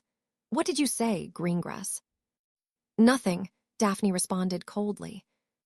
"I know you said something." A vein in the boy's head, looking about ready to burst over where the large bump resided. "Probably thinking of a way to betray us to Potter, right? Since you've clearly lowered yourself to fancying a half-blood like him." "First of all," Daphne said, "my opinion on Potter has nothing to do with you. Second of all, I turned him down, so I clearly don't fancy him. And finally, maybe you shouldn't talk bad about the guy that made it look like it was your first time flying a broomstick out there." In a fit of rage that even left Daphne surprised, Draco's hand had smacked across her face. It didn't hurt. Draco wasn't a particularly strong man, but it stung, and a trickle of blood had trickled down from her lip onto her white long-sleeved shirt as she looked up at Draco. "How dare you disrespect me? Do you know who my father is? What power my family name carries? You think that you, the ostracized bitch of the Greengrass family, has the right to talk back to?" But before Draco could say another word, Daphne spoke in a voice colder than she knew she could produce. "Shut up." The entire room shivered as Tracy and Blaze rushed to her side, hands hovering their wands. "You are an insolent, whiny little bitch." Daphne started backing Draco up against the wall. "And yes, you're right that I don't have parents, but I'd rather be an orphan than have your kiss-ass father as an example to live up to." "Do you know why that is?" Daphne said, not bothering to wipe the blood from her lips. "It's because, unlike you, I don't need to hide behind my daddy when things get hard. I'm going to make this clear for you, Malfoy, if you ever lay a hand on me again." A demented smile now appearing on Daphne's face. "I'll castrate you and feed your balls to the dog that follows Hagrid around. How does that sound?" "You dare threaten me," Draco said, though his voice was not as strong as Daphne assumed he would have liked. I do, Daphne said. And you should be very careful because the draft of the living dead isn't exactly a difficult potion to make. Maybe I even have some on hand. Maybe I'll slip some in your morning milk, or in your afternoon soda, or your evening pumpkin juice. Maybe I'll talk to other people who can't stand you and have the twins hide something in your food, or maybe we'll place some acromantulas in your bed. All I know is you've made a very dangerous enemy, Malfoy. I promise you that. You don't scare me, Greengrass, Draco stuttered. I should, Daphne responded. But before Draco could retort, Snape entered the room, a tight scowl on his face. What happened? He hissed in a way only he could. Malfoy, he hit Daphne, sir, Tracy said. Whatever Malfoy had been expecting to happen, it certainly wasn't what Snape had done. Malfoy, Snape said in a cold fury. Let's go to my office. Clearly there are many things your father hasn't properly taught you about pureblood customs. You will have plenty of time to learn them in detention, I promise you that. But I'm in your house, Malfoy started, but Snape was not interested. And so is Ms. Greengrass, Snape chided. If you want to go run amok with lions or badgers, that is one thing, but I cannot sit by and allow abuses against my own students to go unpunished. 2 weeks of detention should be enough time to teach you how inappropriate your actions were. Malfoy's eyes were laced in shock as Snape continued. I should have your brooms snapped for this, but I'll let your father decide on the actions. After all, like the Malfoys, the Greengrass family are a part of the sacred 28. Should her mother or father take issue with your actions, do you know what it would cost your father? Daphne watched on in shock as the man who never seemingly cared about any punishment publicly lectured Malfoy before turning to her. Ms. Davis, take Ms. Greengrass to the hospital wing if she requests it. I'll make sure this doesn't happen again. Then, with the flap of his long black robe, Professor Snape left the common room, and sulking Draco in tow as Tracy turned to her. Well, that was unexpected. I know Snape normally gets a little strange around Halloween, Daphne said, but that seemed, well, more odd than normal. Finally, with a pause, Daphne wiped away the blood from her lip before turning to Tracy, who looked at her in concern. Do you need to go see Madame Pomfrey? And give Astoria a scare, Daphne said with a shrug. I'm fine, I can deal with it, it's just a bruise, I'll make myself the salve later. For now, Daphne said, relaxing her shoulders, I'm tired, I'll see you tomorrow, Trace, night. Night, Tracy said nervously as she felt her watching Daphne leave. Yes, she acknowledged she was acting a bit strange, but in her defense, she had finally let loose all the anger she had been bottling up over 2+ years of listening to Malfoy bitch and moan. Her cheek may have been sore, but Daphne fell into her bed feeling much freer than she ever had before. Only momentarily getting off to draw some light protection runes around her bed, a snake could never be too careful, after all. If Harry were to be honest, Halloween was always a tough day for him. Yes, he tried to stay positive as it was the day Sirius had adopted him, and he became a part of what Sirius liked to call the new House of Black, but at the same time, it was also the day that he had become the last surviving Potter. The dread was only heavier now as he had vividly seen the deaths of his parents up close, and not only did the memory cause grief, the fact he saw it was also a reminder that the man responsible for the death was not yet dead. Though Harry promised that he'd remedy that one day, Tom Riddle would pay.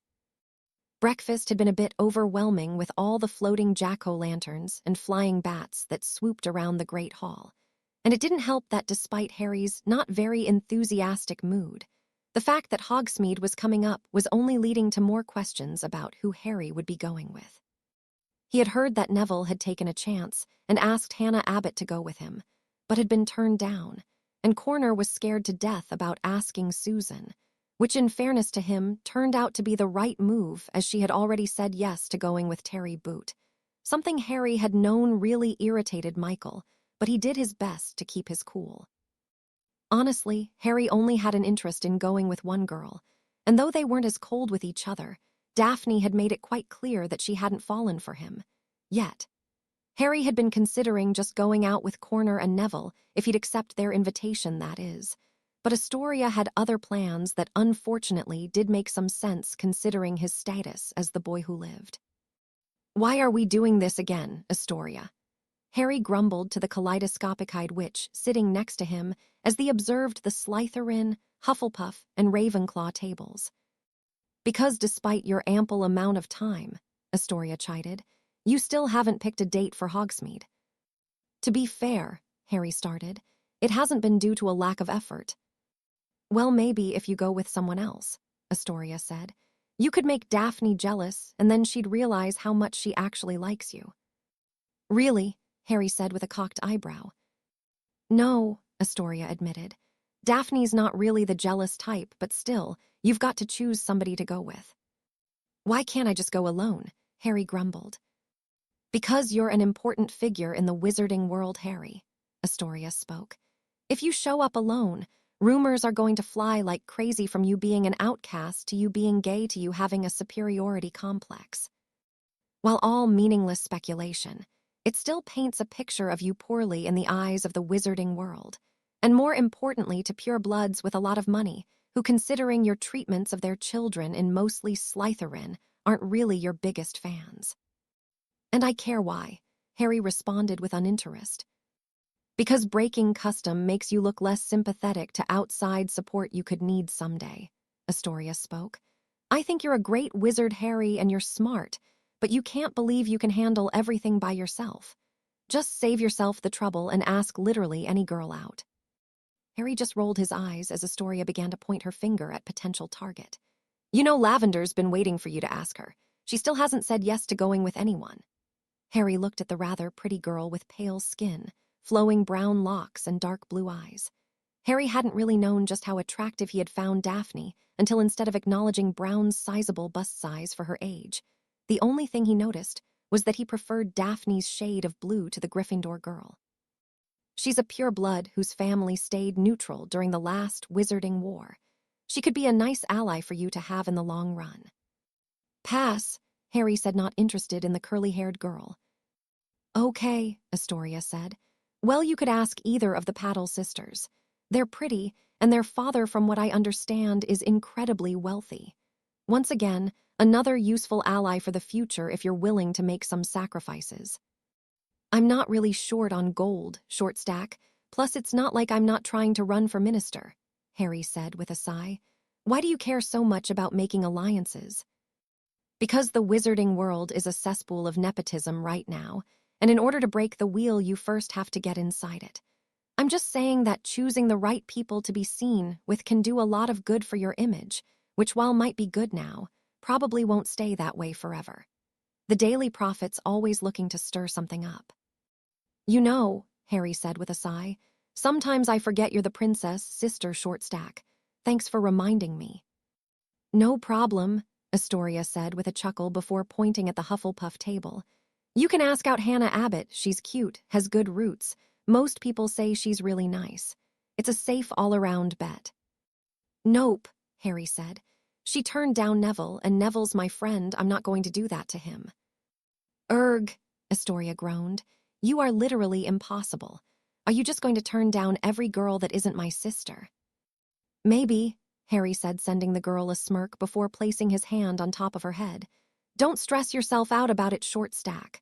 I appreciate the research you've done. It's quite extensive, he said, remembering the notebook full of information Astoria had handed to him a few days ago. But I'll handle this on my own. Fine, Astoria sighed. I'll give you 24 hours. If you've done nothing in that time, I'll ask Bulstrode out for you in your stead.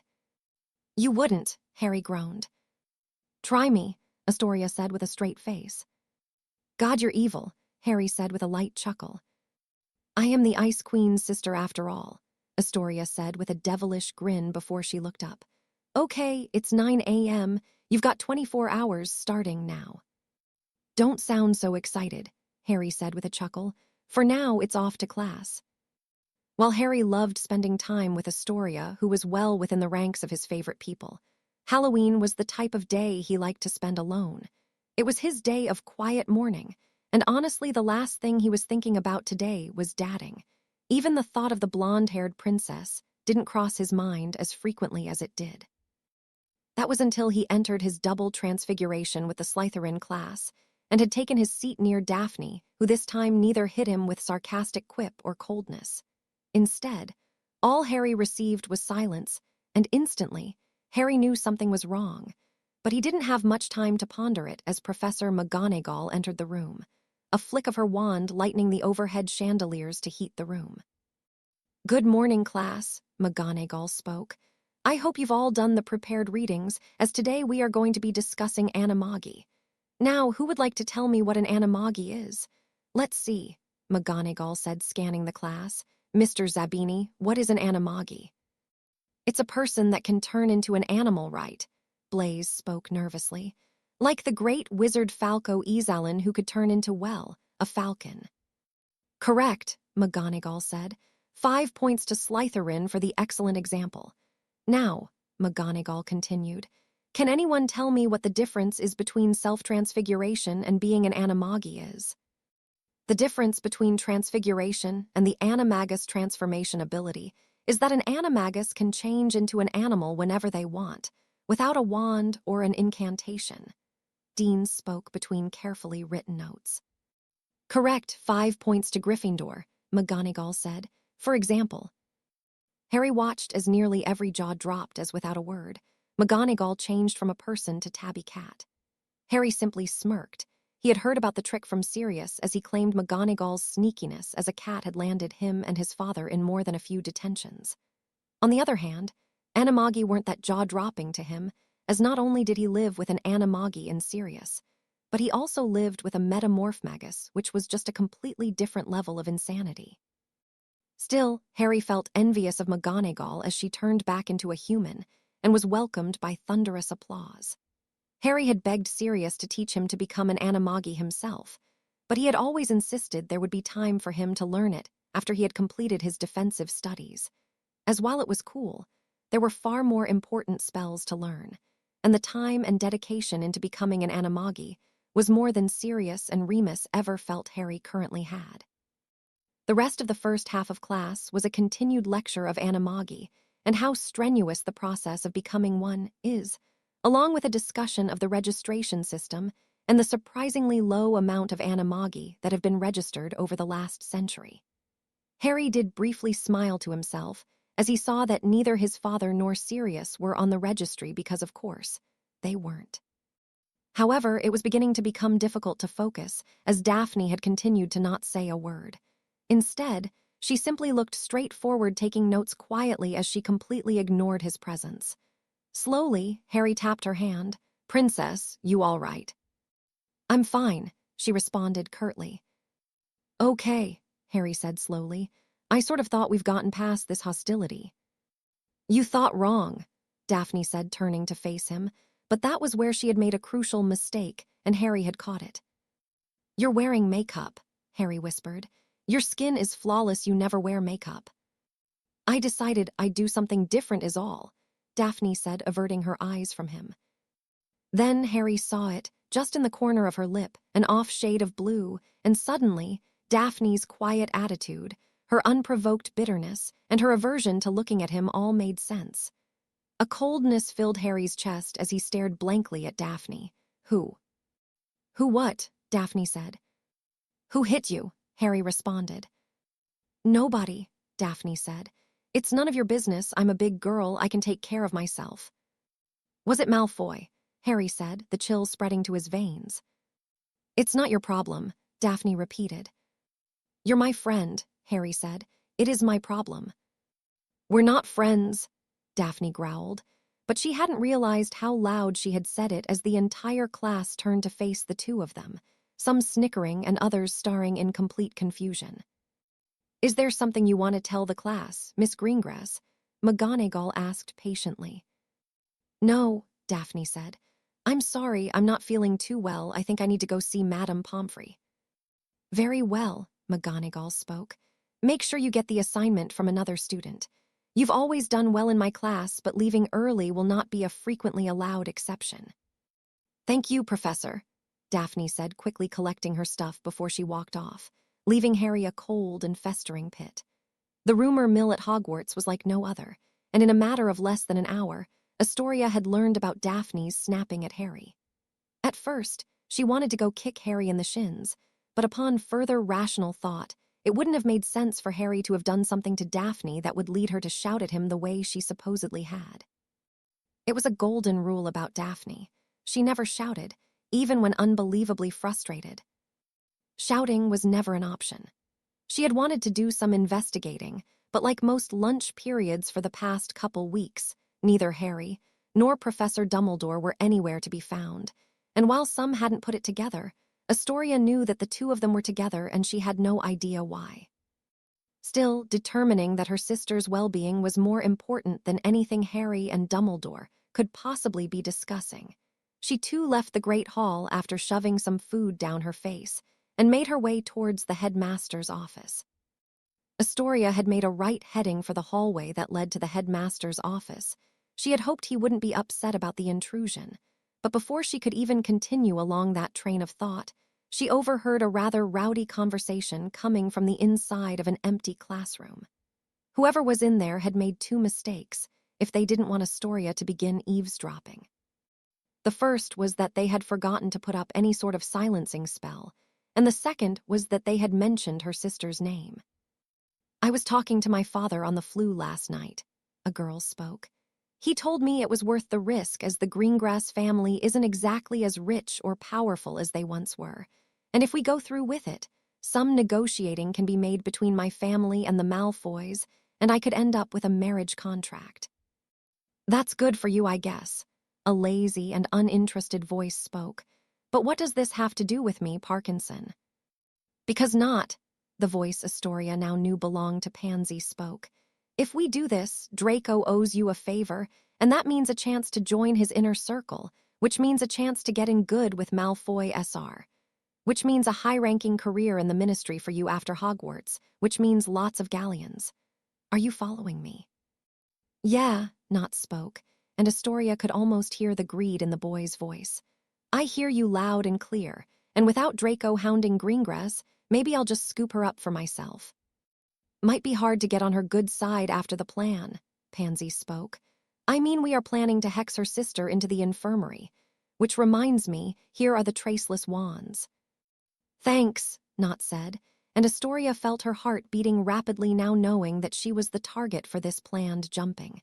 "And don't worry about Greengrass. I'm sure with this traceless wand, I can be very persuading." Astoria was quivering with anger. How dare that stringy-haired bastard talk about her sister that way?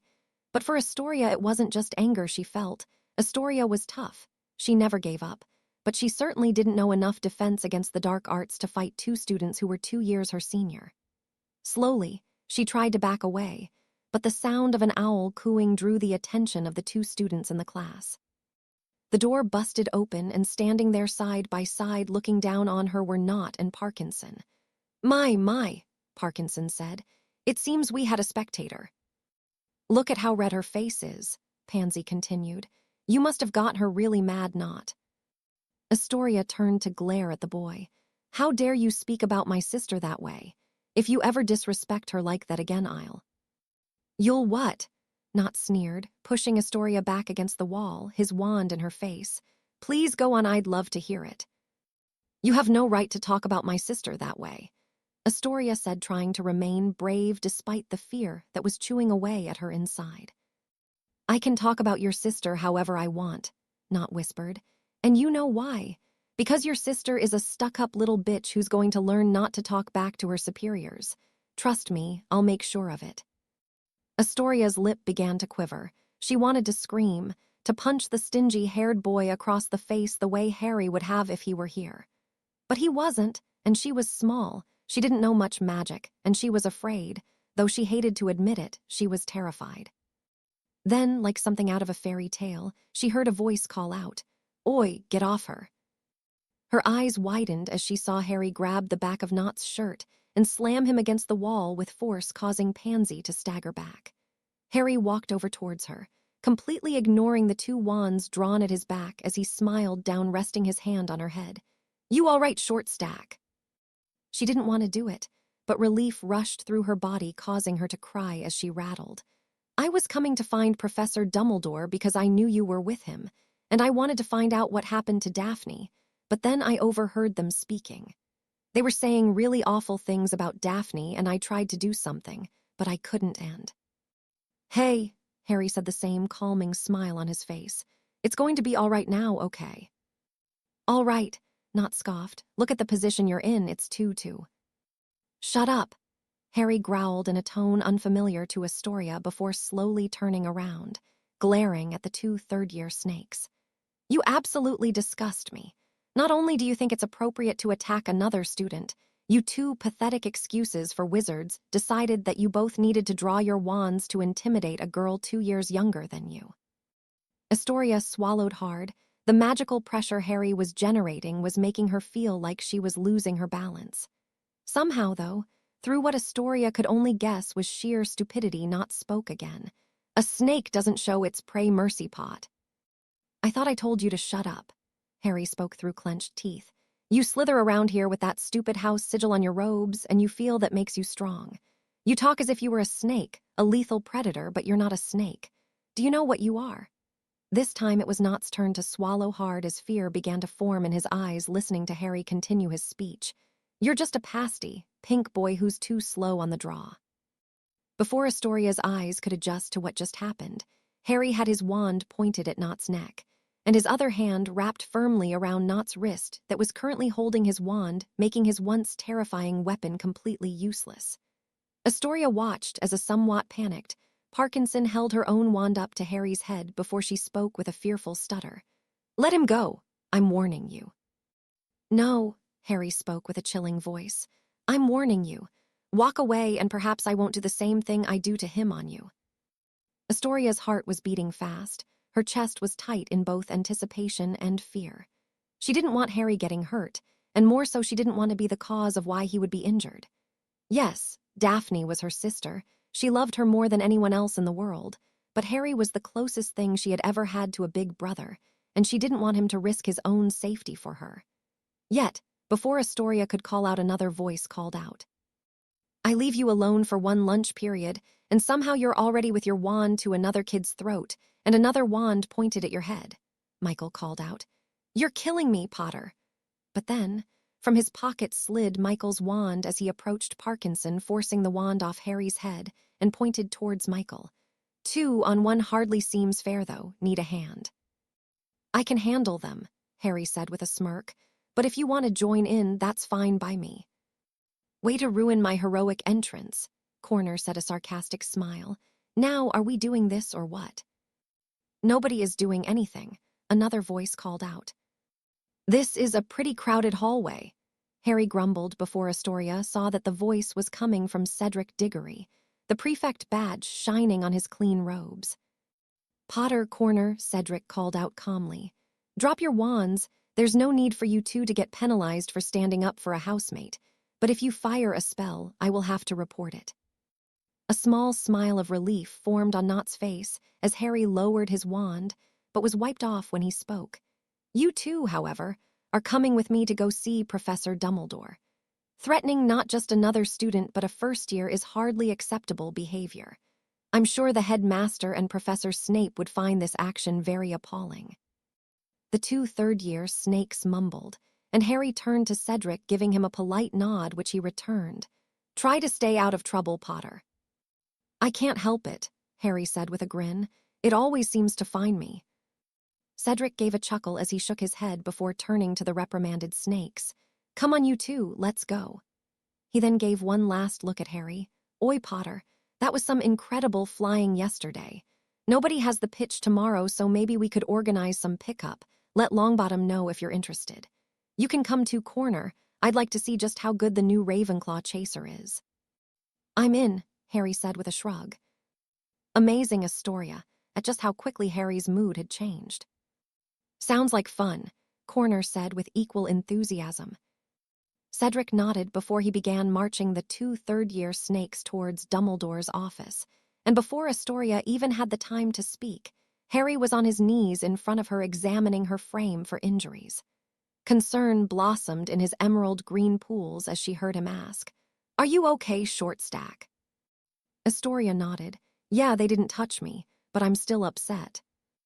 I know they said awful things about your sister, Harry said, grabbing her chin as he looked into her eyes, but you need to be more careful. I'm not going to belittle you for standing up for your family. I'd have done the same thing. But you need to stay strong when something goes down, and try not to get involved in fights you can't finish. I just wish I was better at magic already, she said, snarling at the ground. I know, Harry said. I wish I was too. But you are good at magic, Astoria spoke. You're amazing for someone who hadn't been here the first 2 years. He smiled as Astoria felt his hand taking its comforting spot atop her head. I still have a ways to go before I'm as strong as I have to be. For what? Astoria asked curiously. To get my family the justice they deserve, Harry said. Had it been anyone but Harry, Astoria might have felt a red flag waving over Harry's head, but that wasn't the way he said it. It pained him. He seemed to be unsure of how to proceed, but in his eyes, it was desperation. All he wanted was justice, not vengeance on the people that killed his family, and who was Astoria to think badly of Harry for wanting the same thing she would undeniably want if she was in his position. It was quiet for a moment before Astoria rose to her feet and hugged Harry. Thanks for helping me. Always short stack, Harry said, his face relaxing into its normal passive look. Now, you said you were looking for me, right? Yeah, Astoria nodded. I think something's wrong with Daphne and... She's going to be okay, Astoria, Harry said, and Astoria flinched as she heard Harry use her real name in what must have been the first time in months. She just needs some space right now. At least for me, I don't think surrounding her will help, but maybe you should visit, just to make sure she's doing all right. Astoria nodded as she walked away, waving back at Harry and Michael. Thanks again, by the way. You're my friend Short Stack, Harry said with a smile. I'll always protect you. And with that, she turned the corner and began her ascent to the hospital wing. The next morning had been a difficult one. Not only had Astoria saw Daphne about ready to cry in anger with how powerless she felt about getting attacked despite her strong response, she had felt a tremendous amount of guilt in her heart for being so rude to Harry. The same Harry that, according to Astoria, had just saved her from a terrible attack from the Slytherins that she was responsible for. At every turn, all Daphne had wanted to do was make sure Astoria was safe, and at every turn she had failed. The only reason Astoria was still unharmed was because of Potter, and if it hadn't been for him, Daphne might have had to become submissive to all of Draco's taunting in order to hopefully secure Astoria's safety. Now, not only had she yelled at the boy, she owed Harry a great debt, and it drove her insane as it only caused her to focus more on the green-eyed boy.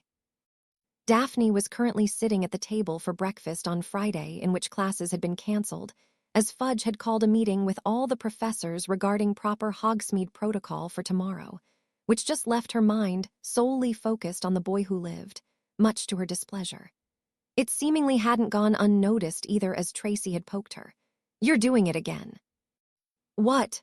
Daphne said, turning to face her friend. You were zoned out, Tracy said, smiling. Were you thinking about Potter again? No, Daphne said, cold as ice. I was thinking about the attack that almost happened to Astoria. Well, that's hardly as much fun to talk about, Tracy said. Are you sure you weren't daydreaming about Potter asking you out to Hogsmeade?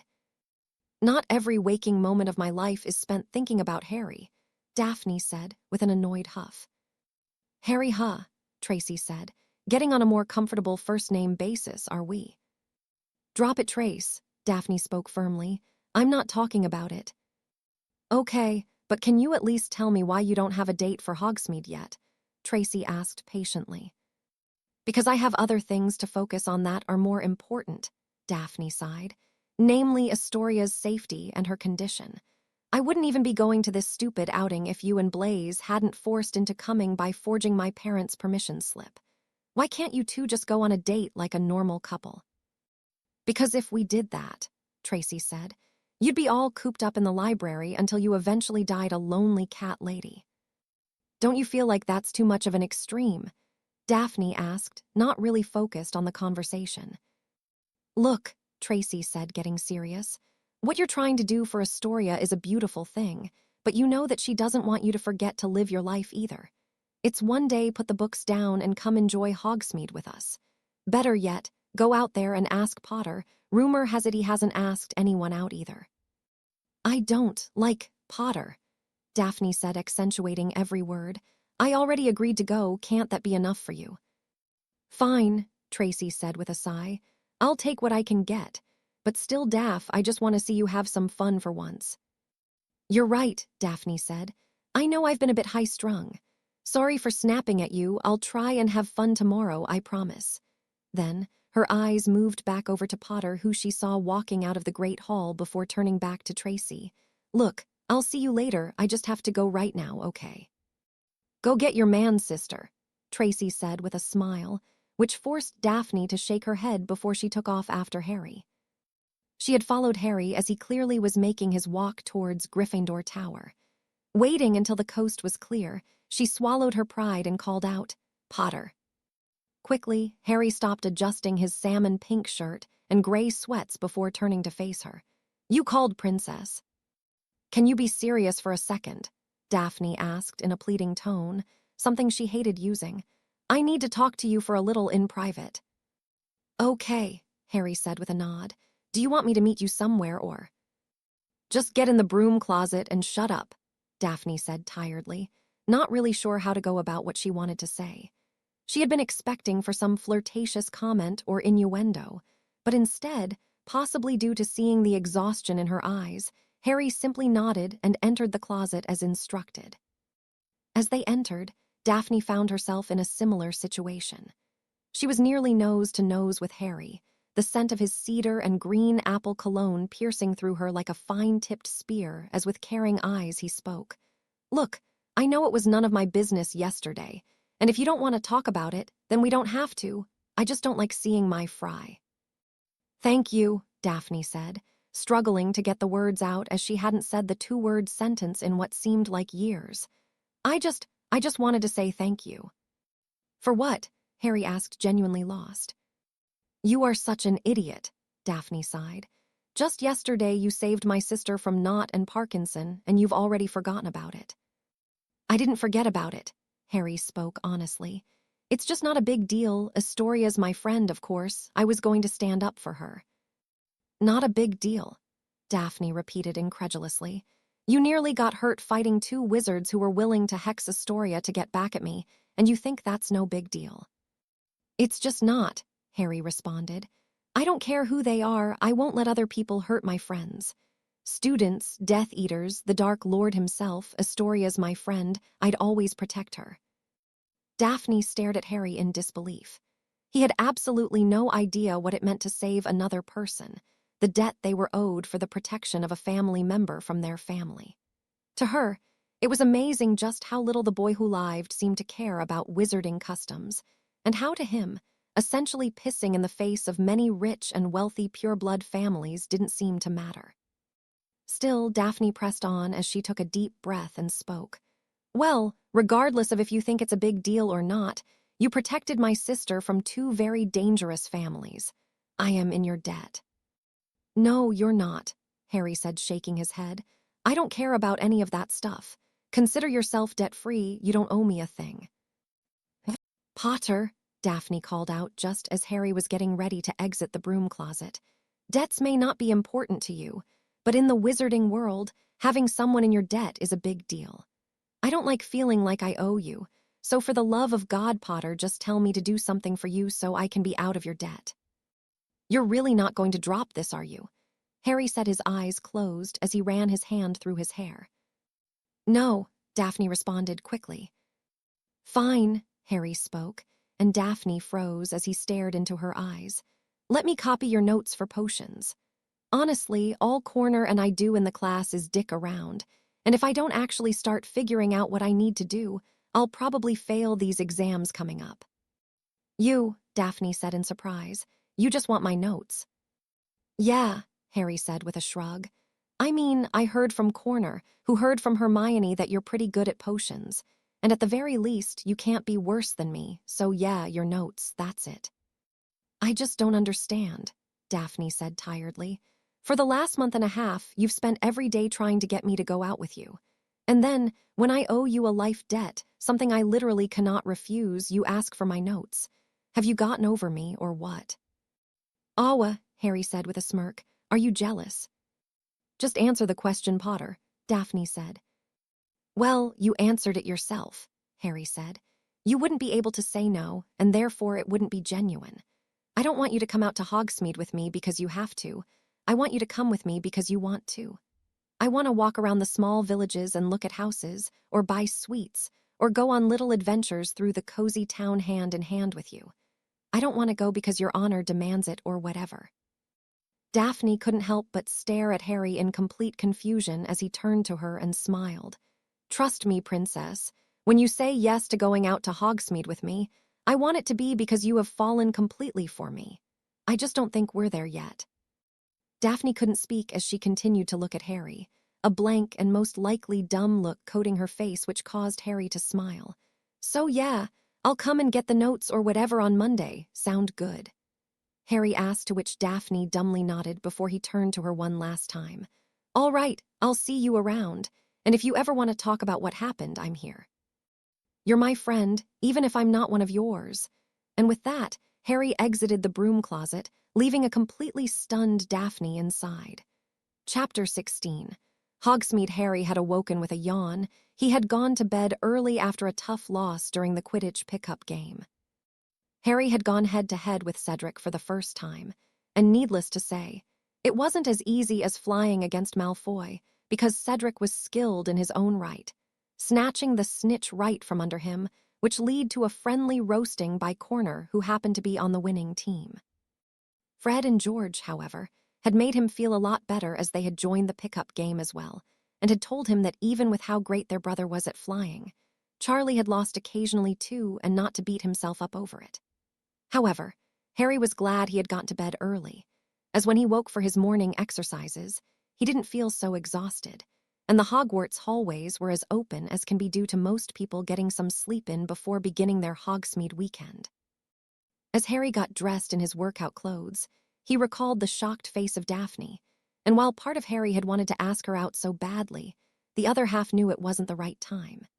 It didn't help that he was also bubbling with rage from the fact that somebody had physically attacked her, and while he assumed it was Malfoy, he wanted to make no rash moves, and more importantly, Harry knew that Daphne wasn't the type of girl who wanted others to fight her battles. So as much as it bothered him, he had to push the chilling feeling he got in his chest every time he recalled seeing the bruise aside, for now at least.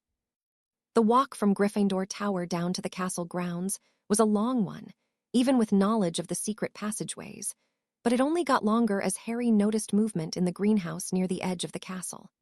Harry sat there in observation as he watched the figure he now saw was Neville, getting dangerously close to a venomous tentacula plant. Harry knew it well as he observed his palm, where the plant had left a burning pain on for a while due to his mishandling of it. However, Neville showed absolutely no fear regarding the plant as he watered it, speaking to it softly. "Hey, don't worry, I'm not going to hurt you. It's feeding time now." Harry was certain the plant couldn't understand what Neville was saying, but it didn't explain how a plant that had been so fickle for him had gently laid down its branches at Neville's word. As from a canister, Neville began to sprinkle what looked like fish flakes, but Harry assumed was a fertilizer-type ingredient over the plant, who, upon being thoroughly full, slowly brought its branches up once more, almost as if it was intending to give Neville the time to back away. A bright grin overtook Neville's face as he nodded. "All right, I'll see you tomorrow. I need to go see Professor Sprout now to work on the mandrakes." The plant seemed to bow as Neville left that section of the greenhouse, and Harry couldn't do anything but watch in amazement. He entered the greenhouse, and while not intending to, he seemed to have scared Neville as he spoke. That was incredible. "Wah!" Neville cried from surprise before turning to see Harry. "Oh, sorry, didn't know there was anyone else in here. Do you need something, Harry?" "Not really," Harry said with a shrug. "I've just never seen anyone handle a tentacula like that. The plant and I had a very different relationship the last time I worked with it." Thanks," Neville said, lacking in confidence. "The trick is just remembering they're living things. I think of them as magical creatures with feelings and fears just like us, or hippogriffs or nifflers. Just because they can't make noise doesn't mean they don't get frightened. It's all just part of the approach, I guess." Neville said, looking down at the ground. "Sorry, I didn't mean to bore you. You're probably busy getting ready for Hogsmeade or something." "Not really," Harry said with a chuckle. "Didn't end up getting a date." "But you're Harry Potter," Neville said in almost complete confusion. "How did everybody say no to you?" "Oh, they didn't," Harry said. "I just didn't really ask anyone else outside of Greengrass. She turned me down." "I know how that feels," Neville said glumly. "Hey," Harry said, taking a seat beside Neville on the workbench. "At least you had the guts to ask the girl you like out. Corner couldn't even do that." "Thanks, Harry," Neville said, still hurt to get shot down. "Tell me about it," Harry said with a groan. "I've been getting shot down for months." Neville laughed, causing Harry to smirk before he spoke. "Look, if you're not doing anything today, Longbottom, why don't you come out to Hogsmeade with Corner, and I could be fun." "You want to hang out with me," Neville said in confusion. "But you're Harry Potter, and Corner's pretty popular too after that big prank. Why would you want to hang out with me? I'm nobody." "You're not nobody," Harry said kindly. "You're Neville Longbottom, the best herbology student I'd say Hogwarts has ever seen. Plus, it's like I said before, had our parents managed to make it through the war, we'd probably have become friends anyway. No pressure or anything, but if you want to come with, just know you're invited. Might be nice to have a more serious member in our group to help keep Corner and I in line, or at least try to." "You really want me to go to Hogsmeade with you guys?" Neville said, still clearly struggling to understand the kindness he was receiving. It really made his blood boil with how shot the kid's confidence was, as from everything Harry could observe, besides being a bit forgetful and a bit clumsy, but nowhere near the level of Tonks, there was absolutely nothing wrong with Neville. "Yeah," Harry said with a shrug. "I wouldn't have said it if I didn't mean it. Plus, what are you going to do if you stay here? Most of the castle's going to be gone anyways." "And this isn't a prank, right?" Neville said.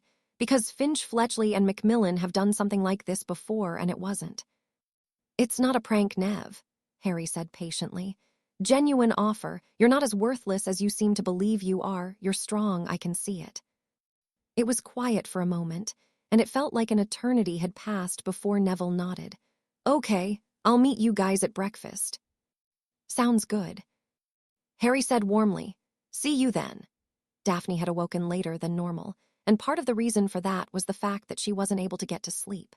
Harry Potter, his emerald green eyes, his lazy smile, his cedar and green apple scent, every aspect of the boy was invading her mind, and it had become very consuming.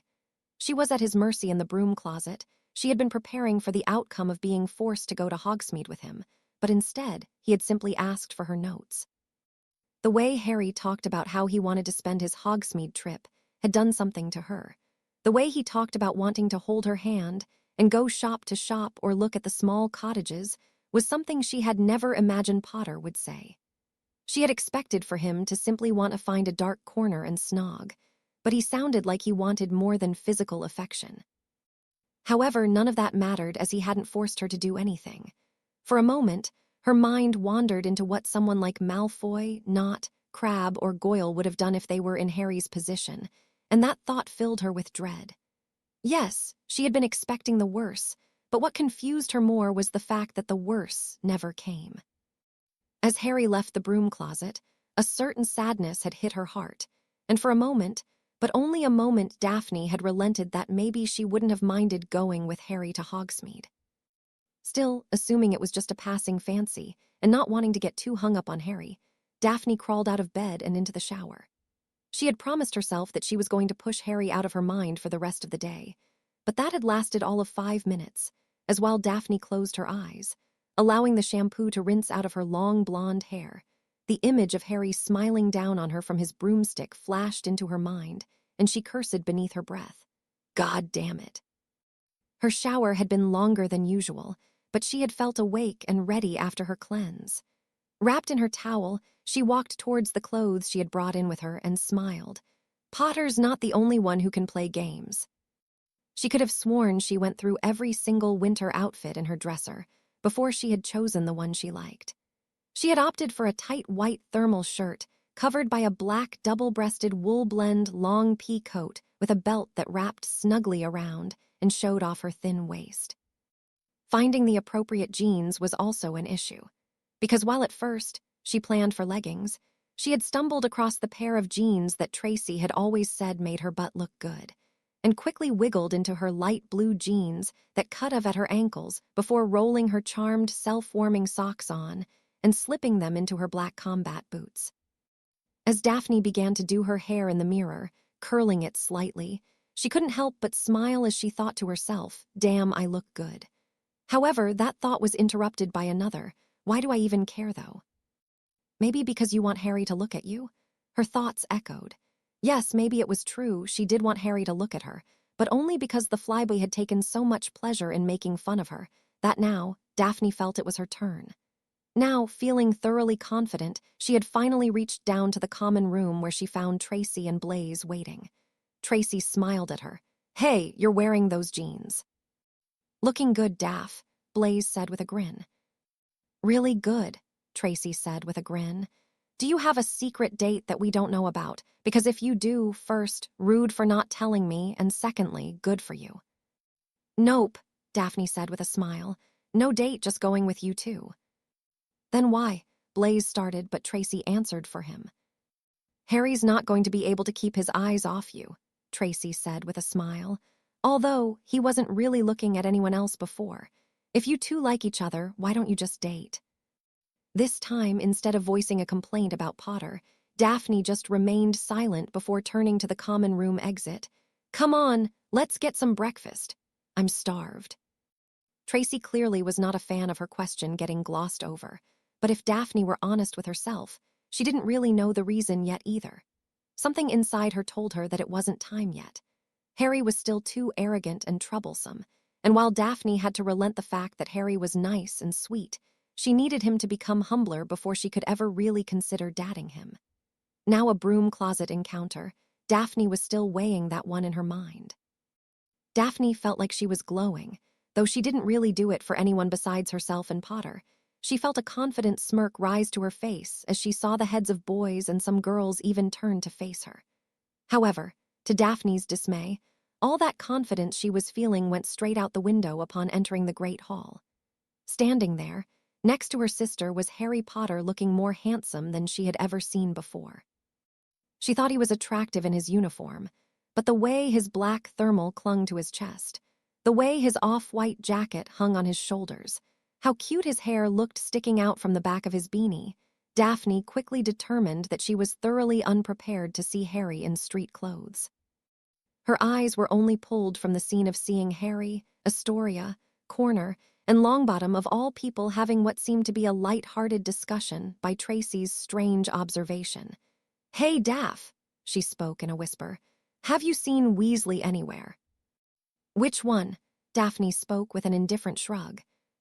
"The youngest one, the one in our year," Tracy said, still scanning the tables. "I don't see him," Daphne admitted, "but why do you care?" "I don't," Tracy said. "It's just, I don't think I've seen him miss a meal since his sister was kidnapped. It's just a little concerning. Last week I saw him sitting underneath the Quidditch bleachers by himself," Blaze said with a shrug. "It was a bit disappointing. I haven't really seen him since then. I just thought he was having a bad day, but that was a week ago now." "I just sort of feel bad for him, I guess," Tracy said with a shrug as she drank her pumpkin juice. "I mean, he lost his sister, lost his chance to get on the Quidditch team. I heard that Faye Dunbar turned him down for a chance to go with Harry to Hogsmeade. Even Finnegan and Thomas aren't really talking to him as much. I mean, even Longbottom has Potter looking out for him. Even the Weasleys aren't seeming to look for him." "He's a hothead," Daphne said with a shrug. "I wouldn't want to hang around with him either. Play shitty games, earn shitty prizes." "I know," Tracy said silently, "but still it's just sad." Daphne turned to her friend. She understood where her friend was coming from. Unlike most pure-blood witches who focused solely on magical education, Tracy's mother prior to her death was a muggle, and for years of her life, Tracy had believed she was a squib. Magic never seemed to really click for her, and her oddness at school had left her being bullied and ostracized. It wasn't until Tracy had turned 8 that she had her first major display of magic, and her father had reintroduced her to the magical world, where Daphne and Tracy had become fast friends despite her pure-blood status. To Daphne, loneliness never bothered her, but to Tracy, seeing another person suffering from it killed her. She had wanted to reach out to Longbottom, but the consequences of trying to help one of Malfoy's favorite targets didn't really sit well with her. Yes, Tracy was kind and compassionate, something rare for the House of Snakes. It's what made her such a good friend. She was the warmth to Daphne's Ice Queen persona, but she wasn't stupid enough to get involved against the great risk of being bullied herself. Blaise, too, understood that about Tracy. He was the one who had gone to comfort Tracy on the anniversary of her mother's death and had learned everything about her then. Blaise, while more on the calculating side, also had splashes of humanity inside him, and it was why he would never run with Malfoy's gang. It was part of the reason he detested his mother for her constant marrying and divorcing of men in order to gain wealth. He didn't like seeing people down, at least not people he didn't consider enemies. You could try and reach out to him, Blaise suggested, but it's Ron we're talking about. He's not a big fan of snakes. You wouldn't get jealous of me being around another guy? Tracy asked softly. Not unless you start snogging him, Blaise said with a smirk. Then we're going to have a problem. Tracy smiled as she kissed her boyfriend's cheek before returning to their meal. It hadn't been long, however, until the clock struck 10, and the students began to be shuttled out towards the Hogsmeade carriages. Daphne wanted to hurl as she watched Brown approach Harry, whisper something in his ear before giggling and walking away to return to her friends. Her disgust turned into a slight grin, however, as she watched Harry turn to Corner and Longbottom before rolling his eyes and pretending to shoot himself in the head. At least you won't have to worry about Brown, Daphne thought to herself before responding harshly. I don't care, I don't care, I don't care. Yet, as much as her brain wanted to deny it, she couldn't help but admit seeing Harry turn down other girls for her made her feel a bit warmer inside before she entered the carriage of her own alongside Blaise and Tracy. Blaise then spoke excitedly. I'm so thrilled to be out of the castle. Exam cramming was killing me. Yeah, Tracy echoed. But look on the bright side, when summer comes around, it's going to be awesome. I mean, honestly, I don't know how my dad did it, but he really came through winning those World Cup tickets. I know, Blaise said excitedly. Bulgaria is definitely going to crush Ireland this year. Babe, I love you, Tracy said with a snicker, but you are completely out of your mind. Ireland's definitely taking it all the way. Wanna bet, Blaise said. Loser has to take the winner out to dinner. Looks like you're going to be buying me dinner then, Tracy said, smiling, as she leaned into her boyfriend's side before turning to Daphne, who was currently looking out the window as they left the castle grounds. Who do you have winning, Daph? Huh, Daphne asked dumbly. Stop zoning out, Tracy said with fake annoyance. Sorry, Daphne said. It's just you two lovebirds are so gross and annoying, it's the only way to protect myself. Tracy gave her a mock glare before she smirked, and Daphne returned it before asking, What were you saying? Who do you think is winning the World Cup this summer? Tracy repeated. Oh, Bulgaria, Daphne said. I mean, crumbs on that team, right? She asked, looking for confirmation as she didn't care much for the sport. Upon getting the nod from Tracy, she continued. Seekers win games. I'm not really sure why they even bother having the other positions have the time. And in terms of Seekers, Crumb's the best in the world. Logical as always, Tracy said, shaking her head. Where's your Irish pride? Unlike you freckles, Daphne said with a chuckle. I don't have any Irish blood in me. Although I guess it's not much comfort since England's team is god-awful according to Astoria. Tracy released a laugh before together. The carriage mates all stared in awe at the sight of the winter wonderland they had just entered. Hogsmeade Village covered in the first snow of the year. They had finally arrived. As they unloaded from the carriage, Daphne saw Tracy staring at something in front of the carriage mysteriously before shaking her head and turning back to Daphne. So, where to first? She asked aloud. Daphne let an ever-genuine smile come out. Honeydukes. I'm going to need my sugar quills if I'm going to make it through the first exams. Just don't let me buy too many. I don't want to get fat. Afraid a certain green-eyes boy won't like you as much? Blaise asked with a chuckle. This is a Potter-free day, Daphne growled. Mention him again and I'll hurt you. Whatever you say, princess, Blaise started before getting elbowed in the side. Right, okay, only Potter gets to call you that. Daphne turned to Tracy before laughing, earning a slight glare from Blaze as together, the three of them began their tour through Hogsmeade, a feeling of warmth in Daphne's chest. Today, she had promised herself, was going to be a good day. As the cold air blew past Harry's face, a semblance of joy ran through his body as he, Michael and Neville had gone shop to shop, stocking up on sweets, new food for Loki, and most importantly a long stop at Zonko's joke shop. Harry laughed at Neville's reaction every time he and Michael would plan for their uses of nose-biting teacups and hiccup sweets. Harry had never laughed harder than when Neville had commented on Harry and Michael's plan to hide a nose-biting teacup in a cauldron during potions class so it could jump onto Snape's nose. Harry wasn't entirely sure if Neville had meant for it to be funny or serious when he said, "I think you're going to need a bigger teacup," but he couldn't stop himself from chuckling at the meek grin on Neville's face as he spoke aloud. An engorgement charm could probably do the trick, though. "Nice thinking, Longbottom," Michael said deviously as he took the teacup to the counter. And while Neville protested heavily that he wanted nothing to do with pranking as his grandmother would kill him, it hadn't stopped Michael and Harry from chanting, "One of us, one of us." Eventually, with a determination not to crack up himself, Neville had agreed to buy a pack of frog spawn soap in order to get back at the bullying he had received from Ernie and Justin in the past. While Neville tried to look ashamed, Harry could tell he was feeling a bit more devious than he had let on. Harry couldn't help but chuckle to himself as he thought, "Found our Moony." They had been shopping around for about an hour, after just exiting Dogweed and Deathcap, where Neville had given both Harry and Michael an extensive lesson in herbology when Harry's stomach growled loudly. Both Neville and Michael turned to each other before turning to Harry. "How are you already hungry?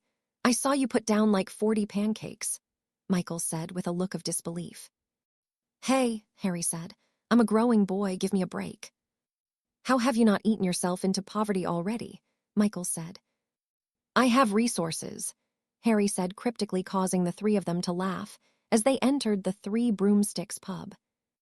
Harry, Neville, and Michael had no sooner sat down when he saw Hermione walk in the door. Harry was expecting for more people to follow in after her, but nobody came. Instead, she simply sat alone on a stool near the bar, a stack of shrunken books purchased from tomes and scrolls sitting beside her. Harry seemingly wasn't the only who saw her, as Neville too stared at the bushy-haired witch before he spoke. "Is she all alone?" "Yeah," Michael said tiredly. "That's how it is in Ravenclaw Tower. She normally just heads up to the dormitory and locks herself in to read after classes are over. She's not really all that bad of a person, but she can just be really bossy and it's overwhelming. Most people choose to just leave her alone." "We should invite her to sit with us," Neville spoke nervously, clearly feeling like he was too new to the friend group to make an executive decision like that.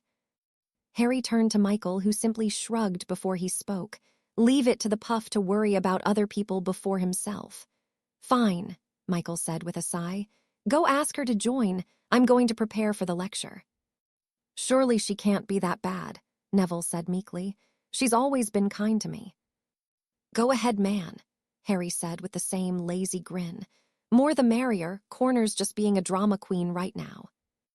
Neville nodded, and Harry watched as the blonde-haired boy approached the renowned bookworm before Michael turned to him.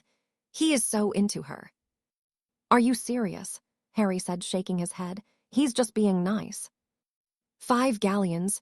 They're a couple by the end of 4th year, Michael said confidently. Harry shook his best friend's hand and smiled. "All right, I'm in." They had just finished negotiating their arrangement when both Neville and Hermione joined the table.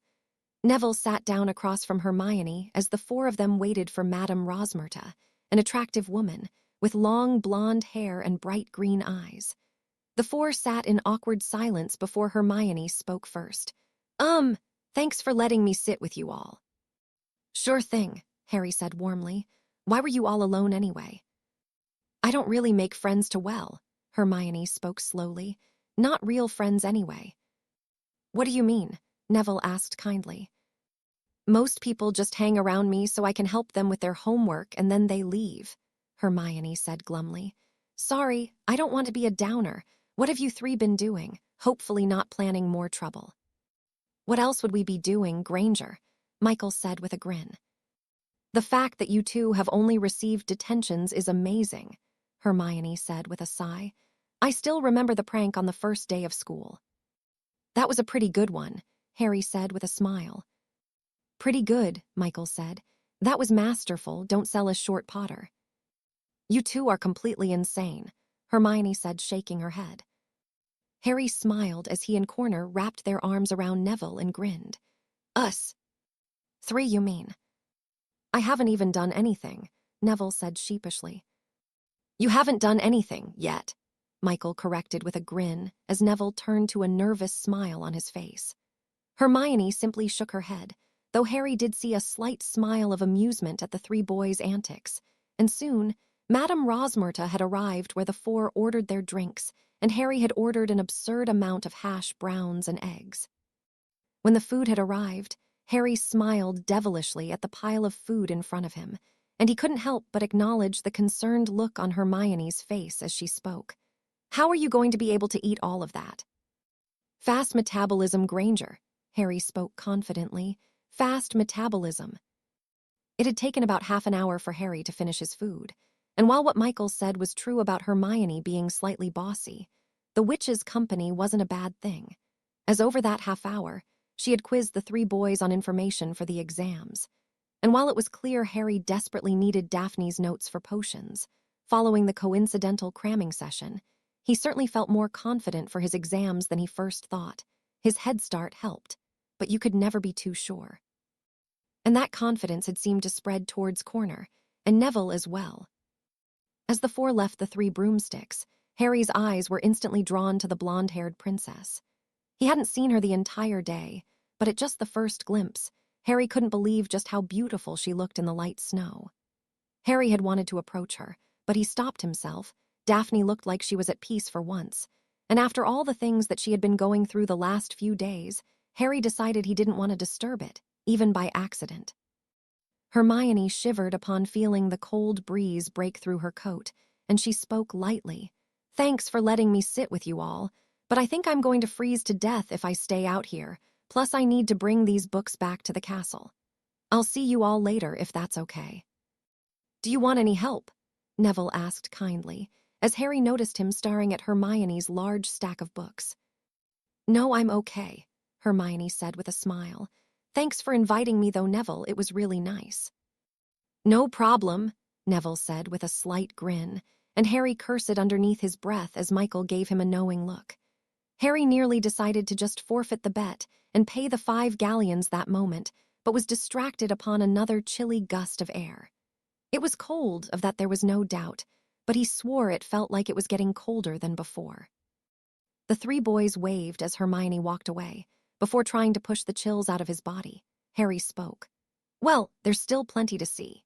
Harry had wanted to go see Andromeda and Ted, possibly even Sirius if he was currently there and not back in their house in Boston. But while Harry liked Corner and Neville, he wasn't sure he was ready to introduce that part of his life to them yet. So instead, the 3 boys pushed through, finishing their leisure shopping and began refilling their school supplies. As the 3 Scrivenshafts Quill's shop, Harry and Corner ventured towards Spintwich's sporting needs, where Corner, who had received some galleons from his mother, after making the Quidditch team, began to purchase his pads and helmets in the standard Ravenclaw blue and bronze. However, it wasn't just Michael who seemed entranced by the store. Neville, too, looked simply fascinated by the wall of broomsticks, ranging from new Nimbus 2001s to used Nimbus 2000s, clean sweeps, and even the broom Harry recognized as the Brazilians' national team's broom of choice, the Verapitos. Harry nudged Neville. Do you fly? Not really, Neville said, clearly looking haunted by some awful memory. Gran always told me I was too clumsy to fly. You don't seem that bad to me, Harry said with a shrug. I'd say if you leaned out a bit, you'd make a fair keeper. You got the right build for it. Thanks, Harry, Neville said nervously, but I don't think I'd be any good. Well, you won't know until you try, Harry said kindly. I'll talk with Cedric and Wood about setting up another pickup game. I have an old Comet 140 at home. It's not perfect, but you could have it if you want to just try flying out again. I think you really just need some confidence. I mean, You're confident when it comes to herbology, and you're like the best herbology student I know. You've got to win the battle in your mind before you do anything else." A small grin appeared on Neville's face. "You really think I could be a good keeper?" "We won't know until we put you in a game," Harry said simply. "I guess there is no harm in trying," Neville said cautiously. "Right." "Right," Harry said in confirmation, before Michael appeared by their side, with his equipment shrunk down enough to fit in his pocket. "What are we talking about?" Michael asked. "Talking about getting Nev on a broom during a pickup game," Harry said simply. "He'd probably be a good keeper," Michael said with a nod. "See," Harry said with a chuckle, "what did I tell you?" The day was winding to a close, and honestly, Harry, despite not having the date he would have wanted, had a pretty good time with Neville and Michael. Neville was a stabilizing force to their group, adding caution and responsibility, something that Michael and Harry seemed to have a passion for throwing to the wind. The three now exhausted friends had sat down, leaning against a large tree as they stared off into the distance, looking at the abandoned house with sealed windows and boarded-up doors called the Shrieking Shack. While Harry knew the truth of the matter, he knew he shouldn't tell, and he simply sat back and listened as Neville spoke. "What do you suppose is in there?" "Ghosts," Michael said. "At least that's Dumbledore said. I even asked nearly headless Nick about it once. Not even the Hogwarts ghosts want to go there." "Really?" Neville said in interest. "I always heard that a gruesome murder took place in the house. That's why the house makes the shrieking sound. It's supposed to the victim crying out on the monthly anniversary of their death." "Creepy," Harry spoke, not wanting to give everything away. His breath was visible now, and Harry had realized the sky was darkening. He could have sworn it wasn't that late, but it wasn't as if Harry had a watch on his to tell the time. There was probably a spell for it, but Harry certainly didn't know it. So, trusting what he saw and not wanting to get sick, he rose from his seat, offering his hand to Corner and Neville as he spoke. "You two ready to head back?" "Sure," Michael said. "Might as well call it early, got exams to study for and all that fun stuff." "Come on, Corner," Harry said with a grin. "We both know you don't study." "Don't expose me like that, Potter," Michael said with a chuckle before Harry turned to Neville. The boy was trembling slightly, and while it certainly wasn't warm, Neville was dressed in enough layers in which he shouldn't have been shivering. Michael had turned to the Hufflepuff boy as he spoke. "You all right, Longbottom?" That's when Harry felt it. His hand began to tremble as well, and instantly Harry's mind kicked into combat mode as he spoke. "We need to get back. Something's not right." What Harry had loved about his friendship with Corner was that the two seemed to share an unspoken connection, and without a word, they helped Neville to his feet as they proceeded towards the center of town on their way to the carriages. It seemed that Harry was right about something being wrong, as Harry saw many people beginning to tremble as they attempted to shuffle their way into stores for warmth. Then it hit Harry, and instantly he began to reach for his wand as a gray and freezing mist began to overtake the town. "Get back to the carriages, now." "Harry," Neville spoke, trying to see through the mist. "What's going on?" But before Harry could say another word, out of the mist came a host of at least 10 Dementors, and the sounds of screaming filled the air. Quickly, Harry grabbed the wrists of Michael and Neville, not wanting them to fall victim to a Dementor's pressure, though their trembling bodies showed that it was already beginning to affect them. Then Harry heard a shout that carried a name Harry wasn't prepared for. "Daphne." Harry let go of his two friends' wrists as he spoke. "Get back to the carriages, right now." "What about you?" Neville asked. "I'll be fine, just," Harry started. "Not a chance," Michael said firmly. "We stay together." "Help!" the same voice cried, and knowing he was pressed for time, Harry quickly relented as he led the charge through the mist towards the sound of the voice, Michael and Neville close behind him. The fog was thick, and the air was becoming so cold that it hurt to breathe. But if it was even possible, Harry became colder upon seeing the sight before him. Blaise Zabini was on his knees, clutching his head in agony as he screamed for help. But that wasn't all. On the ground, unconscious, was one of the nicest people he'd met so far, Tracy Davis, and on the other side of the boy was Daphne, looking completely helpless as tears rolled down her cheeks as she too was beginning to slip away.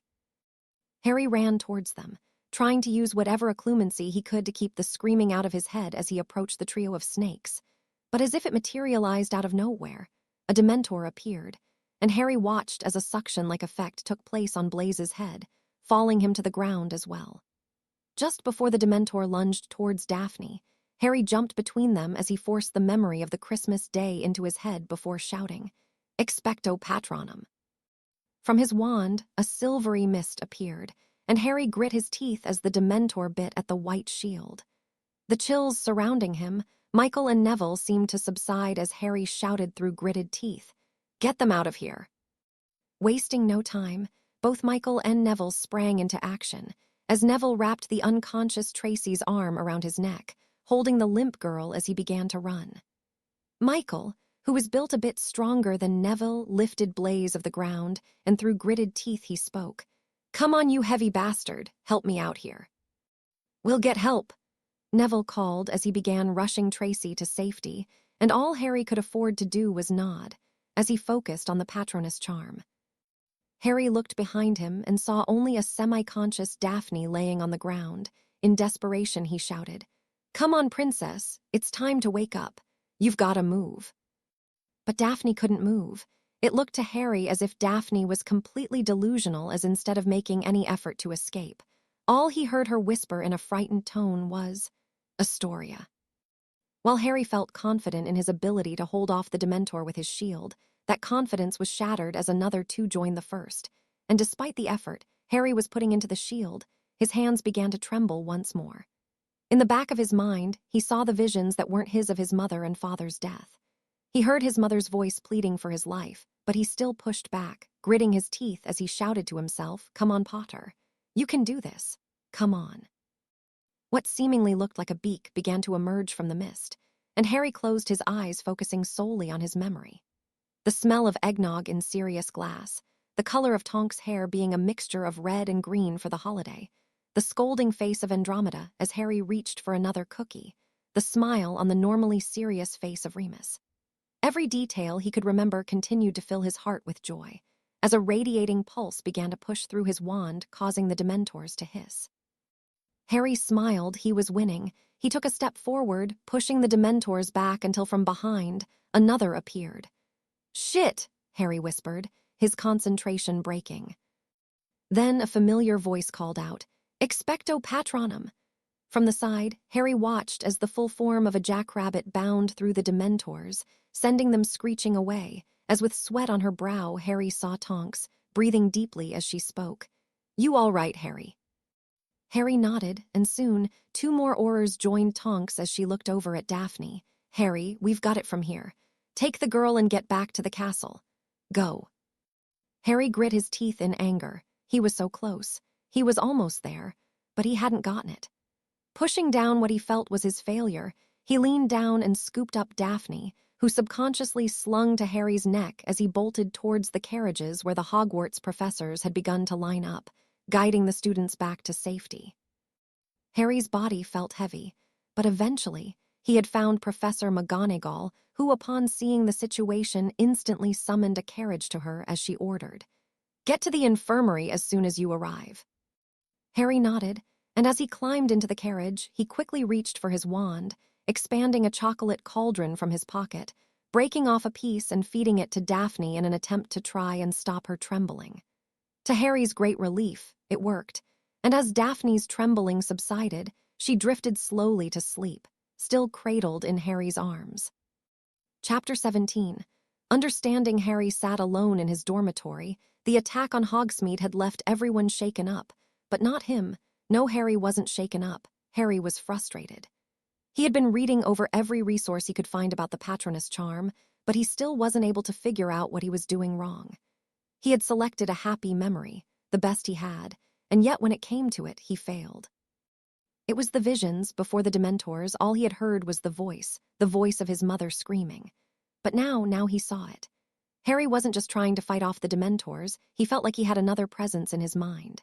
He had tried to fight through it, fight it off with occlumency, but he was too unskilled in the art. He had tried so hard to focus on the happiness, and while he acknowledged he took a step closer to the corporal form, he still failed. The other presence in his mind wouldn't let him feel the happiness that Remus had described the charm needing. If it hadn't been for Tonks, he would have died or worse, lost his soul. He didn't even want to think about what could have happened to Tracy or Daphne, and the fact that he had received news that he was nearly too late, and that Blaze had been just escaped being kissed, and was currently in what Pomfrey had called a roaming soul, state only left him feeling worse. Harry felt like he wanted to vomit. He wanted to go and see Remus, maybe he could help him, but he didn't think it would. Eventually, however, Harry couldn't take it anymore, and with a new plan in mind, Harry left the dormitory towards the headmaster's office. Harry knew better than to trust the old man entirely, but his understanding of magic was second to none, and right now, that is what Harry needed. Exhaustion wasn't anything new to Harry. He had been dealing with it since he was a kid, but every lesson with Dumbledore had left him feeling drained. Still, it had provided him with one great advantage, knowledge of the headmaster's password. Harry approached the statue, and with confidence he spoke, "Licorice wands." The gargoyles spun, revealing the long, winding staircase that Harry climbed with great haste until he had arrived at the office door. He knocked before he heard a pleasant voice speak, "Come in." Harry did so, opening the mahogany door which led to the room of oddities and treasures that lined the walls of the headmaster's office. Dumbledore looked up from his desk, a twinkle in his eyes as he stared at Harry. Slowly, the headmaster put down his tea before speaking. "Harry, my boy, what can I do for you at this late hour?" "I'm getting weaker," Harry spoke seriously. He had done a lot of reflecting, and it was something he hadn't noticed before, but the power he had felt upon entering the school and the power he felt now, while not magnitudes less, was still a drop. "Ever since the attack with the Dementors, I've been feeling weaker." "Harry," Dumbledore spoke, "is this about what happened at Hogsmeade? The Patronus charm is an extremely difficult spell and—" "It's more than that," Harry said. "When I tried to do it at Hogsmeade, when I tried to think of the memory, it wasn't just me. I was seeing the visions again, I felt him in my head. I tried to block him out by occlumency, but I wasn't good enough. When I'm trying to do that spell, when I try to focus on my happy thought, I see it. Even when I'm not in the presence of the Dementors, I see my family dying." "When you see the visions," Dumbledore asked calmly, "do you see them through your eyes or through his?" "His," Harry spoke, "always his." "I see," Dumbledore spoke, and for a moment, Harry panicked as Dumbledore had shown a face of genuine concern before it returned to its passive state. "Perhaps we rushed our training too much. You must forgive an old man for trying to stop him before he reaches his full strength. I hadn't even considered this a consequence." "Professor," Harry spoke, unwanted fear lacing his voice, "what's happening to me?" "He's become aware of your mental link," Dumbledore spoke. "Just as you feel his misery, he feels your happiness. We rushed our training, and yet we were too slow." "Are you telling me we're too late?" Harry said in desperation. "That's he's already inside my head." Dumbledore placed his hand on his shoulder as Harry tried to calm himself. "Harry, all is not lost yet. Though I fear our plan will have to default back to the original one. Voldemort is still weak. The fact you can still produce a non-corporal Patronus is proof of that. A being like Voldemort cannot understand feelings of happiness and love. It hurts him. This is why you see his murder of your parents when you try to produce your Patronus. It's all he can do in his current strength to interfere with your mind." "Sirius was right," Harry said tiredly. "I never should have betrayed him." "Harry," Dumbledore spoke softly, "you made an attempt to sacrifice yourself, your sanity for the greater good. This is nothing to be ashamed of. There is still time. We will increase our lessons to 4 times a week instead of 2, and for 3 days we will practice occlumency. The last we will practice legilimency. I'd like to start now if that's okay." Harry spoke looking down on the ground, guilt encompassing his heart. "I can't let everyone down, I can't." "Harry," Dumbledore started, "we still have." "No, we don't," Harry shouted. "I failed, don't you see that? I failed and someone nearly lost their soul. I wanted to protect them, I wanted to protect her, and they almost died because of me." "Harry, you are still too young to focus on shouldering the weight of protecting everyone," Dumbledore spoke, in a calm voice trying to relax Harry, but it hadn't worked. Anxiety still bubbled through Harry's body, No matter what kind words were said, Harry couldn't forgive himself. "I don't have a choice," Harry said grimly as he pointed to his scar. "The prophecy made me the chosen one. It's my job. Whether I'm ready or not has nothing to do with it. Please, Professor, I'll do whatever you want. Just help me be strong enough to protect my friends. I don't want to feel that helpless ever again." "Very well," Dumbledore said with a nod after a long pause. "Allow me to find my metronome." There weren't many things that Dumbledore truly loathed. He was touted as a saint with unparalleled patience and gifted with magical ability. However, being wrong, that was something he detested. Though part of Dumbledore still felt he had made the right call in teaching Harry the beginnings of legilimency, as the boy did seem to grasp the concept well. He had to admit that Sirius was correct. He should have taught Harry occlumency first. Yet, Dumbledore did not feel truly responsible for Harry's current situation. In part, he blamed Remus' insubordination. Obviously, Dumbledore couldn't share his now confirmed suspicion that Harry was a Horcrux with the werewolf, yet he still implored Remus to not teach Harry the Patronus charm. A spell that is centered around the basis of love and happiness would surely send off signals to Voldemort, a being that could understand neither emotion, who Harry had unknowingly created a connection with due to the Dementors bringing out all of Harry's fear and anger, the emotions in which a Horcrux feeds off. Why could no one understand that Dumbledore knew what was right? The lives of the many should have always outweighed the life of one, and Harry, though it would most certainly lead to madness, diving into Voldemort's mind to find if any more Horcruxes had been created, and if so where they were located, was more important than anything. Even Harry, the young boy that he was, understood the risk, and yet his guardians had persisted in defying him. Dumbledore had hoped there was still time for Harry to master legilimency before Voldemort's return, but now, with the fear of Voldemort knowing of the existence of his and Harry's link, occlumency was of the most important. Under no circumstances could Voldemort discover that Dumbledore was aware of his secret to immortality. If Voldemort found out, the game was lost before it even started. Pushing that terrifying thought to the back burner, for now, Dumbledore had begun to look through his cluttered mess before he remembered his wand, a Keo metronome. Like clockwork, his gold-encrusted wooden metronome zoomed to his hand, and a smile grew on his face. Like his trusty Deluminator, his metronome was another one of his creations, one he shared with Grindelwald if he were to be completely accurate. Before truly understanding the error of his ways, the metronome was developed to create a state of hypnosis and allow a mind to become completely open to Dumbledore's persuasion. While it lacked practical battle applications due to its requirement of complete silence and slow process, it was still a very powerful tool for persuasion if given the chance. Yet Dumbledore had learned that if forced to do something, a plan will almost always fail. A willing participant will always yield better results, and so, for fear of the metronome falling into the wrong hands, Dumbledore had drawn one rune upon his invention, willingness.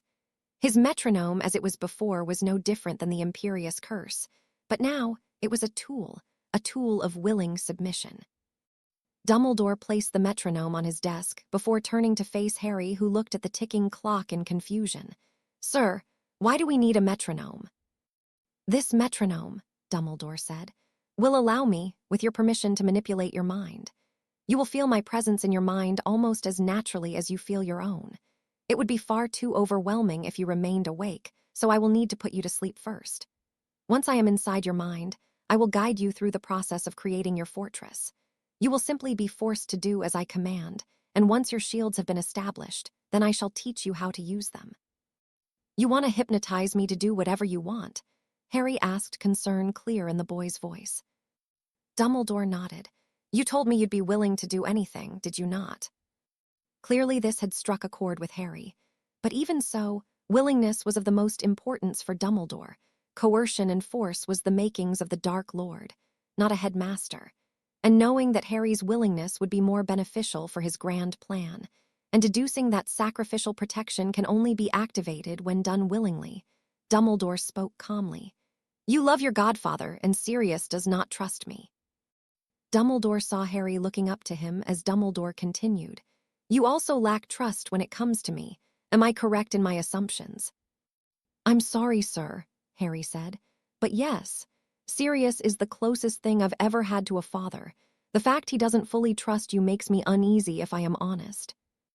Worry not, Harry, Dumbledore spoke. I am not unaware that throughout my life, I have made my fair share of mistakes. Your honesty is appreciated, which is why I shall be honest with you as well. Prior to me entering your mind, I will form an unbreakable vow with you. I will give you my word that my only intent in your mind is to help you master occlumency as quickly as possible. Do you accept? Harry nodded and Dumbledore smiled. While it may slow down his plan, winning the trust of Harry, ever so slowly, would be worth it in the end. As when Harry would learn his death was needed, he needed the boy to trust his word. Hand in hand, Dumbledore began to perform the unbreakable vow and smiled as Harry visibly began to relax. With his grandfatherly tone, Dumbledore spoke, "Shall we begin?" Dumbledore's willingness to make the unbreakable vow had bestowed Harry with confidence and momentary trust in the old man. However, though he hated to admit it, Harry would probably have consented without it. Albus Dumbledore was the only man the Dark Lord feared. He was the greatest wizard to ever live, and if Harry had to give up his freedom to protect his friends, his family, the people who needed him, he would have done it in a heartbeat.